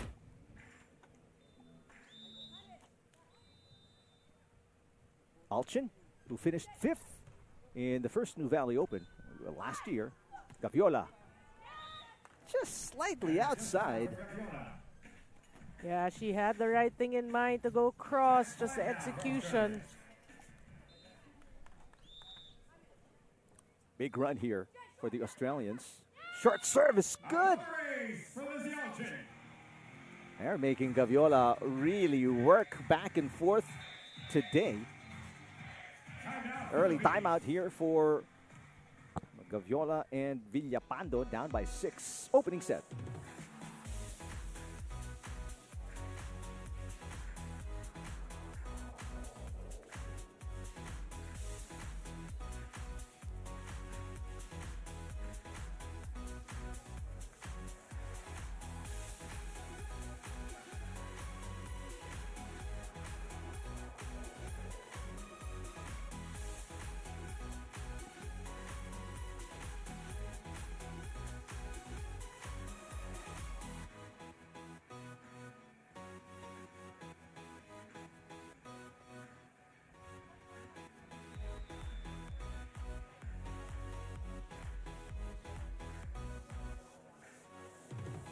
Biggest lead right now for Australia. They've rattled off a series of points unanswered so far by Villapando and Gaviola, Noreen. Yeah, clear strength we see here in the first set, at least their serves. A couple of service aces. That time, Gaviola was actually there, but it clipped the net. Alchin. And Gaviola with a gorgeous dig. Beg your pardon, that was Villapando. And 4 touches they're going to call against the Philippines. Well, you love the dig, though. You know, baby steps. You get handed that. You got a block. Service on the line. And Alchin changing it up. 5 aces for Australia, sending it straight down the line towards the side of Villapando. Yeah, the targeting of Australia on point. They wanted to go back to Gaviola, short serve, but that one didn't cross the net. Yeah, but this is a pretty comfortable lead erected by Australia. Alchin with a pass. And tipping it over, Gaviola. Over the defense by Lizzie Alchin. Well, you can see the variety in their hits. Yeah, I see some similarities with the women's and the men's. Very crafty in offense, reading the opponents. Johnson with a serve. Gaviola. And that pass too close to the net. You mentioned how that could be a problem for the Philippines. They have to avoid those sets close to the net as much as possible. And the Rebisco AVC Beach Tour second Nuvali Open of the last week to follow it. The Philippine National Volleyball Federation, Rebisco, Sena, Nisata, Ayala Man, Nuvali Evo Living, Sena Nuvali Hotel, Start, TOVT Home, Transport, Rudy Project, Akari, the Philippine Sports Commission, the Philippine Olympic Committee, the Asian Volleyball Federation, and we'd also like to acknowledge our broadcast partners, Signal, One Sports Plus, and Philippine Live.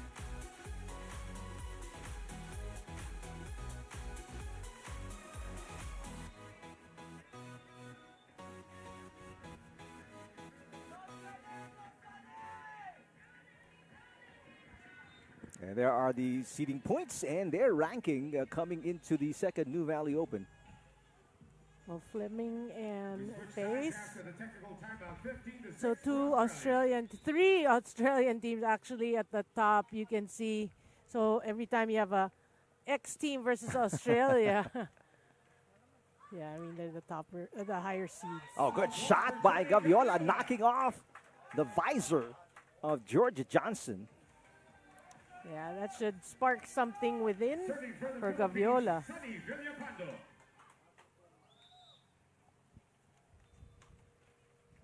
Service outside for Villapando.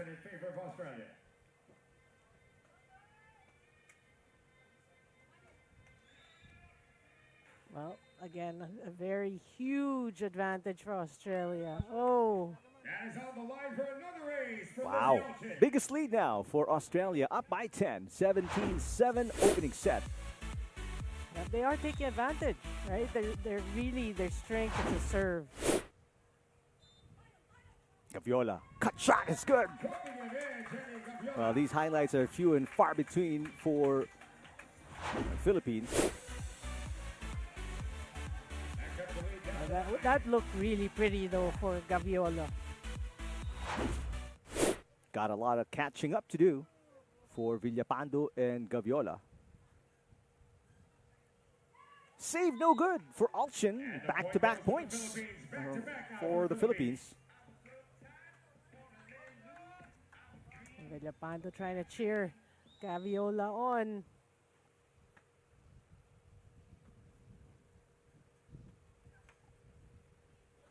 Service outside. He's strong on the serve by Gaviola. 18-9. Australia 3 points away from claiming the first set. Two huge errors towards this later stretch. Well, tit for tat. Service fault as well for Georgia Johnson. As a switch ends with a score 10 in favor of Australia. 8-point advantage.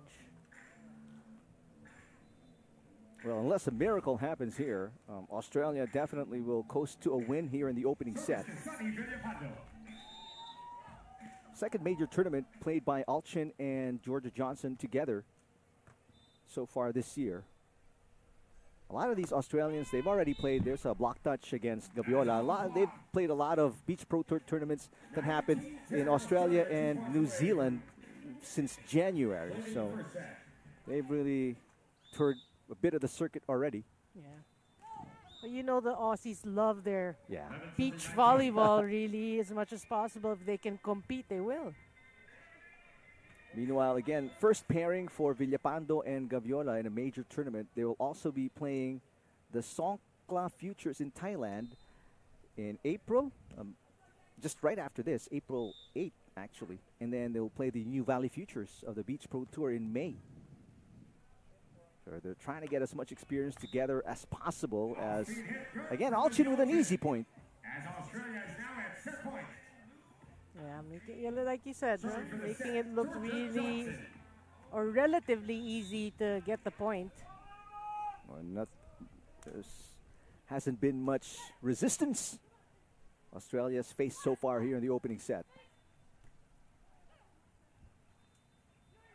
And the finishing touch right there from Alchin as they win by 10 against Villapando and Gaviola. Well, it really started with great serves from Australia. Although it wasn't perfect, they had their own share of errors, but a lot of aces and gave Philippines really all sorts of problems with passing.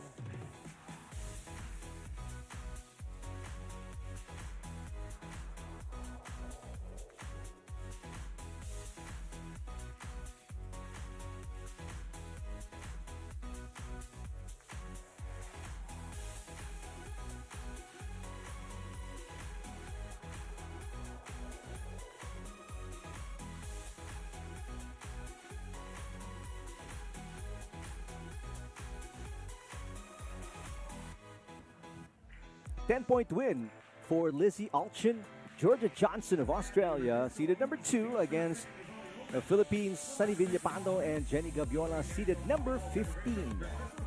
Well, I think when you talk about, we always say when you talk about teams playing longer together, you see it here with Team Australia. Alchin and Johnson really doing a good job. You know, we have to stress, in terms of attacks, 9-4, but the 6 aces, you know, that was their strength. And they kept using it with great targeting. Target Gaviola. And then that started it all, having problems. And they were just relentless in the first set. So they're really showing Team Philippines who's boss, meaning who's at the top of, or who has a higher seed. Set number 2 underway. And an error from Gaviola on the first touch puts Australia on the board first. Well, you know, Gaviola should realize that, yes, the blockers are there, but you can actually go over the blocker and go line shot because the opponents, although the blockers are there, will cover the cross. So you're trying to dodge both the blockers and the floor defender, then you commit the error. On 2 for Georgia Johnson.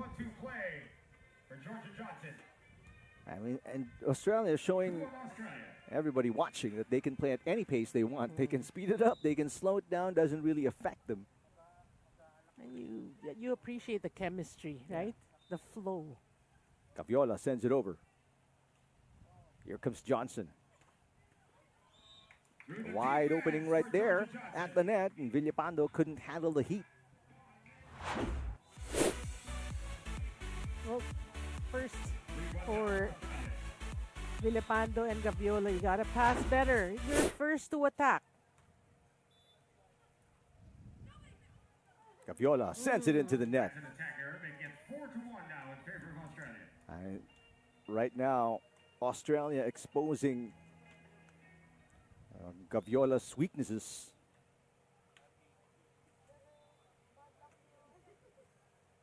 Much better pass from Jenny Gaviola.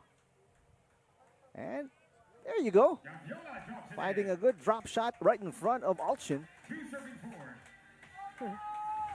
Johnson did not chase, trying to conserve her energy. You choose your battle. Especially in under 32-degree weather. Nice serve coming from Gaviola. Alchin. Beautiful dig coming from Villapando. Australian scrambling. The push is just long for Gaviola. Well, too excited to get that point. She saw the open court, but too much power wasted. You can see, you know, the IQ of Jenny Gaviola. It's there. She's just gotta get things to fall in the right places. Yeah. She's making the right decisions on the court. It just hasn't been falling for her, which is why Australia is up by 3 here in set number 2. And nice shot by Villapando on the second touch. We've seen a couple of successful second ball kills for Villapando. Well, Philippines, they've got their work cut out for them after losing by 10 in the first set. Got to stay alive here in set number 2. Alchin blocked. Good defense by Gaviola. That's a good stop. That's a good stop for Team Philippines. You got to build from there. And for Gaviola, you're hoping, again, like the first set, there was a monster block as well. You're hoping it'll spark something. 1 point game after being down by 3. Philippines can tie, but Georgia Johnson just a better shot. Yeah, Villapando is actually there.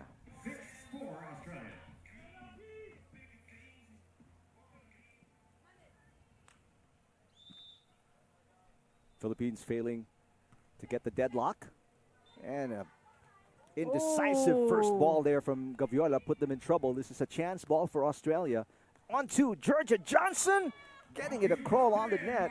And Villapando's save attempt, no good. Well, you appreciate the effort, though.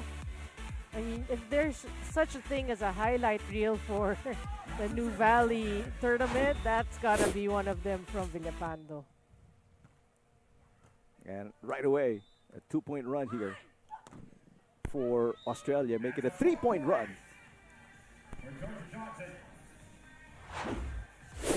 But that's the thing with beach volleyball. What you notice is, of course, you will target the weaker player. You're right. You said it. You read the resume of your opponents. They're targeting Gaviola. Can you imagine how patient Villapando has to be?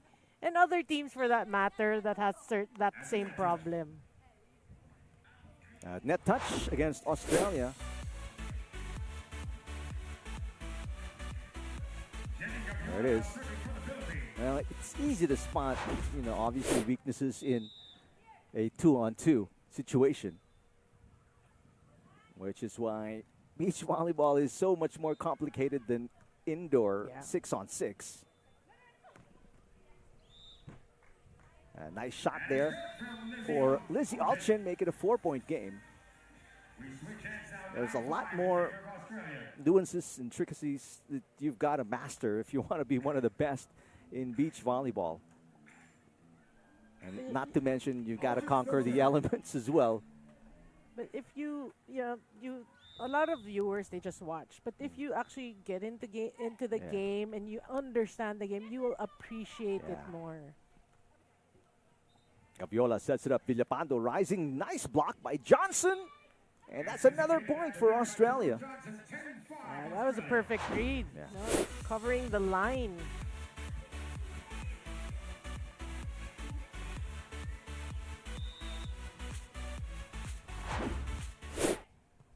Gaviola with a better pass. Jenny rising. Villapando with coverage. Sunny Villapando, no, couldn't get to it. The second touch was no good. An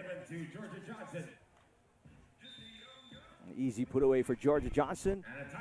And a timeout here for the Philippines, down by 6.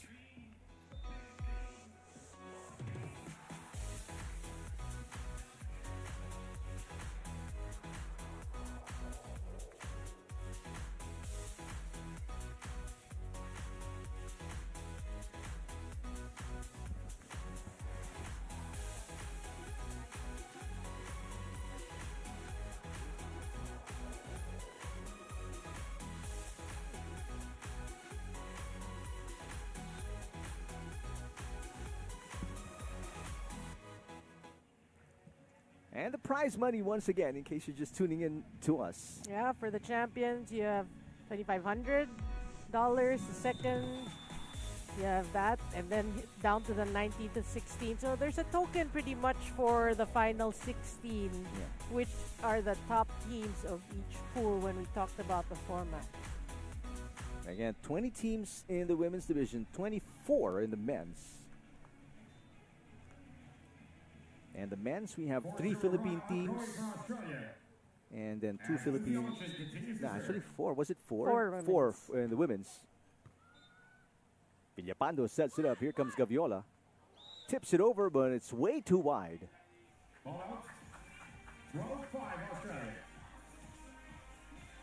Australia now pulling away, partly due to the errors of the Philippines. Alchin to Gaviola. On 2 for Villapando. It's outside as well. You know, when you look at that hit by Villapando, you'll say, it's so easy to keep it in. It's hard because, you know, of the court conditions and then the sand pulling you down. Right. So even that, when you indoor, you can actually easily do a sidestep and then try to get it in. But this one, again, with the sand, it's not that. Exactly. I was about to say mobility is a lot easier on Taraflex than it is on sand. And then you're looking up, you've got the sun shining down. An ace there for Alchin. I mean, so many elements you've got to battle when you're playing beach volleyball.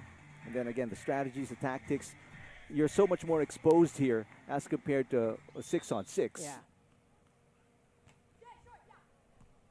And bad pass from Gaviola as Australia really exclusively going to Jenny Gaviola on the first serve. Technical timeout, an 11-point lead for Australia in what could be the final set. And once again, the Rebisco AVC, or the Rebisco AVC Beach Tour Second Nuvali Open. I'd like to thank the following: the Philippine National Volleyball Federation, Rebisco, Seno, De Casa, Ayala Land, Nuvali Ever Living, Seven Nuvali Hotel, Park, DLDD Home, Akani, Red Sports, Rudy Project, the Philippine Sports Commission, the Philippine Olympic Committee, Asian Volleyball Federation, and the broadcast partners, Signal, One Sport, One Sport Plus, and Philippine Live.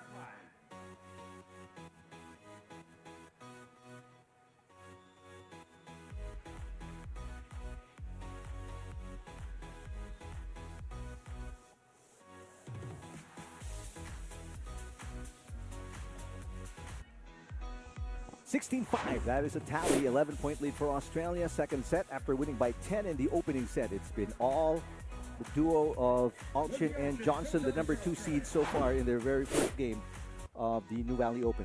Yeah, and why they're, you know, the reason why they are quite successful, they're sticking to their game plan. You know, they're using their strength, which is the service game. And I've never seen a game that's really based on serves as the strength. Gaviola stranding it straight to the chest of Alchin. Oh, that was out. Gaviola again pushes it. Good save by Johnson. Wait a minute. As an illegal attack. An illegal attack coming from Gaviola.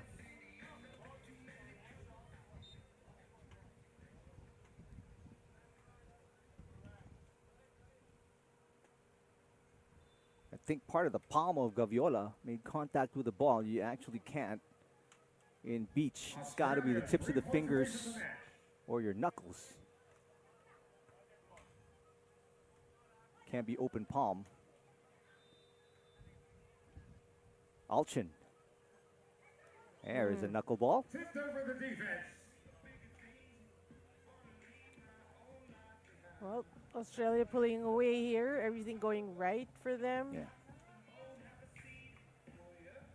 Yeah, beg your pardon. It can't even be the tips of your fingers. It's got to be the knuckles. Can't be an open, it can't be open palm, open hand.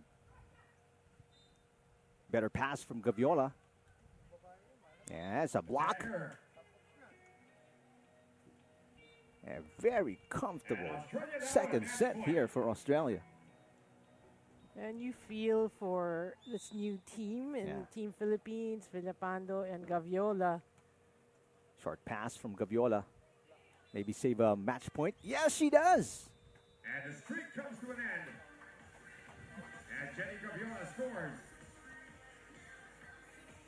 That was a long streak. It's got to end somewhere. Yeah. Thankfully, it ended before the match.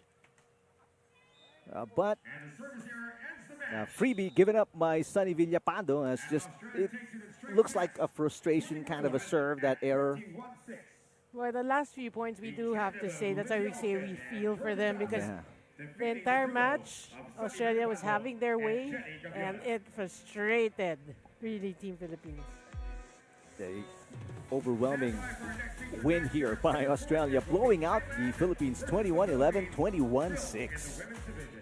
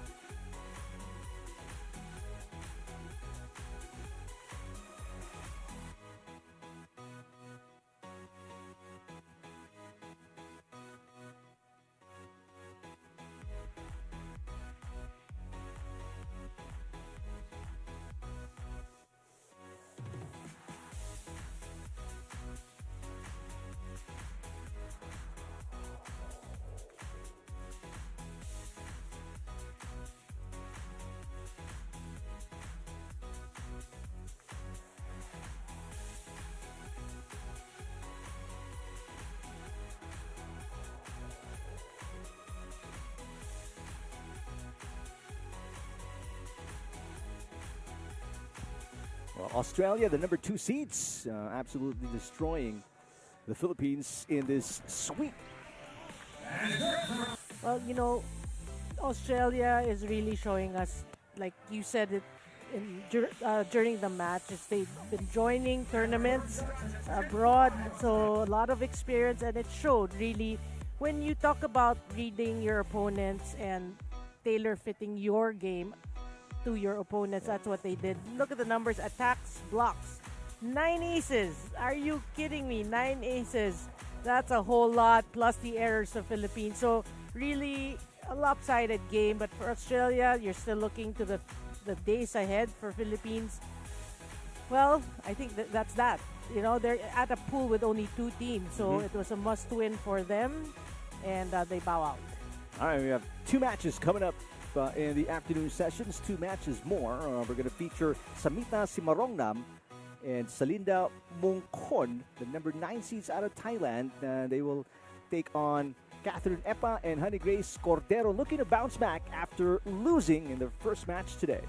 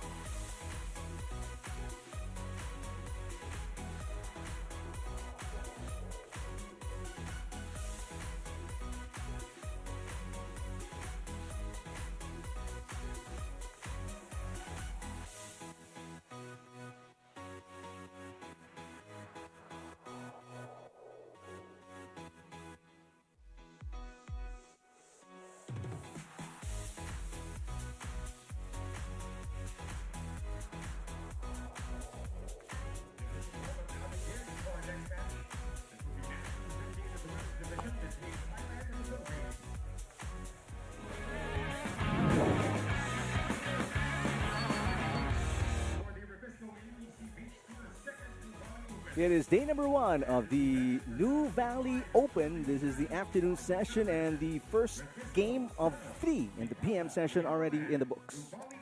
Yep, this match, we will feature the second match of the duo of Epa and Cordero from NU, the reigning gold medalist for the UAAP Season 87 Beach Volleyball. But earlier in the morning game, we have to say Epa suffered cramps. So health-wise, is it in question? Maybe. But during warm-ups, we're seeing that she looks okay. And they're going to go up against, after losing to Japan earlier this morning, they're going to go up against this duo out of Thailand. There's Epa jumping and Cordero at the mid of your screens. And their match in the morning, they lost to a higher-seeded Japanese team of Saki Maruyama and Miki Ishii.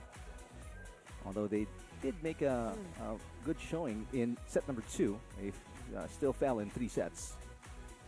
Well, although yes, they were trailing in that third set, but Japan able to pull away because of the cramps. We saw it. And now the number 20 seeds out of the Philippines will take on this duo out of Thailand, seeded number 9. And you're looking at Salinda Mongkon, 21 years old, partnered with the 19-year-old S.Samitta Simarongnam.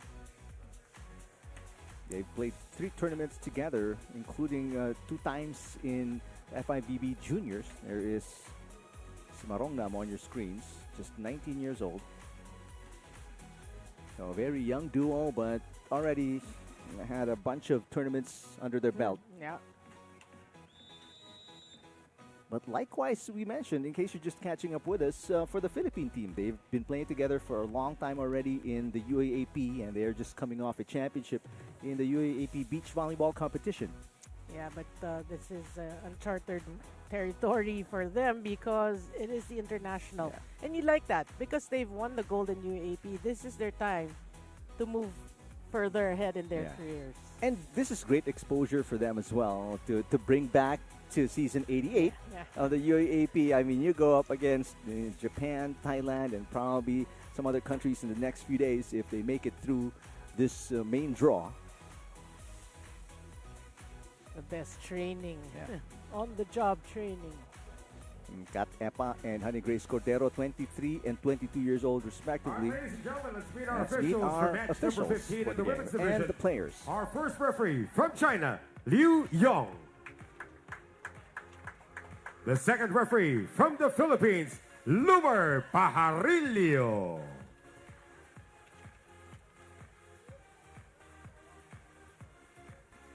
And now let's meet the players. First for Team Thailand. Number 1, S.Samitta Simarongnam. Number 2, Salinda Mongkon. And their opponent across the sands from the Philippines. Number 1, Cat Epa. And number 2, Honey Grace Cordero.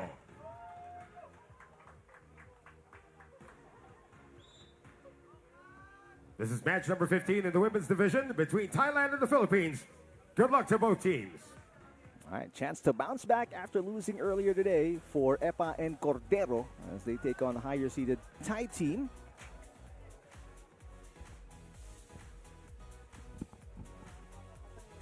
Well, their first match this morning, remember in the first set, it was a relatively easier first set, but second set they had a better showing. They actually pulled that off. And they're hoping that that short experience this morning can translate here in the afternoon match. There's a nice block by Epa for the first point of the Philippines in set number 1. Oh, she looks to have hydrated already. This is the first game for the Thais, for S.Samitta and Salinda. Meanwhile, like what we mentioned, the second game for Epa and Cordero. Service outside for Honey Grace Cordero. Yeah, this is one of the 4 pools with 3 teams. Pool G.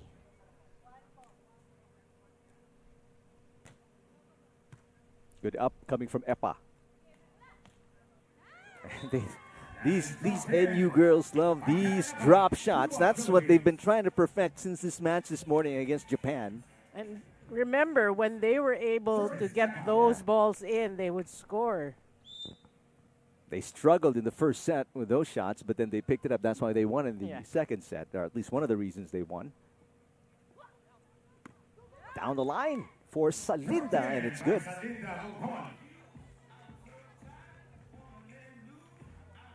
So both teams just exchanging blows here early in set number one. And getting to know you phase. Yeah, but good start because Epa did get a block. That's a great start. Cordero, another drop shot. They haven't hit anything strong yet.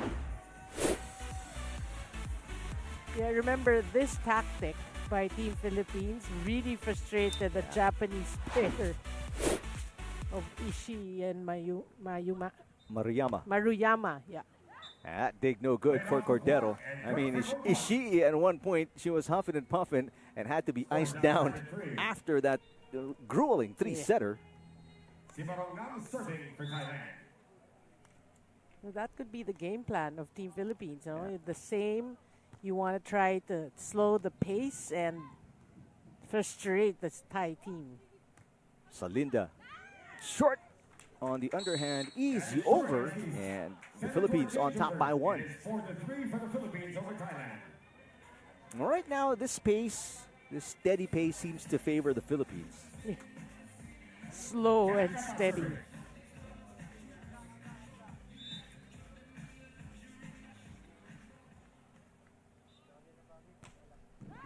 A service fault for Cat Epa.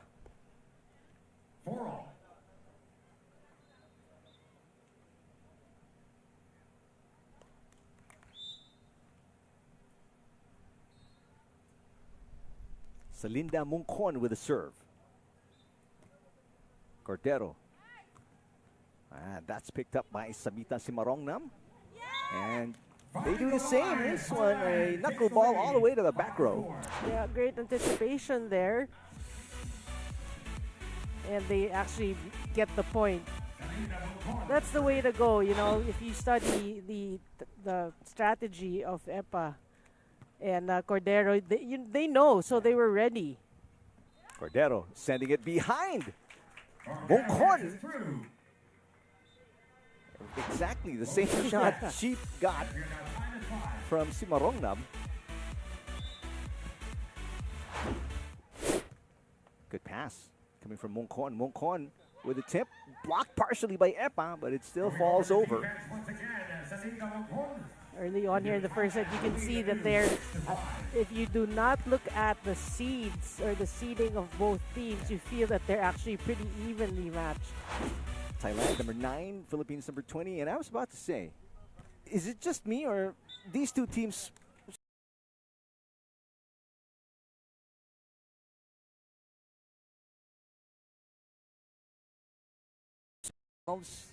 they've got a pace they like and they want to keep it that way. 6-all opening set.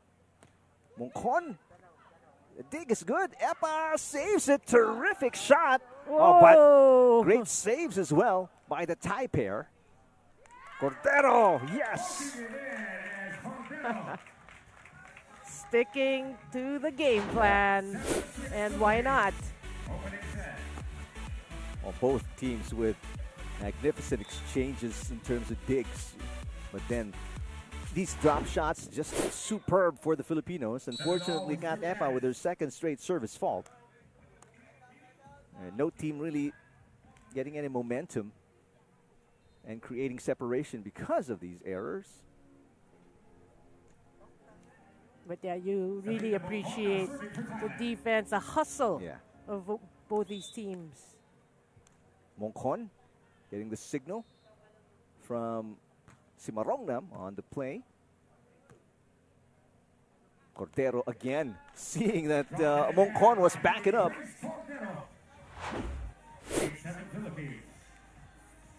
You know how quick they got the dimensions correct? Yeah. Remember, in set number 1 against Japan, it was really a struggle. Yeah, this one an ace for Cordero. Speaking of dimensions. Oh no, that was out. Looked like it bounced in, but fortunately for the Thai pair, they get a freebie. But you're right. I mean, just one shot after another. That was an error, at least for the Filipinos against Japan earlier. But right now, it's there on automatic. It's on cruise control. Philippines on top 19. They were, you know, the Thais were able to get one of those, but pretty much Cordero has been just scoring. And the Thais trying to copycat the shot, but unsuccessful there for Mongkon. So it's not as easy as it looks. Yeah. These really tight drop shots, especially by Cordero. I can't imagine how frustrating that is, you know? You're backing up, expecting a hard hit. There's a nice block by Epa, but then all of a sudden, that knuckleball drops just right behind the net. Yeah. And again, your court coverage is huge. Epa. Wow. Epa, this is 3 already, at least in my count. Good for them. They were ahead by 3. Yeah. But how much better will the position could have been for the Philippines? The lead could have been obviously bigger. Epa, back-to-back errors. The jam is too strong as we move into our technical timeout. Close one. First and only technical timeout. 1 point lead for the Philippines. Opening set.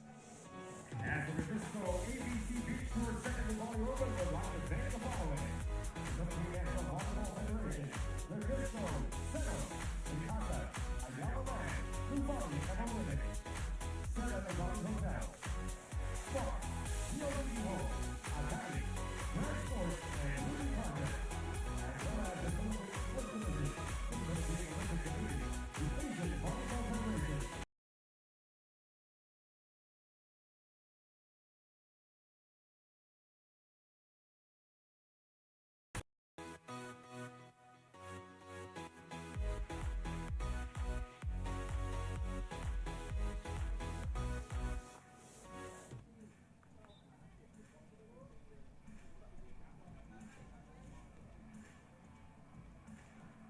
Salinda Mongkon serving. Thailand with a chance to tie in this first set. It's been a close one. Nobody has been able to pull away just yet. Cordero gets a second touch. Here's Epa. Trying to go behind Simarongnam. But the biggest lead was at 3 for Team Philippines once upon a time. 12-10 Philippines. It's back to 2. Better serve from Cordero. Mongkon. Epa had the right idea. She was backing away, but then the ball just coming in too fast, too strong. Take a look. Yeah. As she was backpedaling, that's when they targeted her. So again, a chance to tie on the serve this time by Simarongnam. Honey Grace. Easy pickup there for Simarongnam. Simarongnam on the hit, and that's outside. Boy, both these pairs are really going for placement shots. And there's a huge similarity between their shot selection as well. Great serve from Epa. Mongkon. And it's in. On the line, on the drop coming from Mongkon. It's a slow crawl here in set number 1. Good save on the second touch there coming from Simarongnam. Caught the Philippines out of position because of the pace of that rally. Wrong server. It's got to be Mongkon. Mongkon played in the 2022 Subic Futures with a different partner. So it's their second time in the Philippines. Terrific knuckleball again from Cordero. Why change it? It ain't broke. You know, I mean, she's been going to that. That's her bread and butter play, and she's been scoring. So yeah, she's going to that. Simarongnam fires one in and touches the net. No, that was Epa who touched the net. So a free point here for Thailand. Duo of Epa and Cordero unable to pull away because of the errors at the net, the service area, a few attacks as well. Cordero dropping it again. And Epa fires away, dug by Mongkon. Mongkon on the attack. And it goes over. Cordero was not ready for it. So Thailand ties the game at 14. Well, for the Thailand, or for the Thais, you must be pleased that they're able to finally get another one of those knuckleballs. And they should be happy. They're able to equalize now. It could go either way for sure. Thailand looking to build momentum and take the lead here. Good serve. Epa sets it up for Cordero. Tip again, and it's outside, and Thailand on top by 1. This one goes out, and that gives the lead to Thailand 15-14. Cordero getting too familiar with that shot, getting too comfortable. Thailand looking to build on what is now a 3-point run. Blocked at the net by Epa. The pass too tight.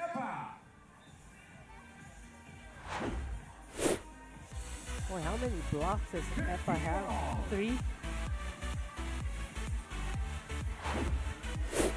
Epa was cramping in that match in the morning versus Japan. She seems to be A-OK and 100% right now. Nice hit by Mongkon. Now wary of the blocking of Epa, sending it over. Gives Thailand the lead once again, 16-15.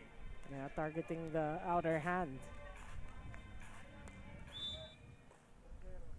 M.Salinda Mongkon, the older of the 2 Thai players. Almost, but it didn't trickle over.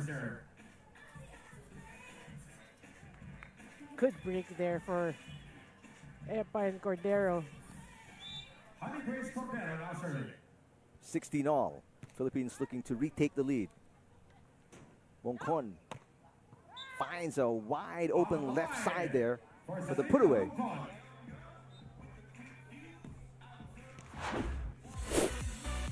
Just a 1-point game.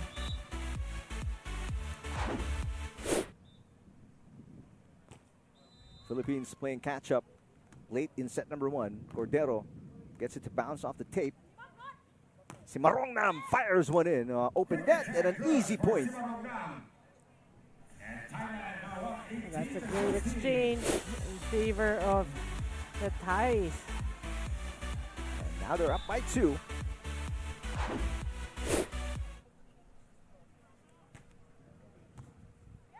Overpass. Almost, but it was too close to the net. Now a 3-point lead for Thailand. Timeout for the Philippines. And a timeout called by the Philippines.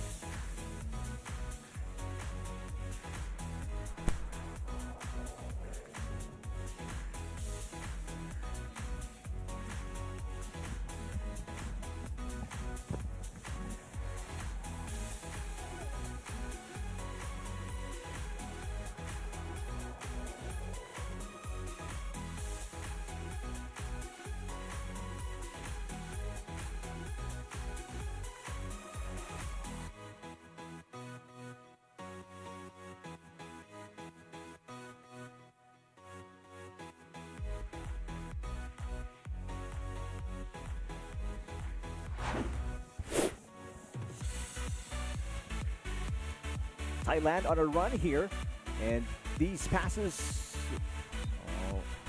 hurting the Philippines, too close to the net, and right now a 3-point lead for Thailand, 2 points away from winning set number 1. Yeah, it was actually close the entire first set, but here towards the 16 straight points by Thailand, but yeah, good break for Team Philippines.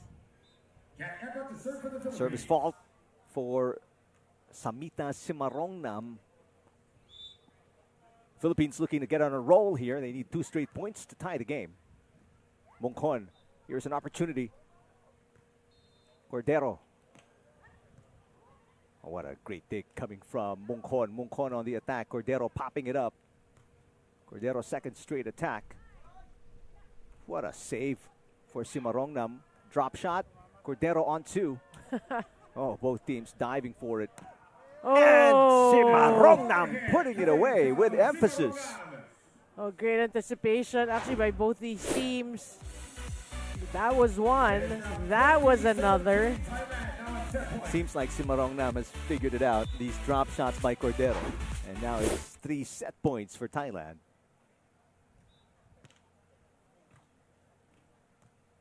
Tough road back for the Philippines. But Cordero right there saving a set point. She ain't done yet. So 2 more to go for the Philippines to tie in this opening set and try to stay alive and a chance to win it. Great pass coming from Simarongnam.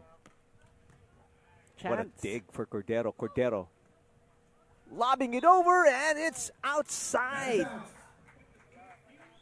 And that'll do it for the first set. 21-18.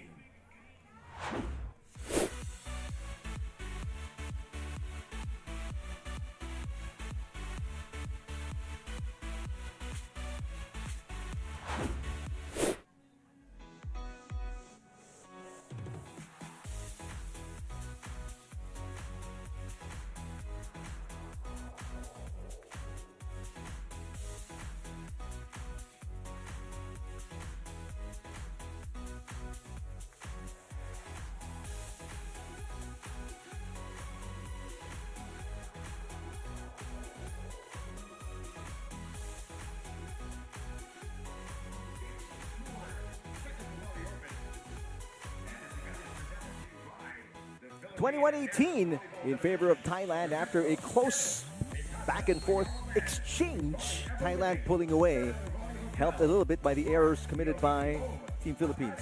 Well, that first set was actually determined by the last few exchanges. It was close all the way till 16. We did say could have, it looks like they're evenly matched. But you did talk about the errors of Team Philippines. 3 more, that's 9. That's huge in that close stretch. And attacks, actually, and aces went Thai's way. We were actually commending the blocking of Philippines Epa with 3.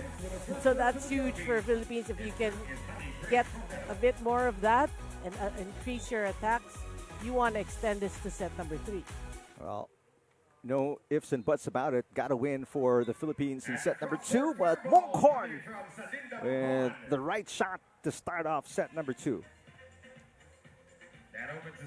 Now the question is, for Cordero, are you going to keep going to your bread and butter play? That now that you've seen that Thailand has read it more.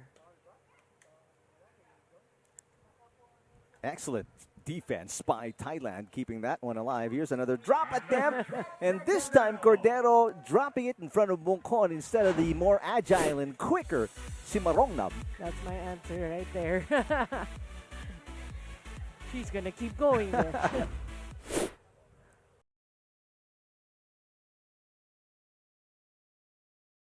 2. Great pass by Mungkon.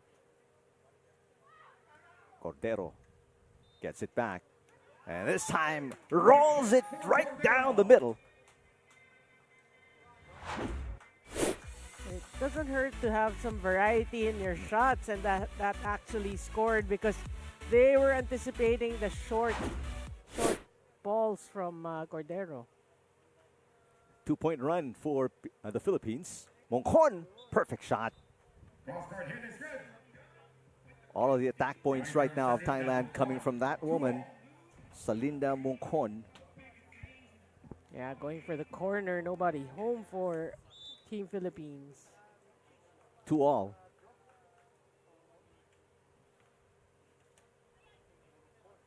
Cordero. Again, going down the middle. This one outside. Just out for Cordero. That's, for Cordero, that's really frustrating because you can see that she was trying to go for the line. Sure shot. But because of the sand conditions, really, just a little effort will actually make it go out. Another tip.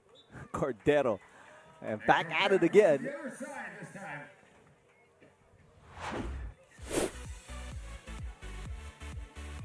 Time is 3. This exceptional touch by Honey Grace Cordero at the net. Mongkon blocked again. That's block number 4 for Epa. Well, we did say if they can get a bit more blocks here in set number 2, Team Philippines has to win to force a third set. Gotta add, M.Salinda Mongkon is slightly taller than Cat Epa, but Epa really showing us a lot of athleticism and great timing at the net. Mongkon.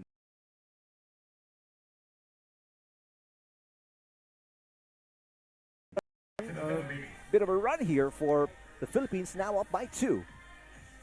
Yeah, we did see in the first set, Philippines actually erected as much as 3-point advantage. So they need to protect that lead. Mongkon. And defensive pattern.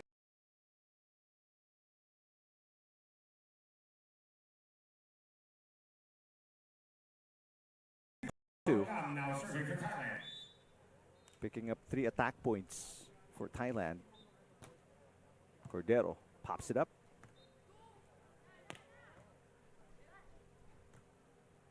Simarongnam.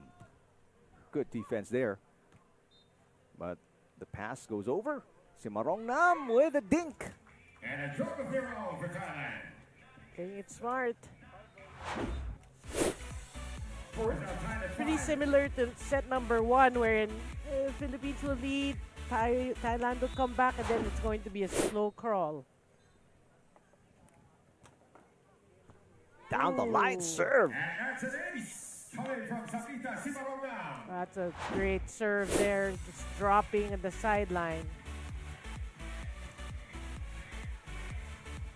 Back-to-back points by S.Samitta Simarongnam, and just like that, a nice answer here by Thailand to retake the lead by 1.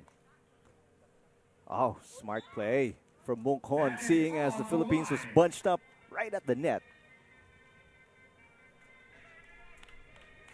I think it's really reaction time. When you see that hole, what are you going to do? And in that play, they found that hole. Easy point for Thailand. Good save on the second touch coming from Epa. Oh, and a little help from the net. Simarongnam wanted to go to the back row, but turned out to be a better shot. Yeah. This is forced to make that 5 straight points scored by Thailand. Yeah, they were down 2, now they're up 3. Outside. That run ends at 5 points for Thailand, but they're up by 2 already.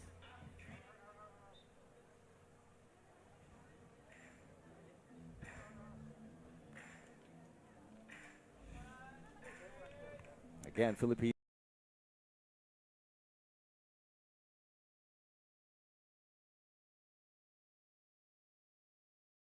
Net for Cat Epa. They get an ace.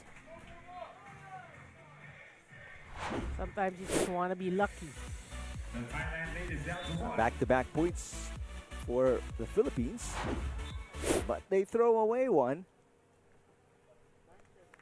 9-7 Thailand. And if you're just joining us, S.Samitta and S.Salinda of Thailand seeded number 9 versus the 20th seeds from the Philippines, Epa and Cordero. Here comes Cordero. Mongkon popping it up. S.Samitta Simarongnam, her teammate. Cordero, a drop shot. S.Salinda Mongkon to S.Samitta Simarongnam into the net.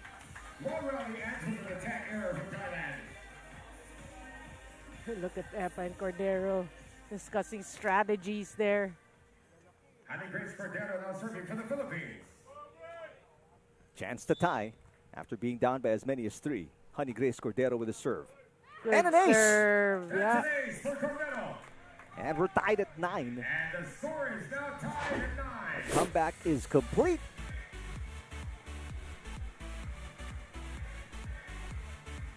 Well, if you're Cordero, you want to continue to target Yeah, they're eyeing Mungkon on every serve. And that push, oh, terrific shot. I don't know if it was, the plan was to send it there, but there was no other shot for Mungkon. That pass was too close to the net.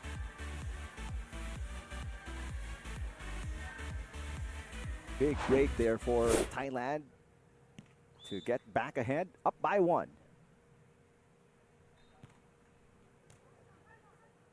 Cordero. Good pass. Si Marongnam. Yes. Once again, finding the line. This Thai duo, they've been finding the lines in the last few shots, frustrating Epa and Cordero. 11-9 now for Thailand.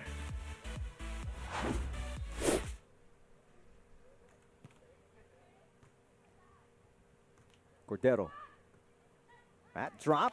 Yes, right on the line. For the Philippines. And it's a technical timeout. Thailand up by 1 against the Philippines in the second set.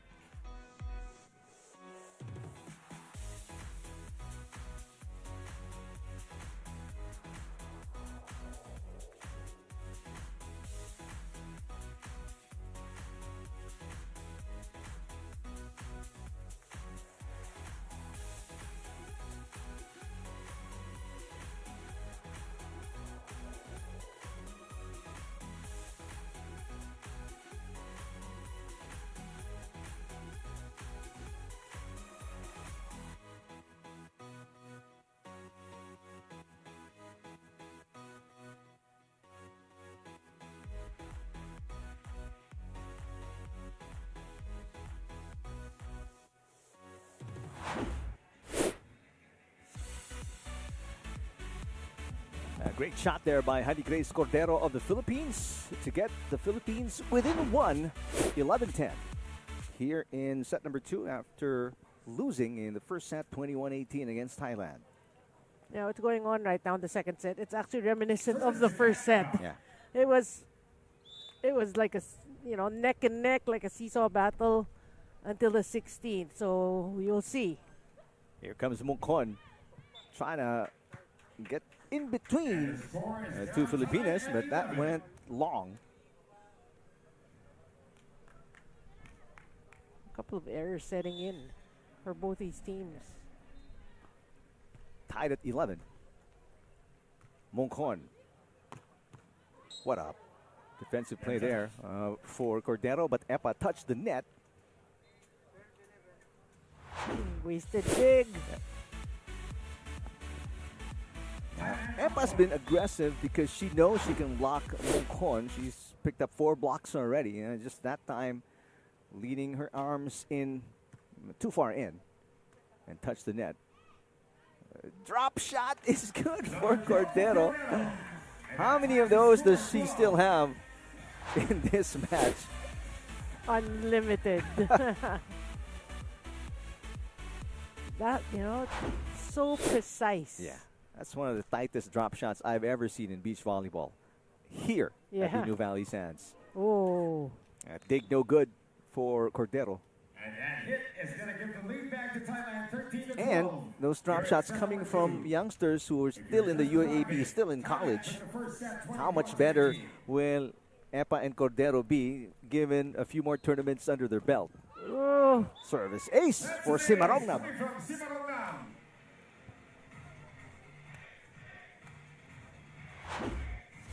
Well, as they get better, they will add more variety to their arsenal. So, yeah, of course they will get better. This is their first international tournament after the UAAP.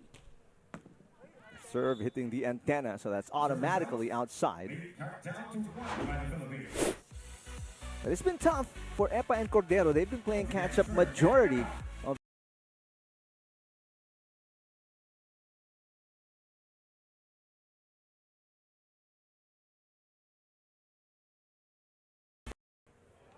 chance. Cordero to tie. Here comes Mungkon, swinging away and scoring 2-point lead for Thailand. For M.Salinda Mungkon actually not taking any more chances. She's going for these strong hits.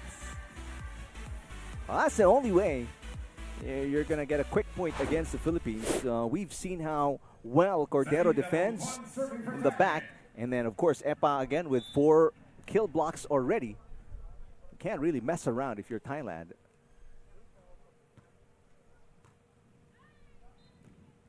Cordero. Simarongnam. Cordero with a dig. A tough chase, though. That was too far for Epa. And it's now 15 to 13 or 16 to 13. You appreciate the effort.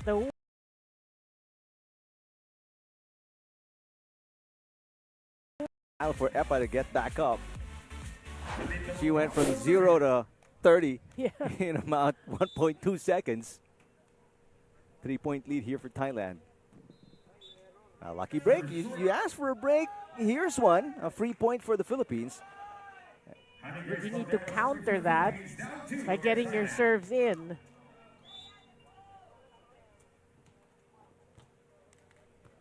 Mongkon with a short pass. Salinda Mongkon on the attack. Yes. Exactly what they needed to stave off this Philippine run. And she's getting comfortable there. Yeah.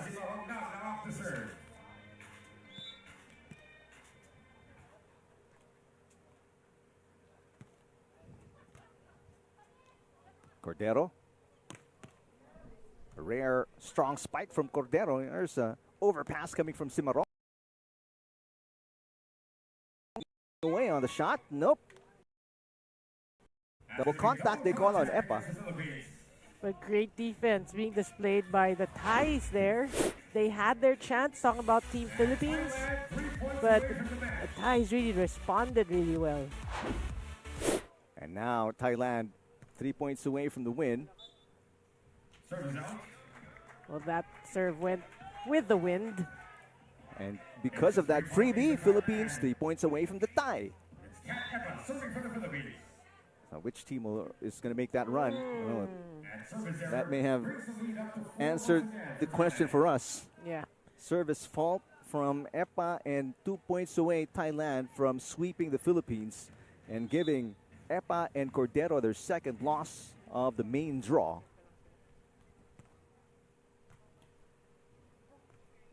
Cordero.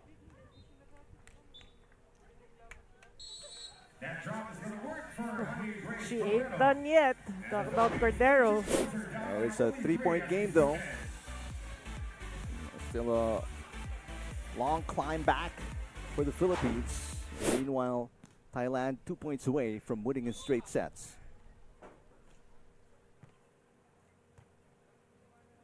Here comes Mongkon. She's been very effective and continues to be. Oh, she's been really smart with her hits here, especially in set number 2. But you will notice, well, it is match point, but you will notice the Thais are actually targeting Cordero. They're going to, risk it all with the drops of Cordero. Chance to put it away now. S.Samitta Simarongnam. It's on the line, and that'll do it.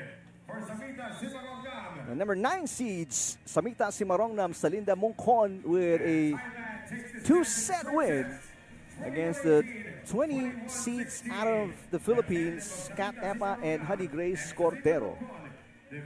Wasn't easy.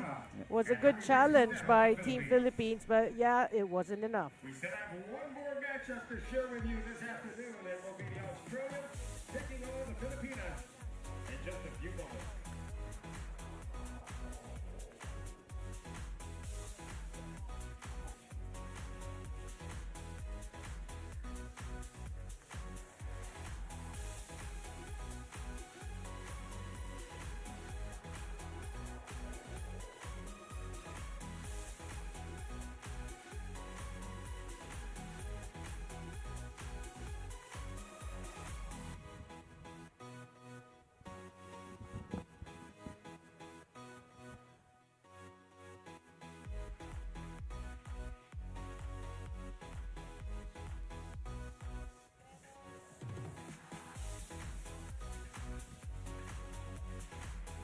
While the Philippines, Epa and Cordero put up a good fight, and The scoreboard is an indication of that, but still, S.Samitta, Simarongna, M.Salinda Mongkon with much better beach volleyball play in 2 sets. Yeah, but we have to say, the Thais are seeded 9th in the tournament. That's pretty high against a team that is seeded 20 out of 20 teams. But a great effort. Let's look at some numbers. Attacks, we saw the dominance of Thailand, 25 to 15. Blocking, I mean, that's something positive to look at. The 4 blocks, you're the smaller team.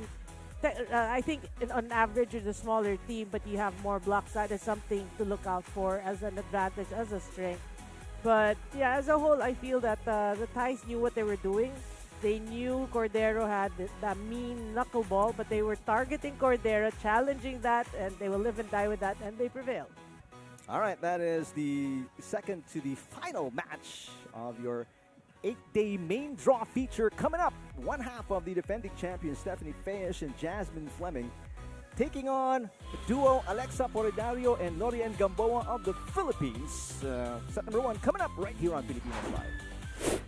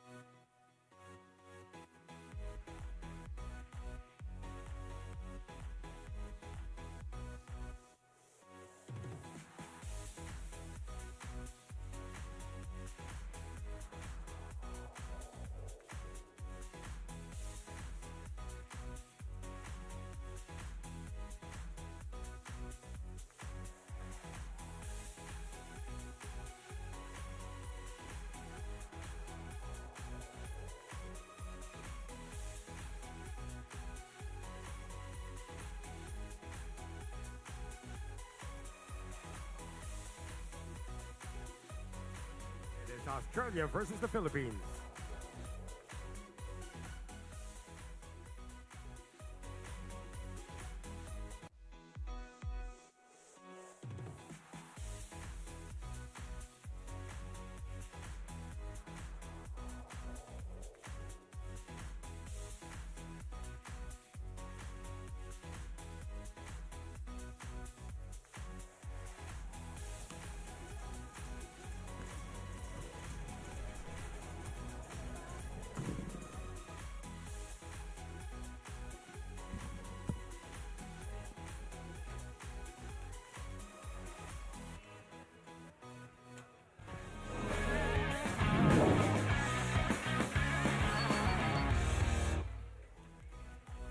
Welcome back to Nuvali Sands, where we give you the results of the first two matches of the PM session before we get to the final match of the day.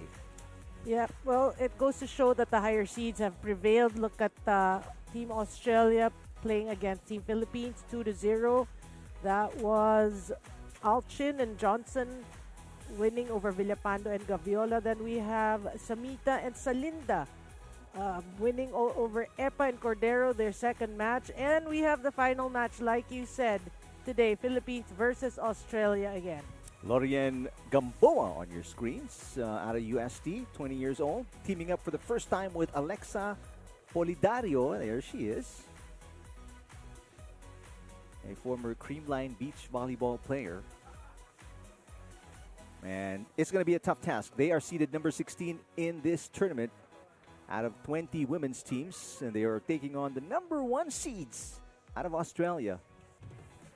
That is Jasmine Fleming without the cap, and Stephanie Fejes, one half of the defending champions, teamed up with Yana Milutinovic in the Nuvali Open last year. Yeah, it will be tough. But what you want really is just for them to challenge. You know, give a good match, and you never know. Fejes and Fleming have played twice already, one time in the juniors and another in the Beach Pro Tour. That's in the seniors division. Meanwhile, for the duo of Polidario and Gamboa, it is their first pairing, and they will continue on until the Nuvali Futures early May to try and solidify their partnership, chemistry, and all that. Polidario is 26. She is on the right side of your screens. Gamboa, we mentioned, the younger of the two. Tough task. Try to get a W for the Philippines to close out day number 1 of the second Nuvali Open. Well, our only success is Progella and Pagara in the women's side. In the men's, it's Varga and Buytrago. That's right. Take a look at the conditions. A little cooler at 31 degrees and a bit, From 32. bit windier at 21 kilometers per hour. Yeah, but we have to say it may be hot, but the wind is there. Yeah. That's why during the match you can see the wind factor affecting serves. But first, let's meet our officials. Our first referee from Singapore, Andy Sol. Our second referee from Iran, Hassan Bazdarhava.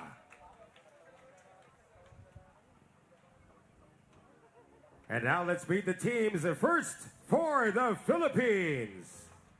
Number 1, Alexa Polidario. Number 2, Lorien Gamboa. And their opponents across the sand from Australia. Number 1, Jasmine Fleming. And number 2, Stephanie Fejes.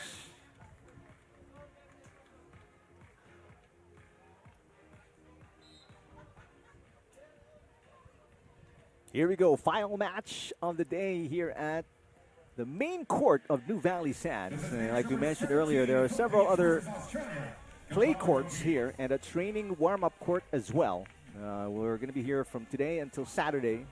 Action starts at 8 in the morning, and the final match is scheduled at 4:30. And this is a 4-day tournament. Yep. From April 2 to 5. Fejes setting it up. Fleming. And it's popped up but irrecoverable for Gamboa. Well, on paper, and when you're looking at the court, you will see the height advantage Australia has over the Philippines. Fleming is 6 flat.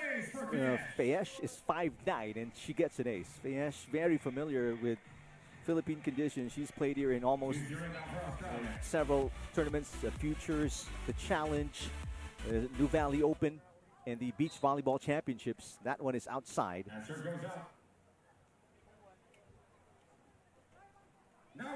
First look at Lorian Gamboa, former team captain of the De La Salle Zobel Juniors volleyball team, now transitioning to beach with UST. And she gets an ace. Well, they can target. We've seen that in other matches wherein serves was a huge factor.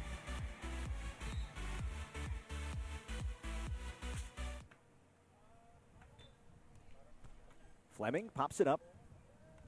Jasmine Fleming. And that one outside. So the Philippines gets a 1-point lead. Well, this is the best start you'd hope for the lower ranked team from the Philippines. What a major upset this will be if the 16 seeds out of the PH get a big win here. A nice knuckleball to the back row for Fleming.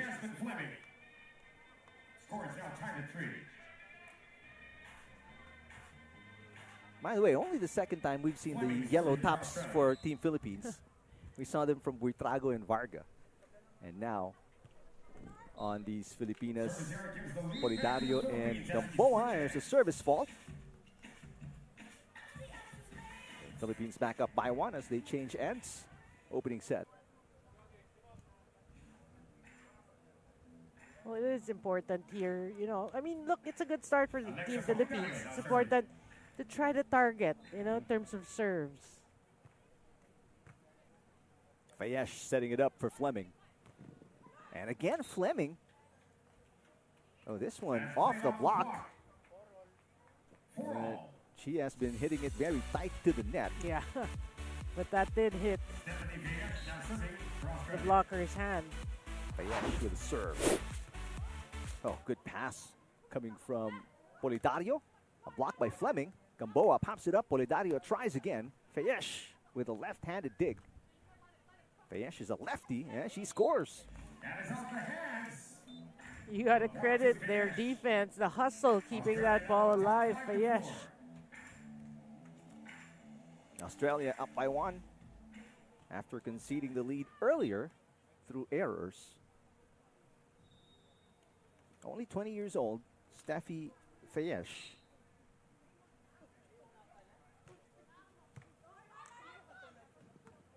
Good save coming from Gamboa. And the cut shot. Wow. Almost a great dig for Fejes. You like the angles that Polidario and Gamboa are trying to go to. Great shot selection for the Philippines to tie the game at 5. Lorian Gamboa serving to Fleming. Pass goes over. So a chance here. Gamboa on the attack. Nice off-speed hit. Gamboa gives the Philippines the lead via an attack. You can sense the team or the pair from Team Philippines are very aggressive here at the start of the first set.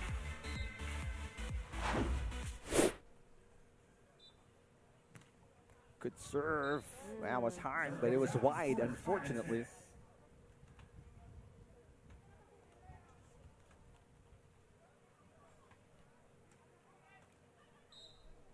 22-year-old Jasmine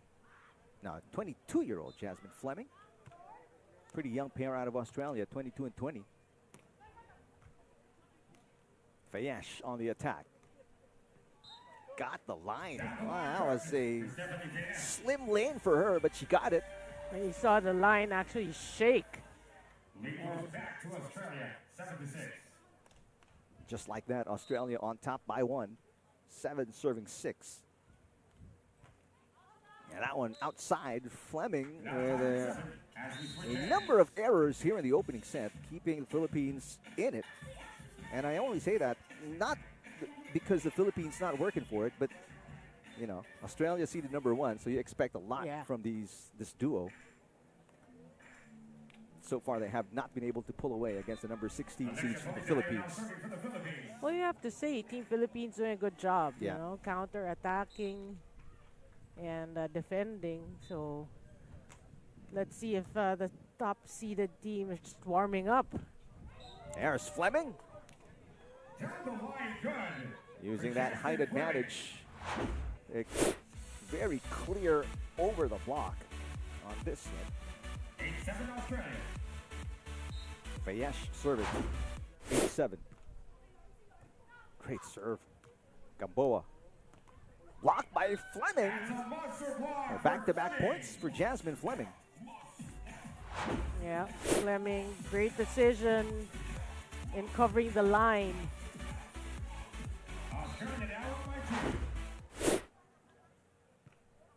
Fejes with a serve. Good pass coming from Gamboa. And the knuckleball, yes! That touches well against Australia. So, like what you mentioned, Noreen, I mean, great fight being shown here by this newly formed duo from the Philippines. You know, if there's one thing that they can learn from the previous matches, from like Epa and Cordero's knuckleballs will work. Yeah.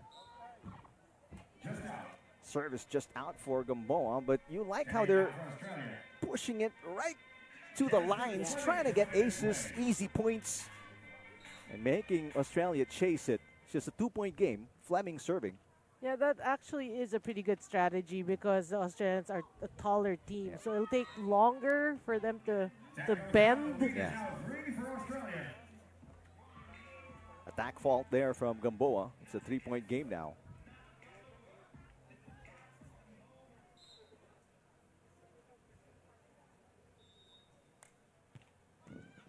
And again, Fleming really trying to get warmed up, so to speak, here in the opening set. A lot of errors from her. And at the service area.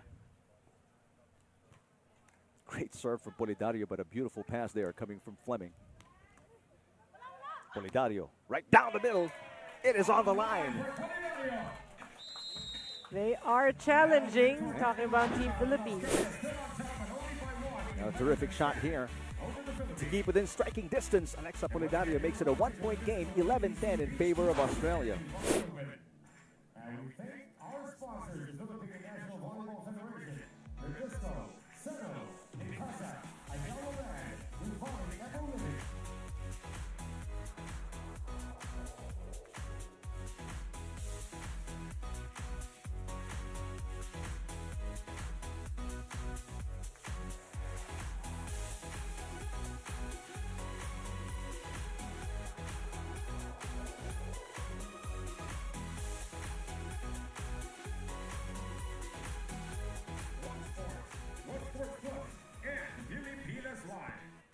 Take a look at the previous winners. This is from the first Nuvali Open. Yeah, you have Yana Milutinovic, Stephanie Fejes, and Jasmine Fleming, Georgia Johnson. You know, these are familiar names, and you did say player movements and new partners. And the goal is really to create sustainability in terms of partnerships. Fleming rising. There's a block touch against Gamboa. And off the check ball, the point goes to Australia. 12-10. Stephanie Fejes now serving.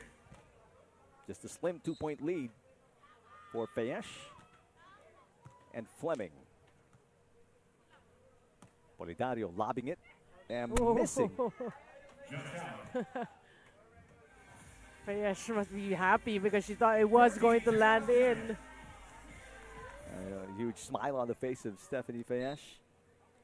Now a 3-point lead once again for Australia. Service out. Serve goes out. Again, just like indoor volleyball, that risk, you load up on the serve. Good chance you get an ace, but equally good chance to send it outside. Yeah, because in beach volleyball, just a little gush of wind will Yeah. actually alter the serves. Fleming got it. Bam. Away by Jasmine Fleming.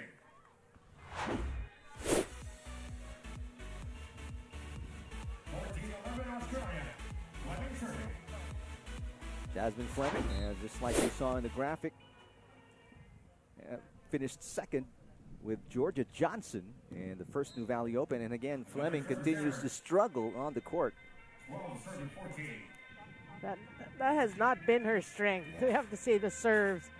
I mean, it's good for them that they've built a 3-point advantage now too with that error. But the Philippines, Alexa Polidario returns the favor. In favor of Australia.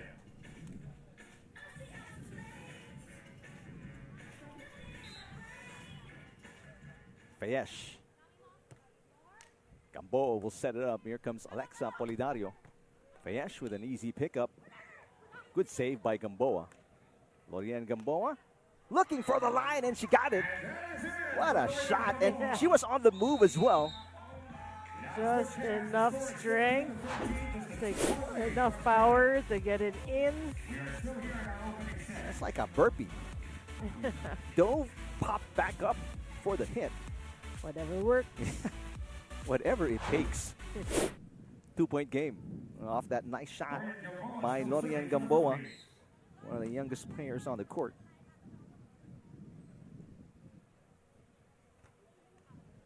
That serve is just outside. Back-to-back service faults for the Philippines.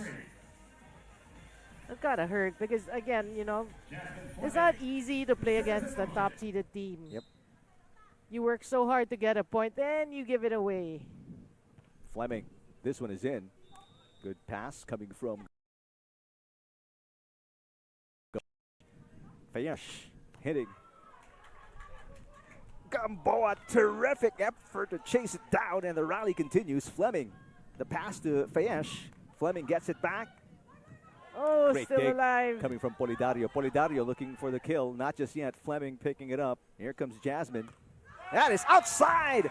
Oh, the effort to defend paying off for the Philippines. Yeah, you know, that point, they may still find themselves down, but the small victories you celebrate, that was a really hard-earned point And for a Team Philippines. major confidence booster. Should be.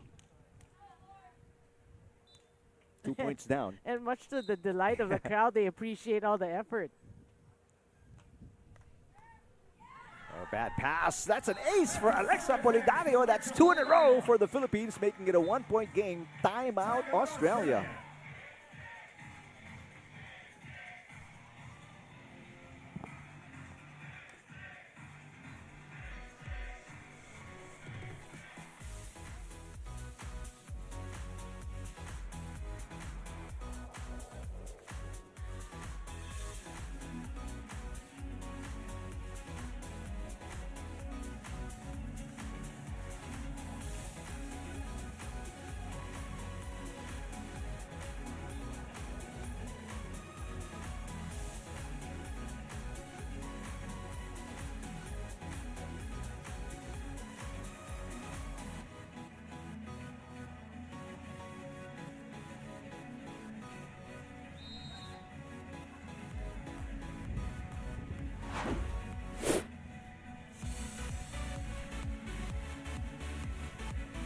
And here we go, back at the main court of Nuvali Sands, where the Philippines, the duo of Polidario and Gamboa, putting up a good fight here in the opening set against the #1 seeds out of Australia.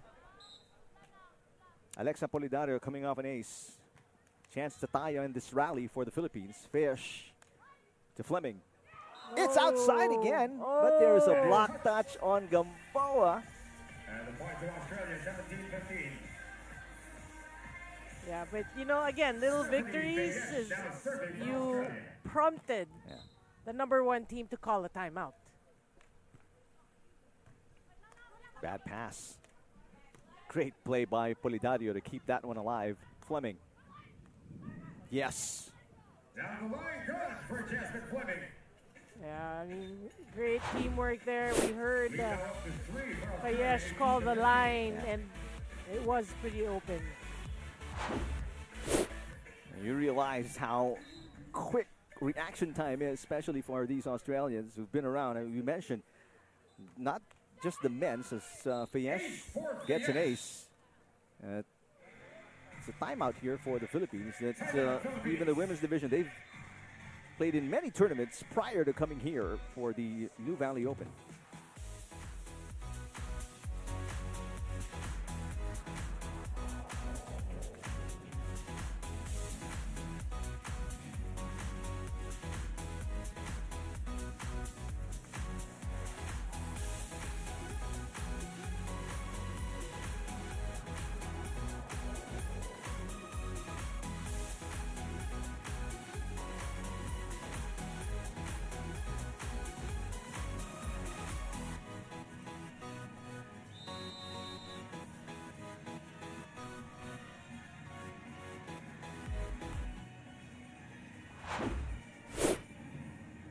Polidario and Gamboa in a hole now, down by 4. Australia just 2 points away from winning set number 1.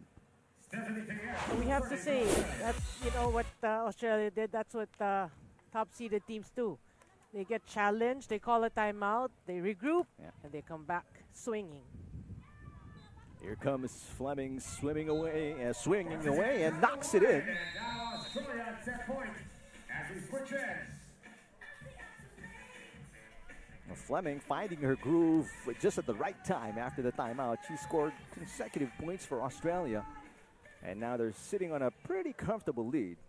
Serving for the set, Stephanie Fejes. It was what, 16-15? 15, right. And that's just outside for Fejes. They want a challenge. So ball mark protocol here as the first referee comes down to check it out. Here, that is in. That'll be the set.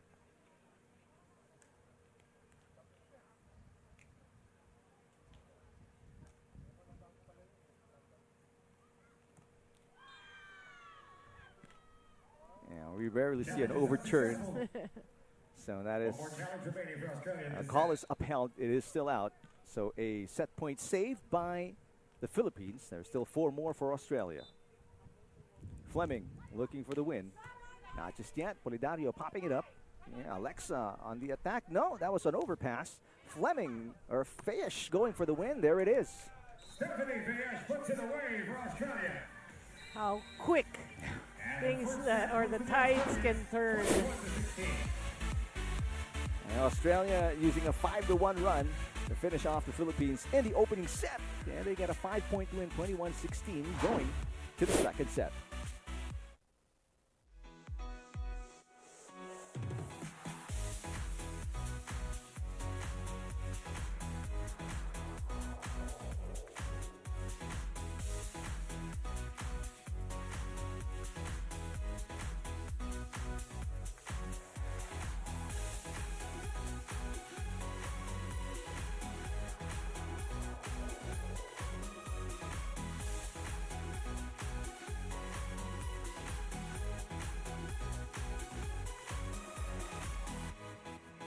Set 1 highlight is what we're looking at. 21-16. A win by Australia, the number 1 seed against the number 16 seeds out of the Philippines. Well, it wasn't an easy win for the number 1 seeded team.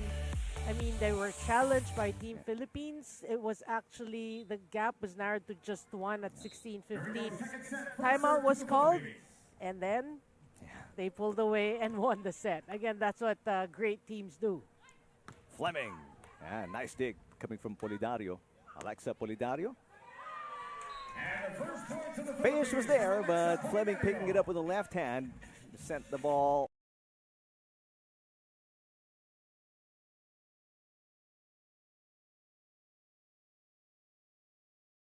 Yeah, Polidario really showing us her digging chops so far in this match. That service out. Terrific instincts by Fleming to let it go. Stephanie Fejes now serving for Australia. You see what she's doing? She's looking at where the wind is blowing. The wind is blowing. Yeah, she picked up some sand and tried to check where it was blowing as she let it go. with her right hand. Overpass coming from Fejes. Gamboa. That's tough. I mean, ball coming from behind you, spinning around. Yeah. Timing. Again, it's easier. It looks easier than it actually is. Right. When you go for the jump, there's gravity and all the conditions. Gamboa looking to make up for it. Back-to-back errors for Nodirjon. Gamboa. 3-1 in favor of Australia.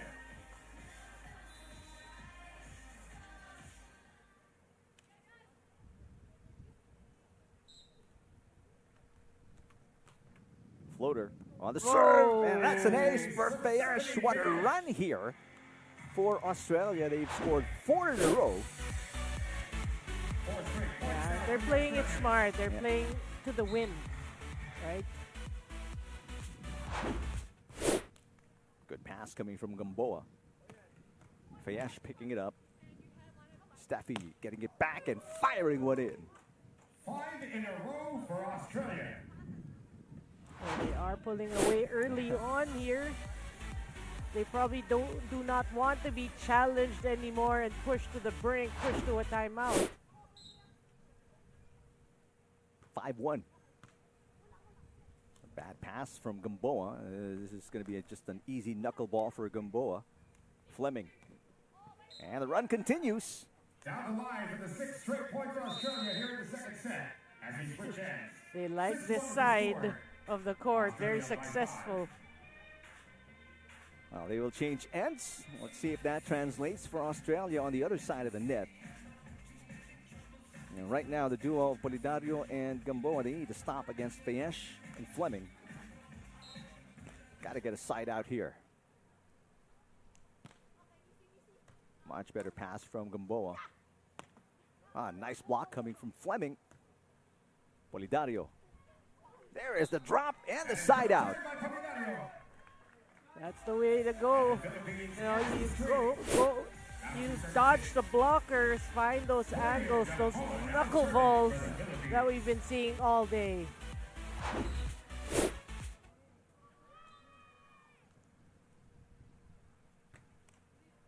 Good serve from Gamboa. On 2 for Fejes, and not allowing the Philippines to make a run. Yeah, Fejes is a lefty.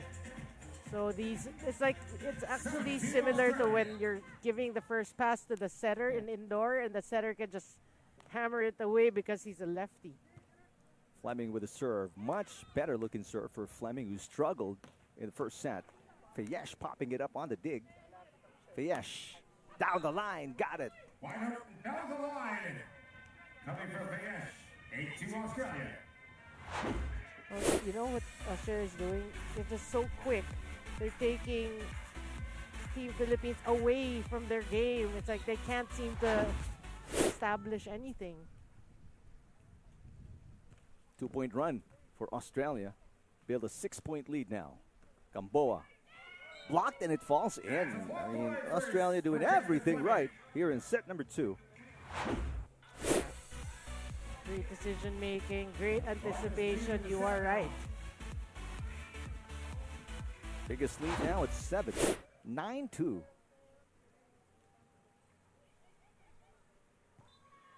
That serve is going to be wide. Serve goes out, point to the Philippines. 3 Fleming looking for the angle, trying to serve it to the far side of Gamboa, but missing the mark.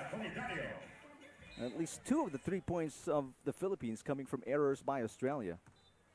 Great pass from Fleming, and another on-2 play there for Fejes. Because it's so quick, the defense can't seem to set up. Again, no runs for the Philippines.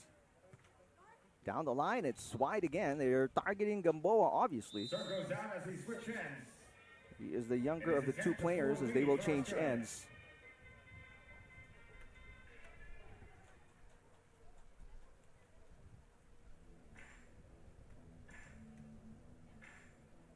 Six-point lead for this duo, Fleming and Fejes. And they won by 5 in the opening set. Good serve again from Gamboa. And again, on two for Fejes. They're speeding up this second set, and they're winning. It's like they're in practice, and the drill is hit the ball over and the second touch. I mean, it's a great receiving number one of Fleming. Yeah. Just sending it perfectly to where Fejes needs it to be on the second touch. Polidario. And Fejes. And that one in again. Another run here for Australia. Now they're up by 8. Fejes is going to town.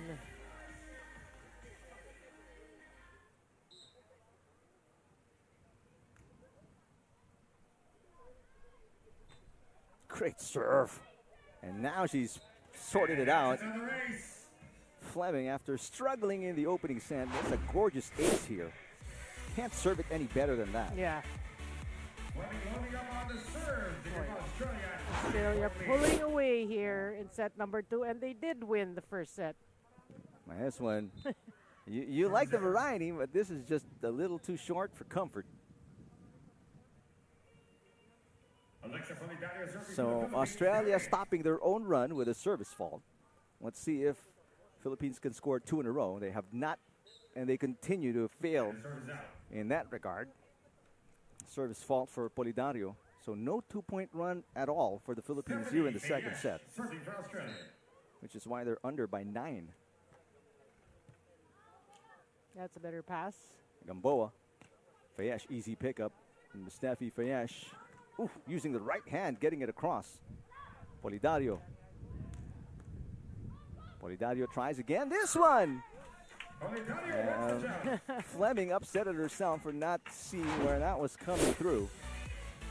Yeah, because she was there, Yeah. you know, talk about Fleming, just not able to establish or keep herself squared for that.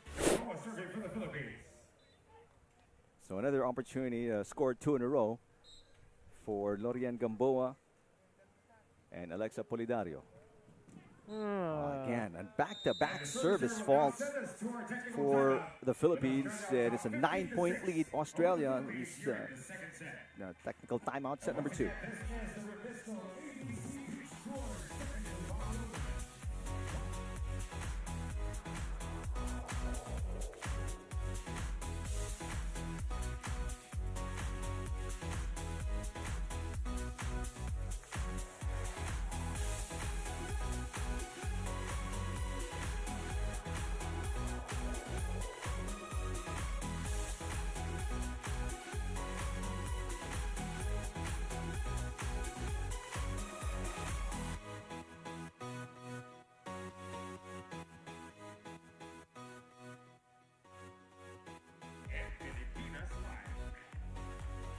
And here are the seeding points and the ranking of the women's. Yeah, top 3 from Australia. No, that's New Zealand. Polly and McDonald is New Zealand. Yeah, sorry. That ought to be New Zealand. The serve down to Jasmine Fleming. It is 15-6 Australia. Nope. Service fault there from Fleming. And we're going to have a challenge by Australia. They will challenge it, though. It looked wide from where we're sitting. So another ball mark protocol.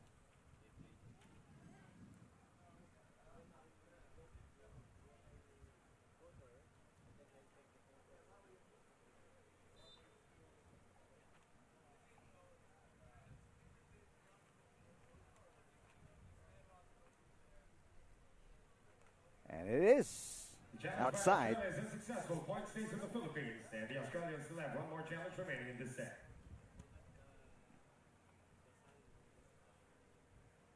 Biggest lead was 9 points for Australia. It's right now at 8. Good serve again from Gamboa. Oh, but a quick 1-2 for Fejes. Back to the drill. Again, a great pass by Fleming. Got to credit that as well. At first you thought it was an overpass, but it actually is set up to be that way. Service fault for Australia. Still no 2-point run for the Philippines here in set number 2. Wrong server. It should be Lorian Gamboa. Chances of the Philippines to stay alive here in set number 2 getting slimmer by every point scored by Australia. Here's the first 2-point run for the Philippines. Service ace by Gamboa. Target Fleming.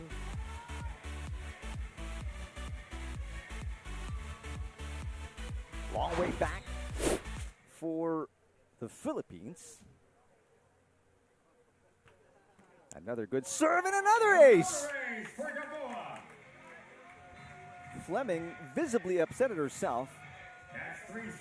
It's like you press rewind and then play, and then it looked the same as the first ace. Obviously not squared up for the reception. Jasmine Fleming, now she appears more alert. The change of target. They send it to Fejes. Fejes lobs it over, and that's a miss. So 3 in a row for the Philippines here to make it a 5-point game. Timeout again, Australia.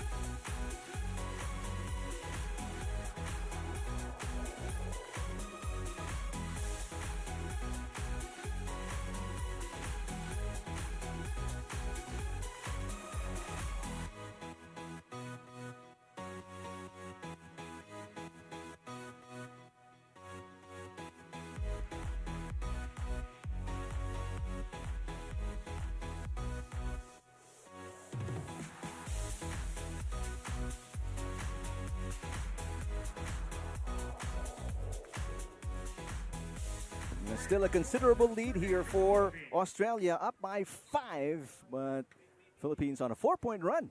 This is a good run.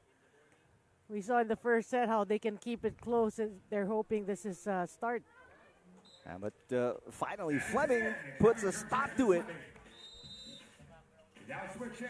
And if you will recall, every time, or that one time that Australia called a timeout, they just run away with that first set. That's a 16-5. They made a 5-1 run. Let's see if they can do it again. Good serve by Fleming straight to Gamboa. Looking for the side out. They got it. Nice shot by Gamboa against a taller Fleming. Yeah, just hitting it smart.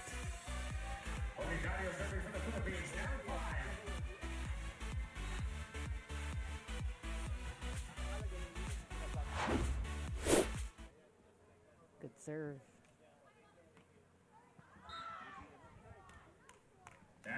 Boy, this is not the same team that started this set. We have to say it looked like they were going to run away with the second set, but don't look now. Errors here and there, and it's just a 4-point lead.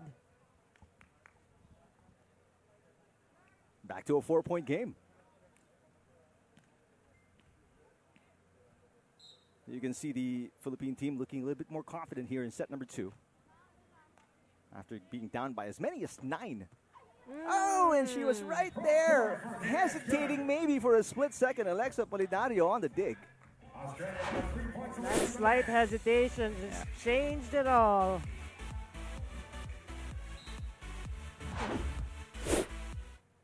Will that do it? Yeah, I think that hesitation has put Philippines in a hole that they may not come out of. Nice ace for Fejes. And now Australia 2 points away from winning the match in straight sets. Boy, you know, Team Australia just does a good job, right? I mean, they get challenged, but they know how to come back. But still an error. Still a 5-point game. Very comfortable cushion down the stretch here for Australia.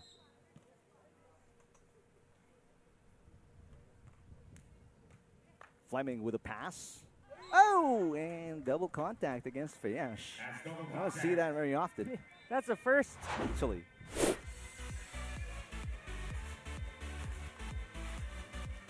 So, back to a 4-point game. This is the closest Philippines has been since being down by 9. And another ace as Gamboa keeps going at Fleming. We have a set here.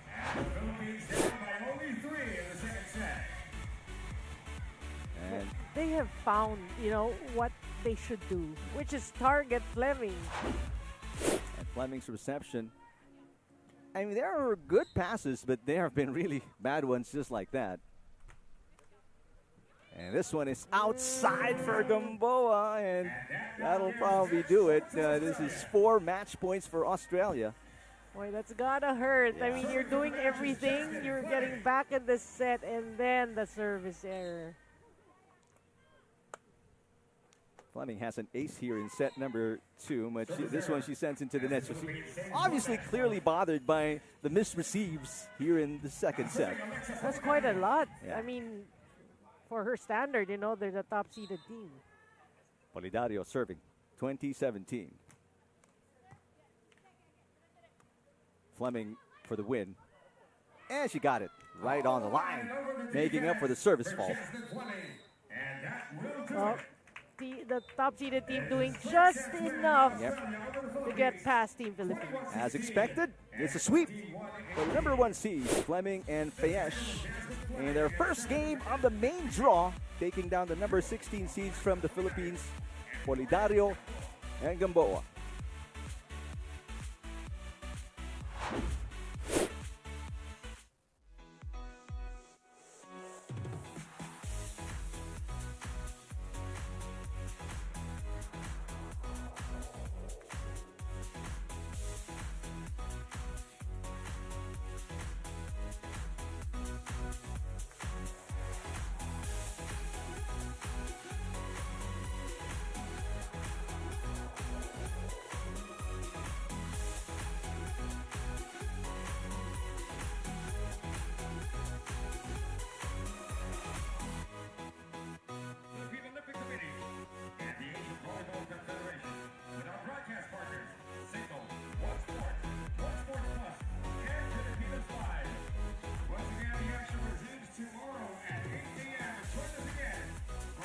Fleming and Fejes with a sweep against Polidario and Gamboa in the final game of the first day.